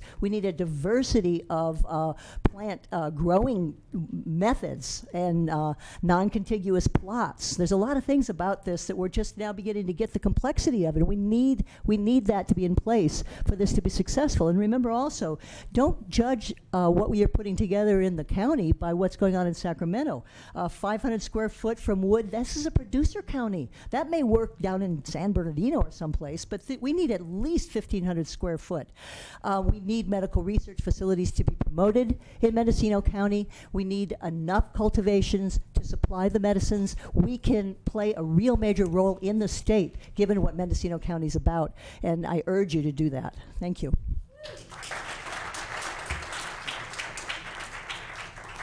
Casey O'Neill and then Aaron Carney. Chair Jurdy, members of the board. My name is Casey O'Neill. I'm a local farmer, and I am a representative for California Growers Association. We've been involved in this process. There's been a lot of discussion. We very much appreciate the work that has been done and the work that's still to be done. I'd like to echo a couple of things. Key policy tenets for our organization have been that we are farmers. We pushed very hard at the state for regulation under Department of Agriculture. So that's something that I think should be considered in this process. The square footage question has been brought up several times, the question of and or. We prefer or. A choice is always good. Flexibility is another key policy tenet that we've pushed, the idea that farmers should have the choice of methodology, whatever works for them. And so we'd like to see a licensed path for all farmers and for them to be able to maintain their type of cultivation. One thing I'd like to touch on that hasn't been discussed at all is a potential setback waiver. The idea that given perhaps, say, an annual signed note from the neighbor on whose parcel that the setback didn't meet, that perhaps we could have an agreement in that form between neighbors. This would build community. This will help with, if you can only have it on a certain part of your parcel, and that's not the most environmentally sound place to put it. Well, people are going to have to move their gardens to comply with the setbacks. So if there is the opportunity for a setback waiver, I think that would be very helpful. It was touched on up in Humboldt. So Department of Fish and Wildlife puts the map up with 700 red dots on it, and we've been saying for a long time, well, how do we turn those dots green? So there's this question, and up in Humboldt, they are doing the green dot program. The sheriff has a list of the people who are in the program, and he's said that he's not going to pay them any visits this year. So given the fact that we are now looking at not getting permits for cultivation this summer, a couple of suggestions that have occurred to me during the course of this meeting is, one, perhaps a moratorium on law enforcement interactions with people who state an intent to comply with the program, have enrolled in the water board program. That would be, something along those lines, or perhaps a plant count increase under 9.31.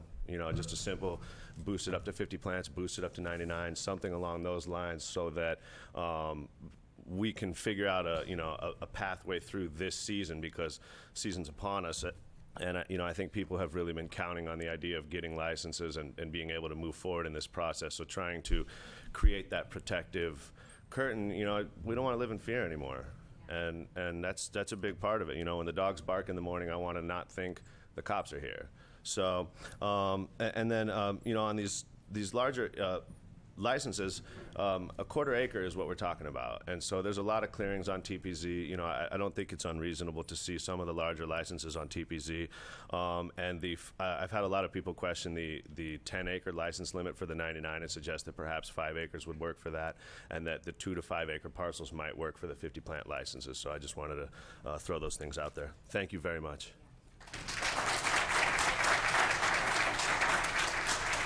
So Aaron Carney and then Justin Calvino. Hello. Thank you very much for going through this process, all of you, to help make this work. Really appreciate it. I wanted to say that I think also that the Ag Department should be oversee all permit types. And for amnesty for permits, I'm wondering if that would include ponds, amnesty for ponds. Also, the price of permits, I hope, isn't so high that it deters people from trying to get them. I think the price is important. And I want to reiterate what Jude Tillman said. Medical research facility would be so important here. Where I live up near Laytonville, there are so many people who are breeding medicinal plants and making medicine, and we would love to have a real medical research facility. That would be amazing. Let's see. I also would like to reiterate that it be plant count or square footage. I live on 160 acres. I'm an older person. I need to drive around my plants. I can't just have them close together. It doesn't work for me. I can't possibly deal with it. So mine are spread out in a large area, the 25 plants, but I can drive around them so I can tend to them with my little thing, Kubota.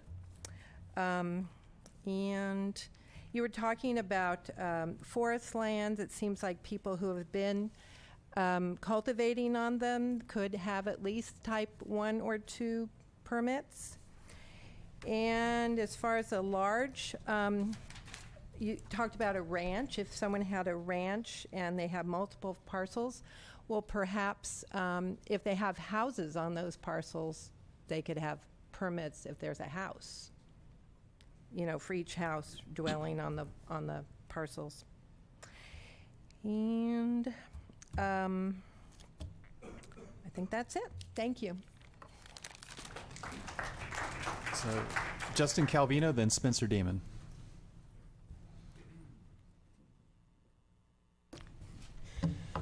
Hello, my name is Justin Calvino. I represent the Heritage Initiative, the 2016. I'm also on the board of the Cal Growers Association, MCPC, and a farmer. Thank you, guys. This is hopefully going to be over soon for all of us, and we're going to be able to move into being business owners and responsible citizens. A point of I guess I was trying to close a loop of what we're dealing with on the coast, and so I'm going to call it the coastal conundrum. If we look at a TPZ map, essentially we're one giant green blob all the way down the coast. One thing that's significant about this is the trees. We're full of redwoods. So where there are large redwoods, there's lots of fog and not a lot of sun. So therefore, we've forced a lot of growers, and I represent thousands of these growers, or hundreds, thousands in the hills that are coming down every day to say, hey, listen, we've got a problem. Is this really what's going to happen? Are they really going to not allow us to grow? If you look at TPZ, and I'm also the founder of the Mendocino Appellations Project, we have 3 appellations that are completely and totally out of the mix for outdoor cultivation under what we're looking for square footage wise. When we have to go to, when we're talking about plant count versus square footage, larger numbers are needed to make the product amounts that are coming in. So a lot of these growers also grow indoor. And if we can't grow on TPZ, if we're moved to commercial, this makes no sense for those guys. The 500 square feet on a cottage industry is way too small. I think you've heard from some of us, and I know what's going on in the state, but we do have the ability to call it a cottage industry and ask for a larger square footage. So I think that 2,000 square feet is fine for a vegetative room, as well as a flower room, and then a mother room. So I think 2,000 is a good square footage number, and it doesn't trigger the BMPs. I saw a point about the diesel generators that I wanted to bring up as well. I think, yes, running a grow off of a diesel generator is irresponsible, and it doesn't need to be in a permitted process. But I do believe that backup generators are necessary for keeping supplemental lights going and not triggering flower cycles. So I think that there needs to be some type of like a leeway for backup generators, and they don't have to be diesel, they could be gas. And then there was a 3-acre conversion for TPZ in Forestland for ag, and I wanted to see if that could be brought up. So converting at least 3 acres of TPZ. We're talking about, proper cannabis cultivation doesn't destroy prime soil, it actually builds it. Regenerating farming practices are actually going to build forest ecology. So, thank you. Spencer Damon, then Patty Damon.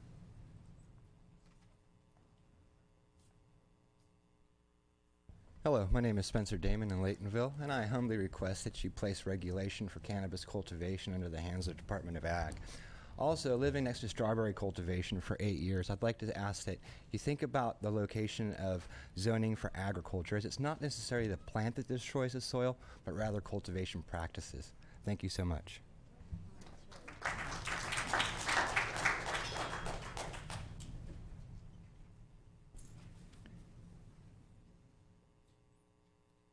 Hi, my name is Patty Damon. Most people know me as Dia Damon.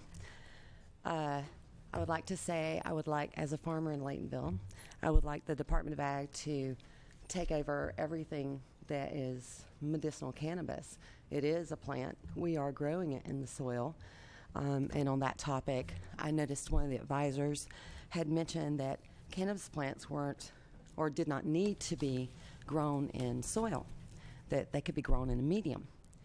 And that is true, but you won't get a full medicinal product at the end result.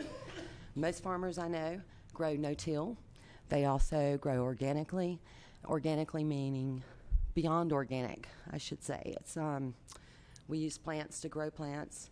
We fermentate teas, compost, things like that.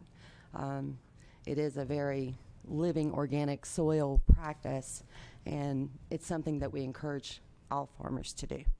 And thank you for your time, and have a great day. So Mary Pat Palmer, and then Jamie Wood.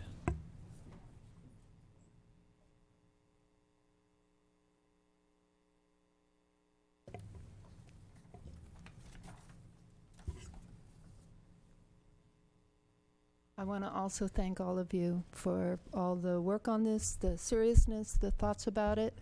And I'm a native Californian. My name is Mary Pat Palmer. I live in Anderson Valley.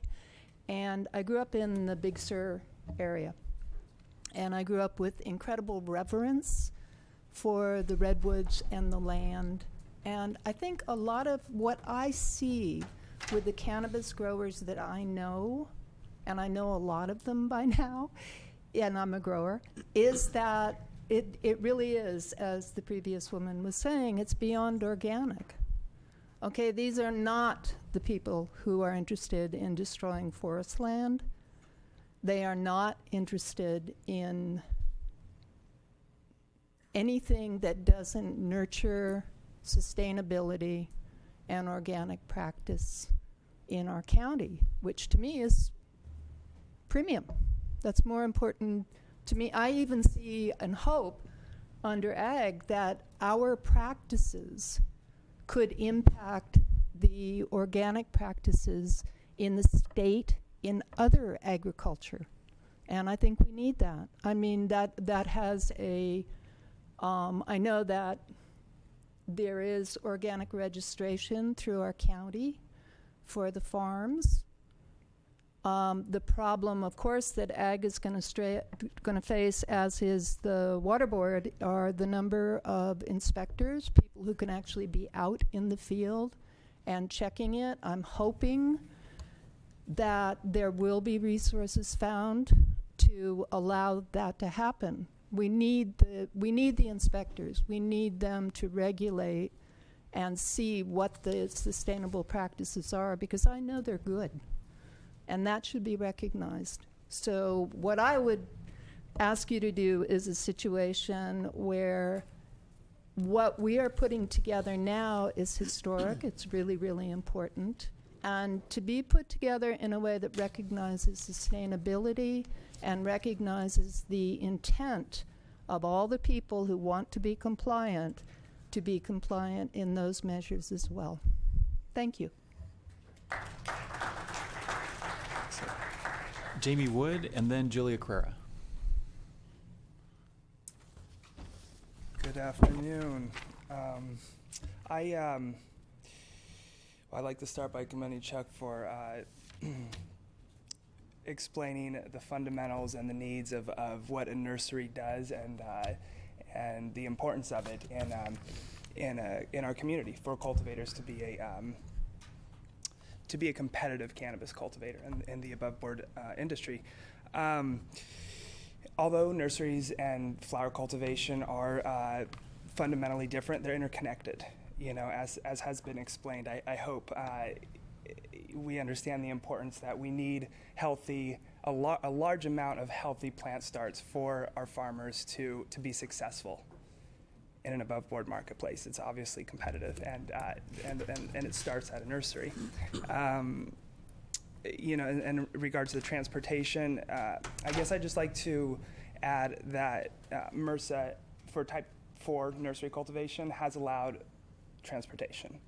So I'd be happy to print that out, but that is in their highlights for type 4 permits. Let's see here. I'd like to suggest retail outlets for nurseries. You know, I think that you can have the production zone. We have retail nurseries all over. We have them in Laytonville. We have them spare time in Willits.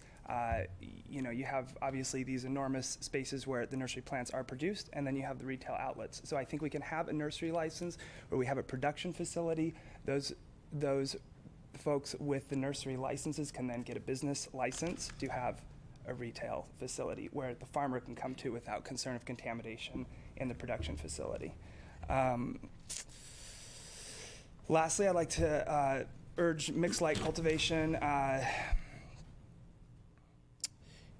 for type 2 or larger size in ag zones. The ag infrastructure is really there when we're talking about water resources, right? I think that when you look around at what the water board's going to need for facilities with a larger footprint, the ag zoned land is going to meet those requirements, specifically on water. I guess the very last thing, as everyone else has already said, we'd like to urge that the agricultural commissioner is the oversight of type 1 and type 2 and anything else that you guys designate as licenses on the cultivation side. Thank you for your consideration. Julia Carrera, and then Noel Manners. Hi, Chairman Jurdy, board, staff. Thank you all for your blood, sweat, and tears, which is actually what I know we all are doing and you all are doing. We are more than disappointed to hear that there's a possibility that the farmers that are legal growing 25 plants that only take home $18,500, which is in your packet, cannot grow more than 25 plants this season. They have to. They're either going to lose their farm or they're going to become criminals. And I don't think any of you want to see that happen. We at the Small Farmers Association, based on this information you just gave us, highly recommend the Sheriff's Department is ready to run a cultivation program now. They've been ready since January 1st. Why not implement the old 9.31 program until we can get Chuck's hard work, planning department's hard work, concise and create and go through the CEQA requirements and create a full-fledged regulatory program. We need cultivation permits this year above 25 plants.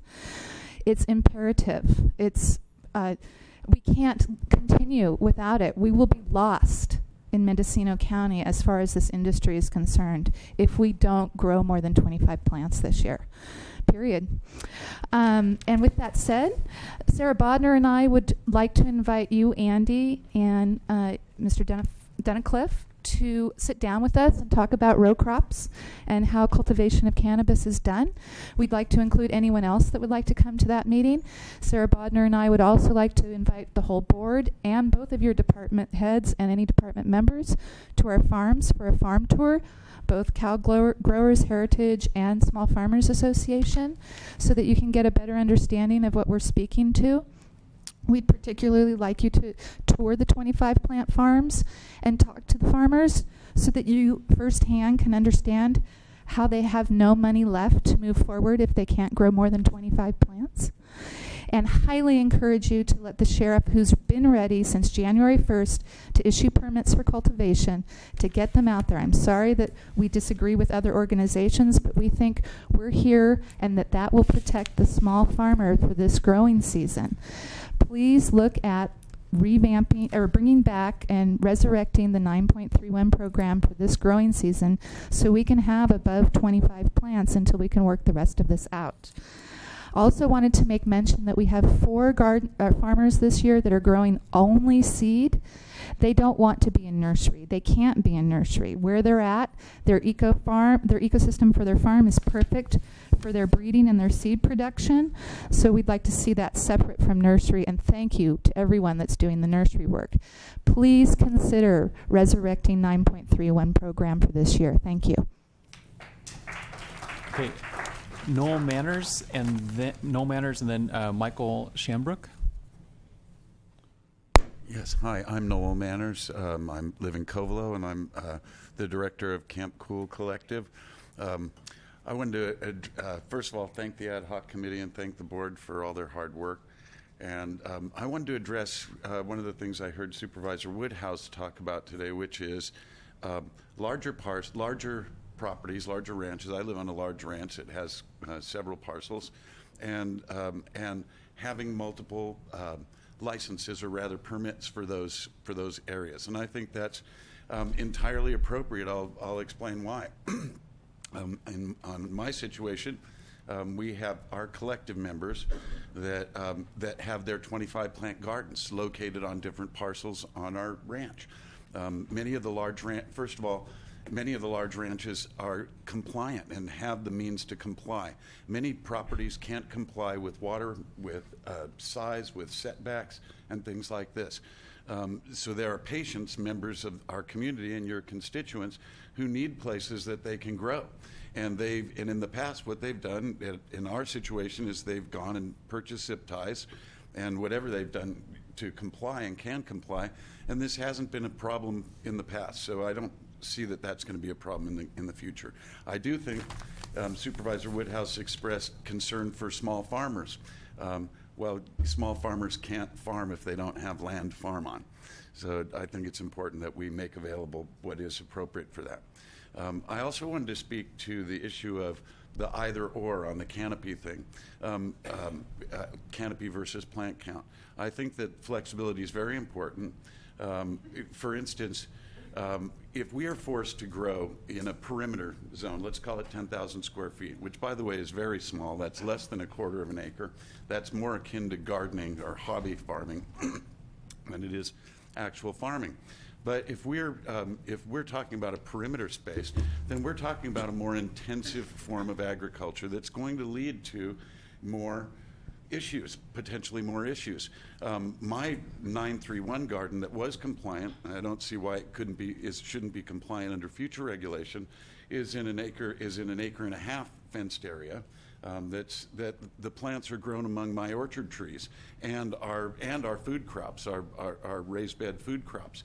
So rather than forcing people to grow a whole little 100 by 100 or the equivalent area of wall-to-wall plants, I think it's better environmentally and in every way to allow people the flexibility to grow by canopy. This is really easily done too.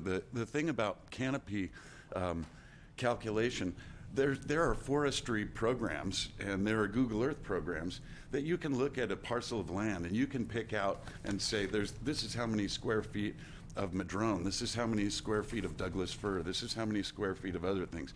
So it's very simple to determine the canopy size on those things. Thank you. So Michael Shambrook, and then my last card here is from Mamie Harrison, I think it is. Good afternoon, Michael Shambrook. I'm an attorney in town.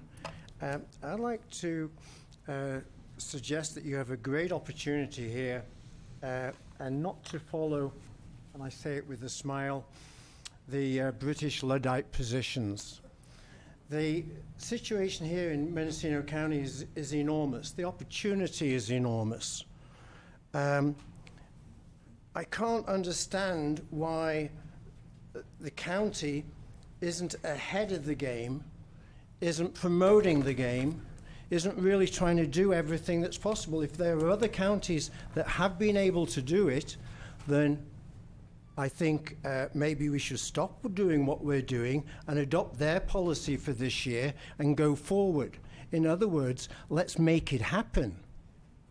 Otherwise, this year we're going to have, again, lots of people knocking on my door as an attorney because they're going to get raided. And it's your fault, unfortunately, because you could have done it and you can do it.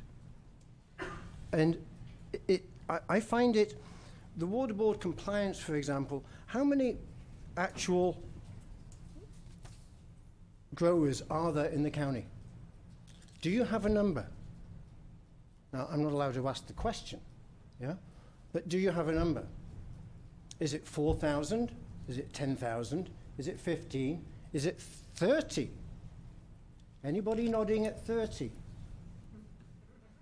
Nobody's nodding, you see. Nobody's nodding at even on any of those numbers. If the number is 30 and you have 10% who actually decide to comply with you guys, 10%, you're going to have... No, he says he gets 10% of what's out there. Yes. That's where the reference comes from. Okay. You get another 30 seconds. Thank you.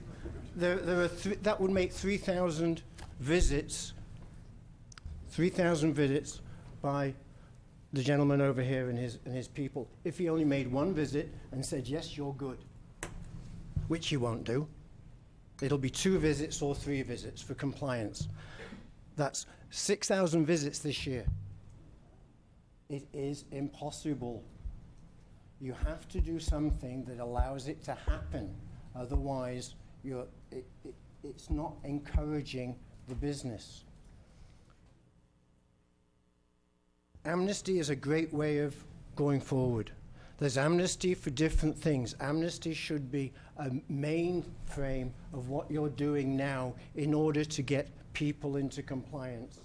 To get 3,000 people down from the hills is going to be difficult for you to get. I mean, how many people were in the 931 program? Yeah, you just don't have the numbers. You've got to do something to turn that around and make it actually work in this county, so as people are not under the under COMET, and you have to work with law enforcement so that they work with those people who are compliant. They work with the people who are compliant. A positive attitude, please, could you impress upon them to have a positive attitude on those people who are going to the water board and standing in line and saying, we're waiting for you to come on our property. We're waiting for you to come on our property. If they can show that, they should not be subject to a raid. And that's easy to do. It's you guys just doing it. Okay, thanks. Please, thank you very much. So, may have the name wrong here. It's hard to read it. Marie Harrison? Mark, sorry. Public schools. I'd like to start by thanking the board, but more importantly, you guys get paid. I'd like to thank the public for doing on your own time and your due diligence everything that you can to make this process come to fruition. I'd like to speak about intimidation on the part of the county, the police. You've got the task force, and you've got COMET. You've got vigilantes, Paul Truett, Woodman Canyon last year, showing up on people's private property, trespassing on private property as vigilantes removing 6 plant grows, disrupting private property, destroying water systems, punching holes in water tanks, destruction of private property well over the value of $1,000. I'd like to talk about testing. We're talking about medicine. The incurrence of medical cannabis in this state was about medicine. We all know medicine needs to be tested to be qualitative. And if we don't allow testing, we're negating the whole idea of medicine, and clearly the opportunities for medicine in cannabis far outgrow the recreational uses of cannabis as accepted by society at this current point in time. In regard to amnesty, I'd like to ask the board and the county especially to recognize that in regard to amnesty, we're talking about each and every person who's ever persecuted by the county, gone after once, twice, multiple times, second in the state with asset forfeiture, statement made, and Tom, thank you for clarifying it, the largest revenue stream in the county is David Eister and Tom Allman, which you corrected and said that that was just a statement that's accurate. It's a fact. It sucks. So asset forfeiture and amnesty. At what point does a person receive amnesty from a misdemeanor charge for use of cannabis when the court has decided, just through a broad brush, oh, we don't know if it's recreation or medical, because you don't care about that when I get to court. All you say is, you've got grass, we're going to bust you because we want your property or we want your reputation. I'd like to talk about the 93.1 program, which has been found to not only be illegal, but you have a sheriff who's headed that program, who not only was aware of these vigilantes up in Woodman Canyon, Paul Truett, but also was found to be in violation of even that program by the federal government, Captain Randy Johnson. I'd like to talk about the lack of ability for people to protect their private property by having a gun. We live in a rural area. People need to protect themselves from predation from animals as well as from rip-offs. I'd like to talk about size. Everybody knows size matters.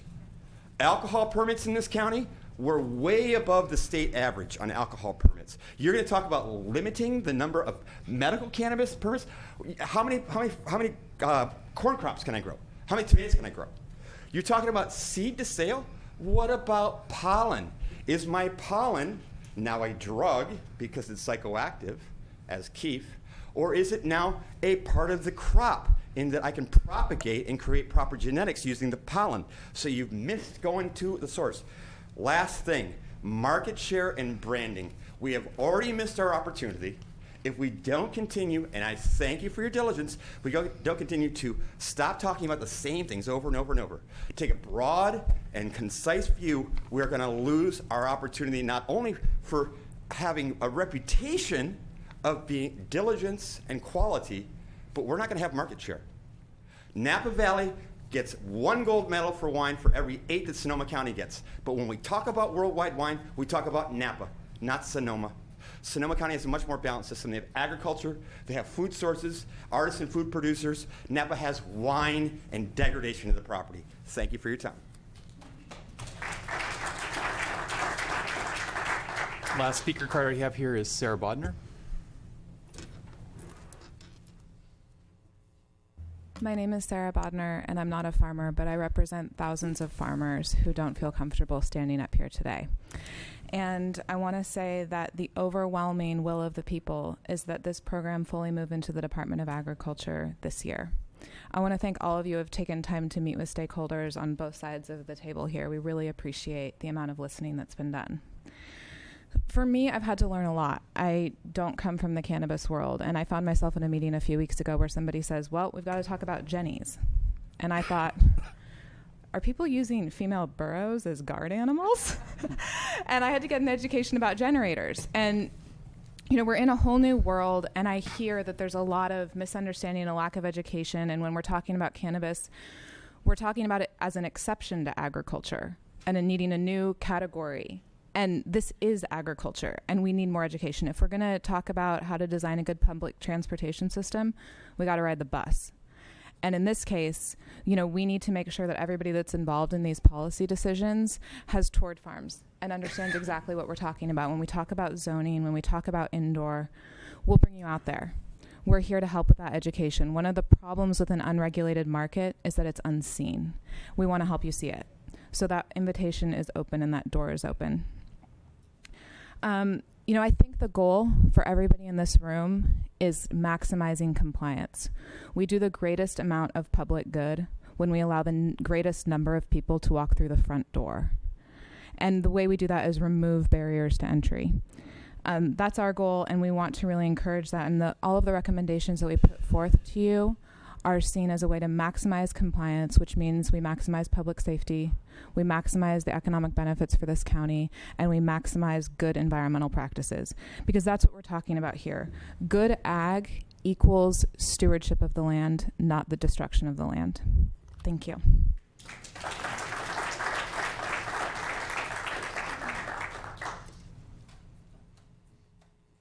Okay, just one final call. Any other speakers? We've gone through every speaker card. Okay, not seeing any more. Okay. We might take a 10-minute break. So we'll be back at 4 o'clock. I just have to say, we talked about, is it off? We talked about workers' comp. We've had a staff member, several staff members that have sat here for over 2 hours. They need to get up and stretch. That means a 10-minute break.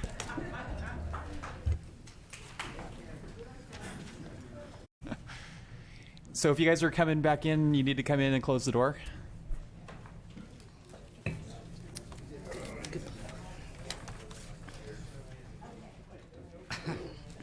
Okay, we're going to start up again.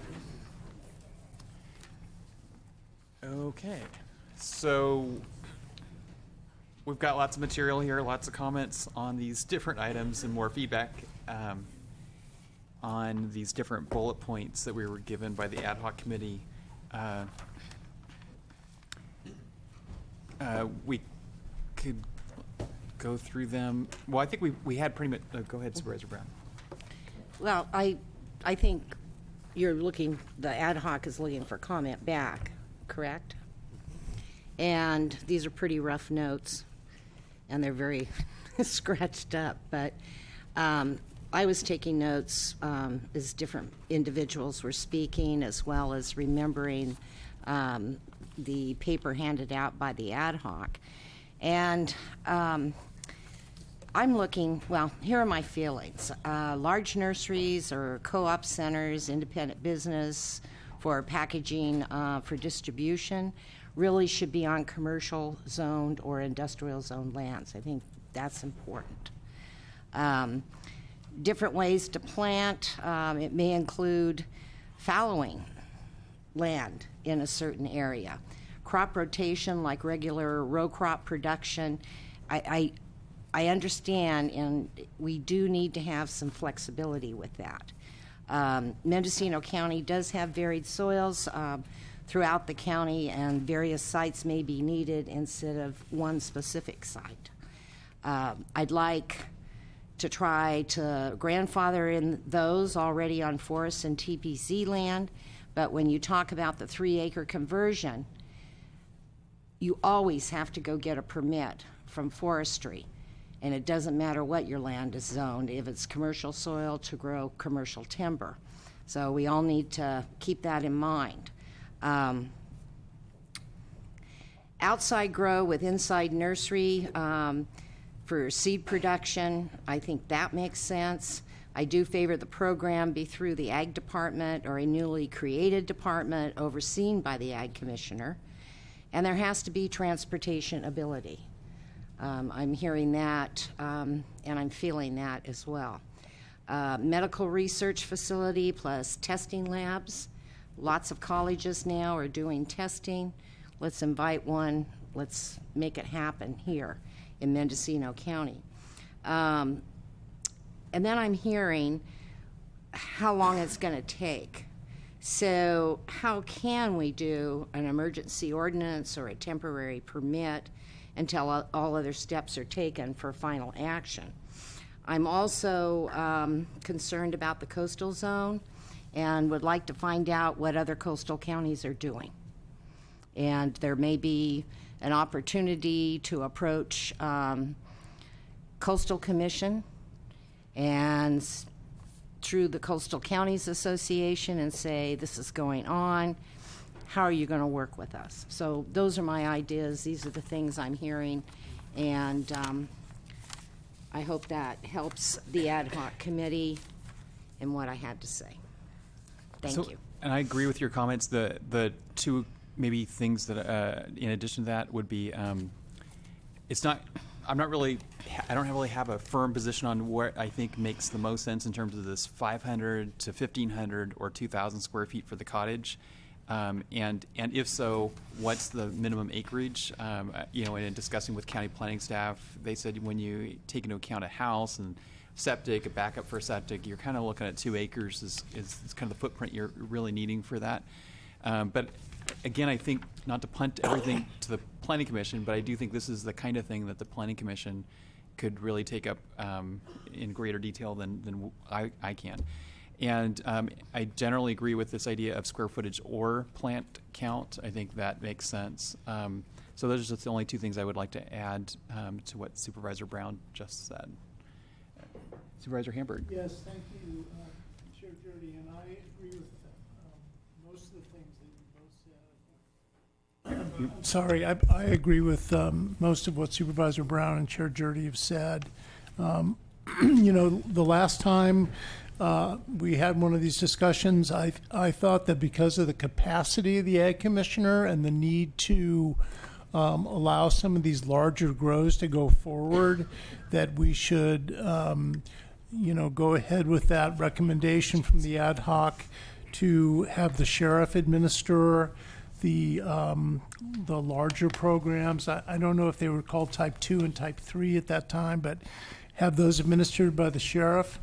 But I now agree, based on what I've heard today, that it does make more sense for the Ag Commissioner to be in charge of this program from the beginning. I also think that I also agree with the and/or for more flexibility. I agree also that we could have flexibility on setback requirements and these agreements could be on a seasonal basis and between neighbors who were growing adjacent to each other, because I've heard that's an issue that comes up rather frequently. I agree with Supervisor Brown on the Forestland and the TPZ. I don't think that having a 1/4 acre grow on a forest land or TPZ is going to be that damaging to the resource land. I think that is workable. Listening to those who are concerned about the continuing stricture on the 25 plants. I am becoming more sympathetic to that because my mind was at a place where I thought, okay, this was going to be the year where there would be the allowance for people to grow larger amounts with permits, and now here we are stuck again at the 25 plant level. And, I think that's what Supervisor Brown was getting at when she said that perhaps we need some kind of something that would apply to this year that would loosen things up a little bit, particularly because we have Humboldt County out there, allowing much larger grows. And I don't know if bringing 931 back and the 99 is really something that I could support. But I could support something in the middle if that's. I don't even know if it's possible to do that, on the fly. But I do think the 25 plant stricture is a little bit too tight for the current situation that we're in, where we're kind of, between the old and the new systems. I was very concerned about what I was hearing about the task force. I remember hearing about this stuff a year ago and small gardens being raided, and there was a lot of accusations being made last year. I can't believe that none of them were true. It just seemed like there was a kind of a terror situation out there where people were really being victimized for doing grows that should have been that should not have brought that degree of scrutiny or that degree of law enforcement attention. But I don't know what to do about that. But I'm, because we, the Board of Supervisors, we don't really control the task force. I've never really been able to figure out who controls the task force. I don't think the sheriff controls the task force. I don't know that does the DEA control the task force? I don't know. The task force is all these different agencies that each contribute a member, and I don't know who controls the task force. Maybe somebody can enlighten me on that. I do agree on the medical research facility. I think it's important. I know the ad hoc did not feel that they could figure out how to incorporate that, but I think we're at a place in the history of legal cannabis where these facilities are really important. I think they're being done in other parts of the world, and I don't see any reason why we shouldn't have medical research facilities allowed in Mendocino County, which is kind of the heart of research on medical marijuana in the Western Hemisphere, if not the world. Also, I'm concerned about the coast and how we, ever get the coast caught up with the rest of the county, because we're, it seems like we're at least 6 to 8 months away from having something that applies inland, and so where does that leave people on the coast? I would like to see a larger square footage area for indoor cultivation, and I'm not sure that 2,000 square foot figure is too large, even though I understand that Assemblyman Wood is looking at something as small as 500 square feet. But when you really start looking at what you can do in 500 square feet, it's not a lot. 500 square feet is a very tiny area to do very much indoor cultivation. So, but I do think we're getting somewhat closer, and I think at least in terms of the board members agreeing with each other on where we should be going, I feel like we're making progress. Okay. And before Supervisors Woodhouse and McCowan come back in, I did also wanted to thank the two of you for all the work you've put into this and helping work with county staff and the public. I know you've given quite a bit of time on this subject, and maybe a little bit more than you even thought you were going to. So, do you want to wrap it up? Oh, I don't know about wrap it up. I think we have a ways to go yet, but I did want to respond to a couple things. First, I'd like to clarify the intent regarding Forestland and TPZ. Again, what is currently allowed for, and people are doing it this year and will continue to do it without a permit, is 25 plants, even if you have Forestland or TPZ.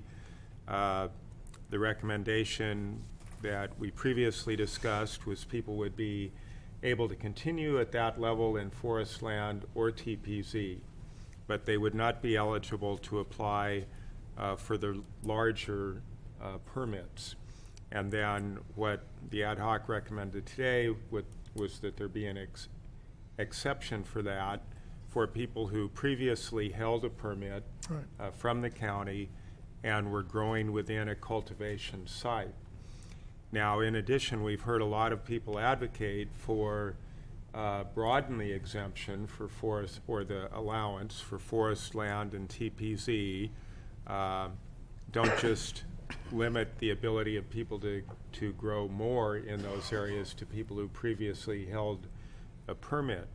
So, I need to get clarification. Is it the intent of the board that people in forest land and TPZ be allowed to apply for the larger type cultivation permits? And one of the reasons for recommending against that is we are looking at CEQA compliance, and every box that you check that is going to allow for a greater entitlement to grow than what people currently have is going to push the county further towards an EIR rather than perhaps a mitigated negative deck. So, and that means a much longer period of time to get to the zoning. And a lot more money. Yes. So that was one of the reasons for intentionally having I guess you could say, a stricter requirement for forest land and TPZ. So I'd like to throw that issue back out for comment by the board.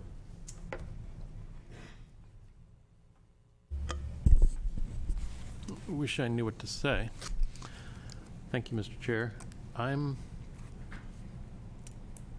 The reasons we came up with what we did were to try to avoid the CEQA lawsuit. And that's why we tried to do wildlife and forest land protection, TPZ, anything we could think of, to also be meeting the needs of the problems we're having legally with being allowed to deal with the trapping. So we put the exclusive fencing in, and the concerns of the volunteer fire departments, where the fires originate and come, and the risk to them.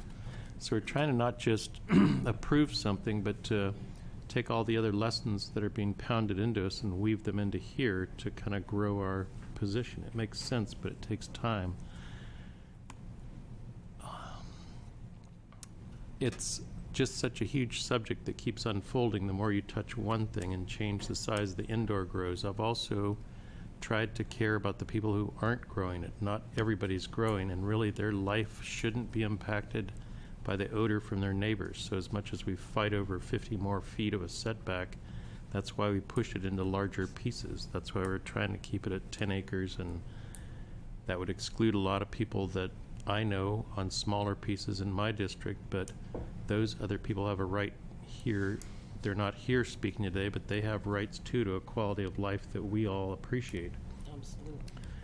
So I just wish that somehow we could take the good intention. These are the people who want to be in compliance, the people who are already doing things organically and carefully and not slaughtering wildlife and doing a lot of admirable things on their property that should be rewarded. That's why I flexed today and said, yes, if they'd been on the TPZ before in the 9.31, we should be flexible. And the same thing with this group. I would like to somehow come up with a way to enable the people to feel some relief of the fear in their lives. That's why they're here, to be able to make a living and not be scared to death all the time. But they're willing to comply. They're willing to get their permits for their houses where no one else will. But I don't know legally what we could promise someone, that the sheriff won't ever bother anybody if they've signed a piece of paper with us. I don't know what strength we have to offer in that way, or guarantees.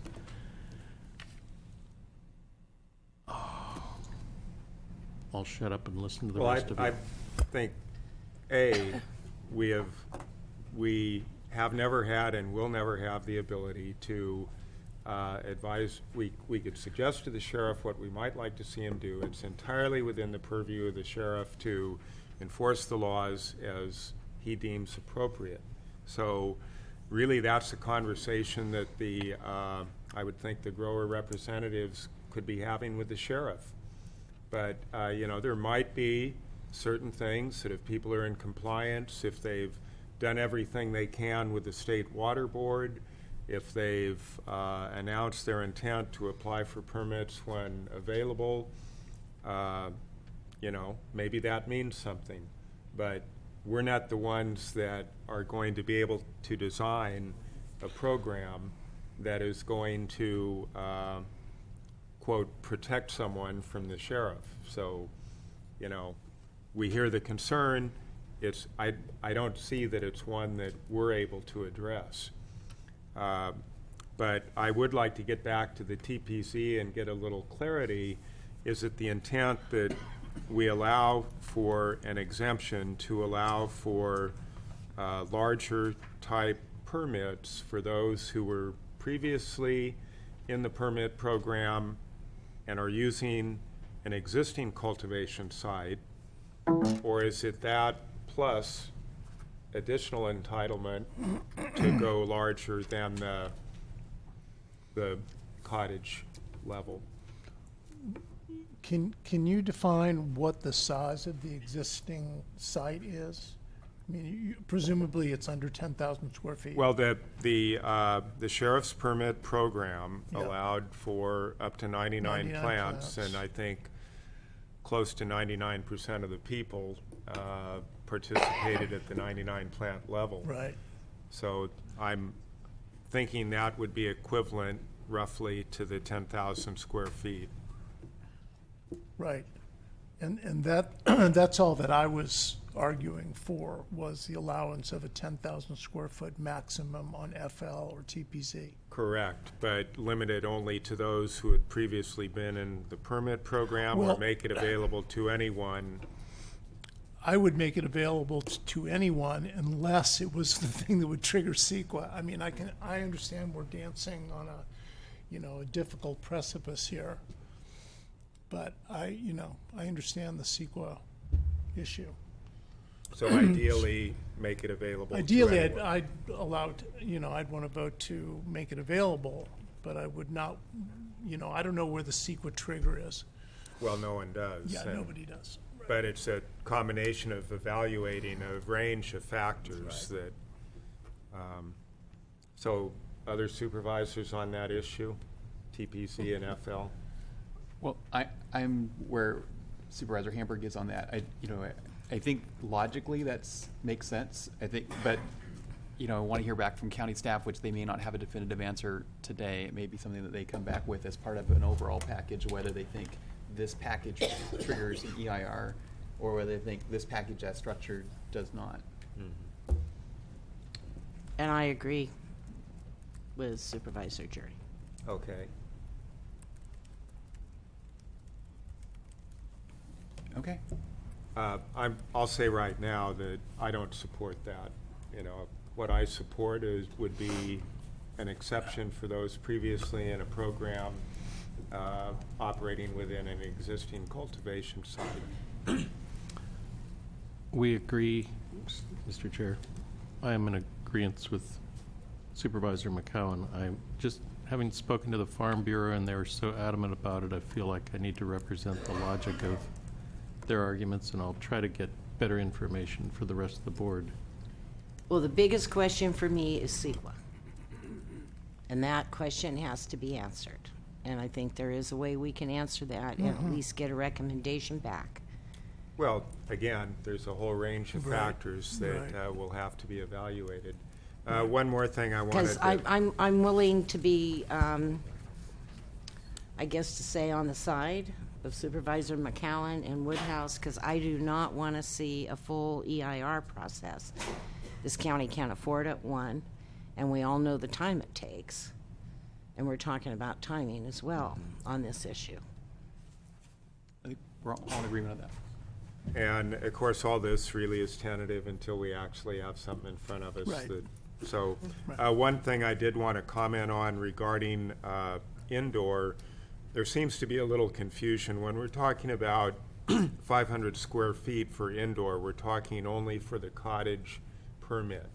There are other indoor permits available at a larger level, but then you start getting into recommendations for particular zoning and parcel size. Or indoor, I guess we don't have a parcel size. Yeah, no. And we haven't really gone in depth on zoning. Well, excuse me, Supervisor, aren't we talking about the indoor cultivation, the type CA? Right. That was the one where I was questioning the 500 feet. Well, and that's where, Supervisor Woodhouse and I are recommending the 500, which is consistent with what Assemblymember Wood has in his bill. I know we're not bound by that. I understand. But I just wanted to make it clear, if people really want to do more indoor, there is the type 1A and 2A permits available. But it kind of jumps from 500 to 5,000. Right. But it's, it gets back to I think a lot of the advocacy we're hearing, people want, they want us to ratify what they've already been doing, whether it's been in compliance with the law or not, because anyone cultivating more than 100 square feet indoor now is in violation of our existing ordinance. So I don't feel bound to ratify what everybody's been doing outside of the law. I'm interested in trying to come up with something that is reasonable in the overall big picture. And the overall big picture to me is to shift production out of neighborhoods and shift it into areas where there will be fewer conflicts with neighbors. And that is extremely important. Mm-hmm.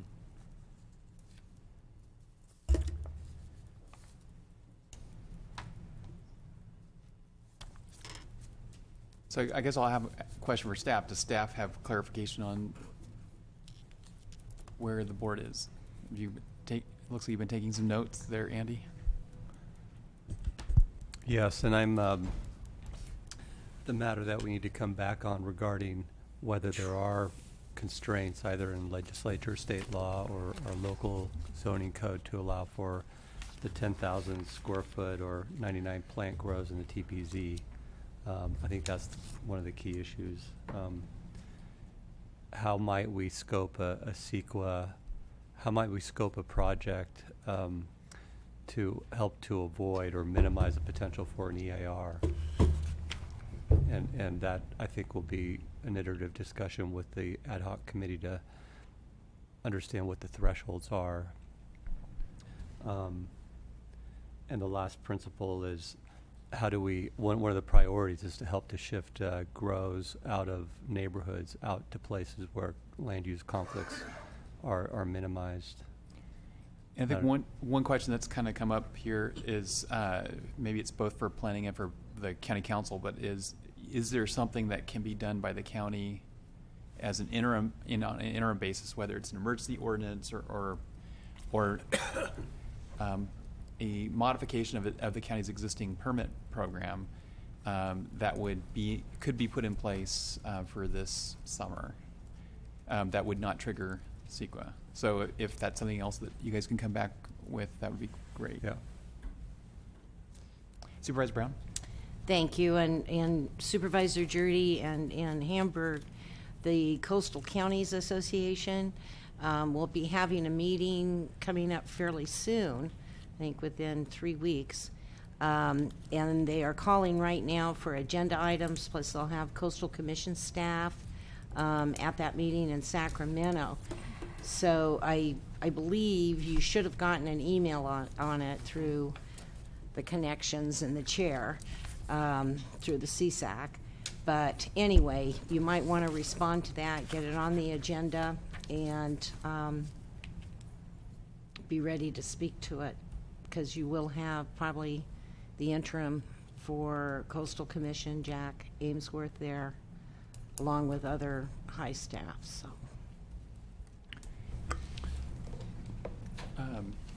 I want to ask the question that you might be asking, which is, what's the time frame for this coming back?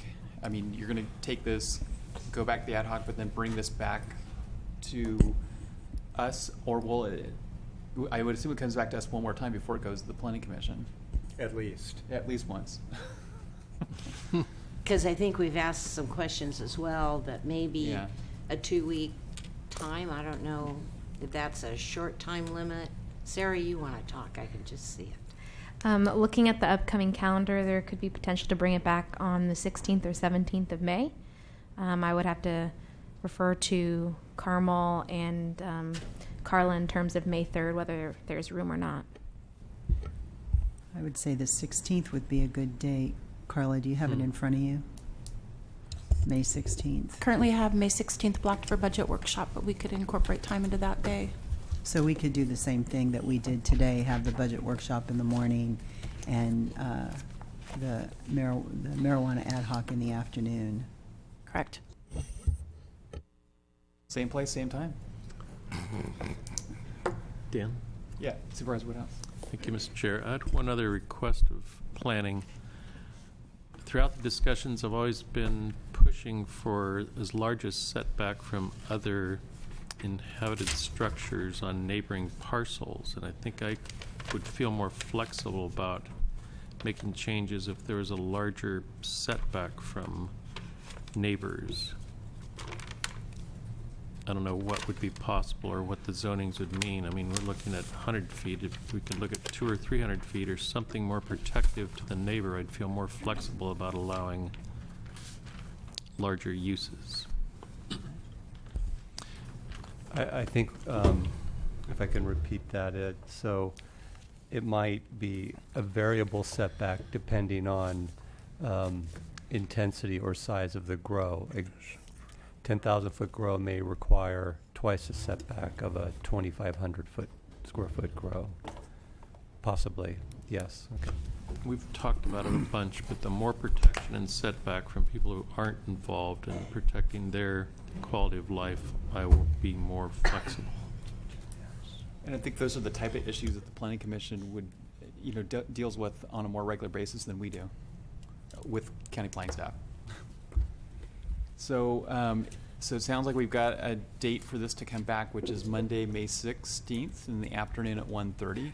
And I do want to thank the ad hoc committee and staff and the public for what I think has been a productive discussion up to date. And hopefully we can make final progress, some progress in some fashion for this summer and a complete package for next year.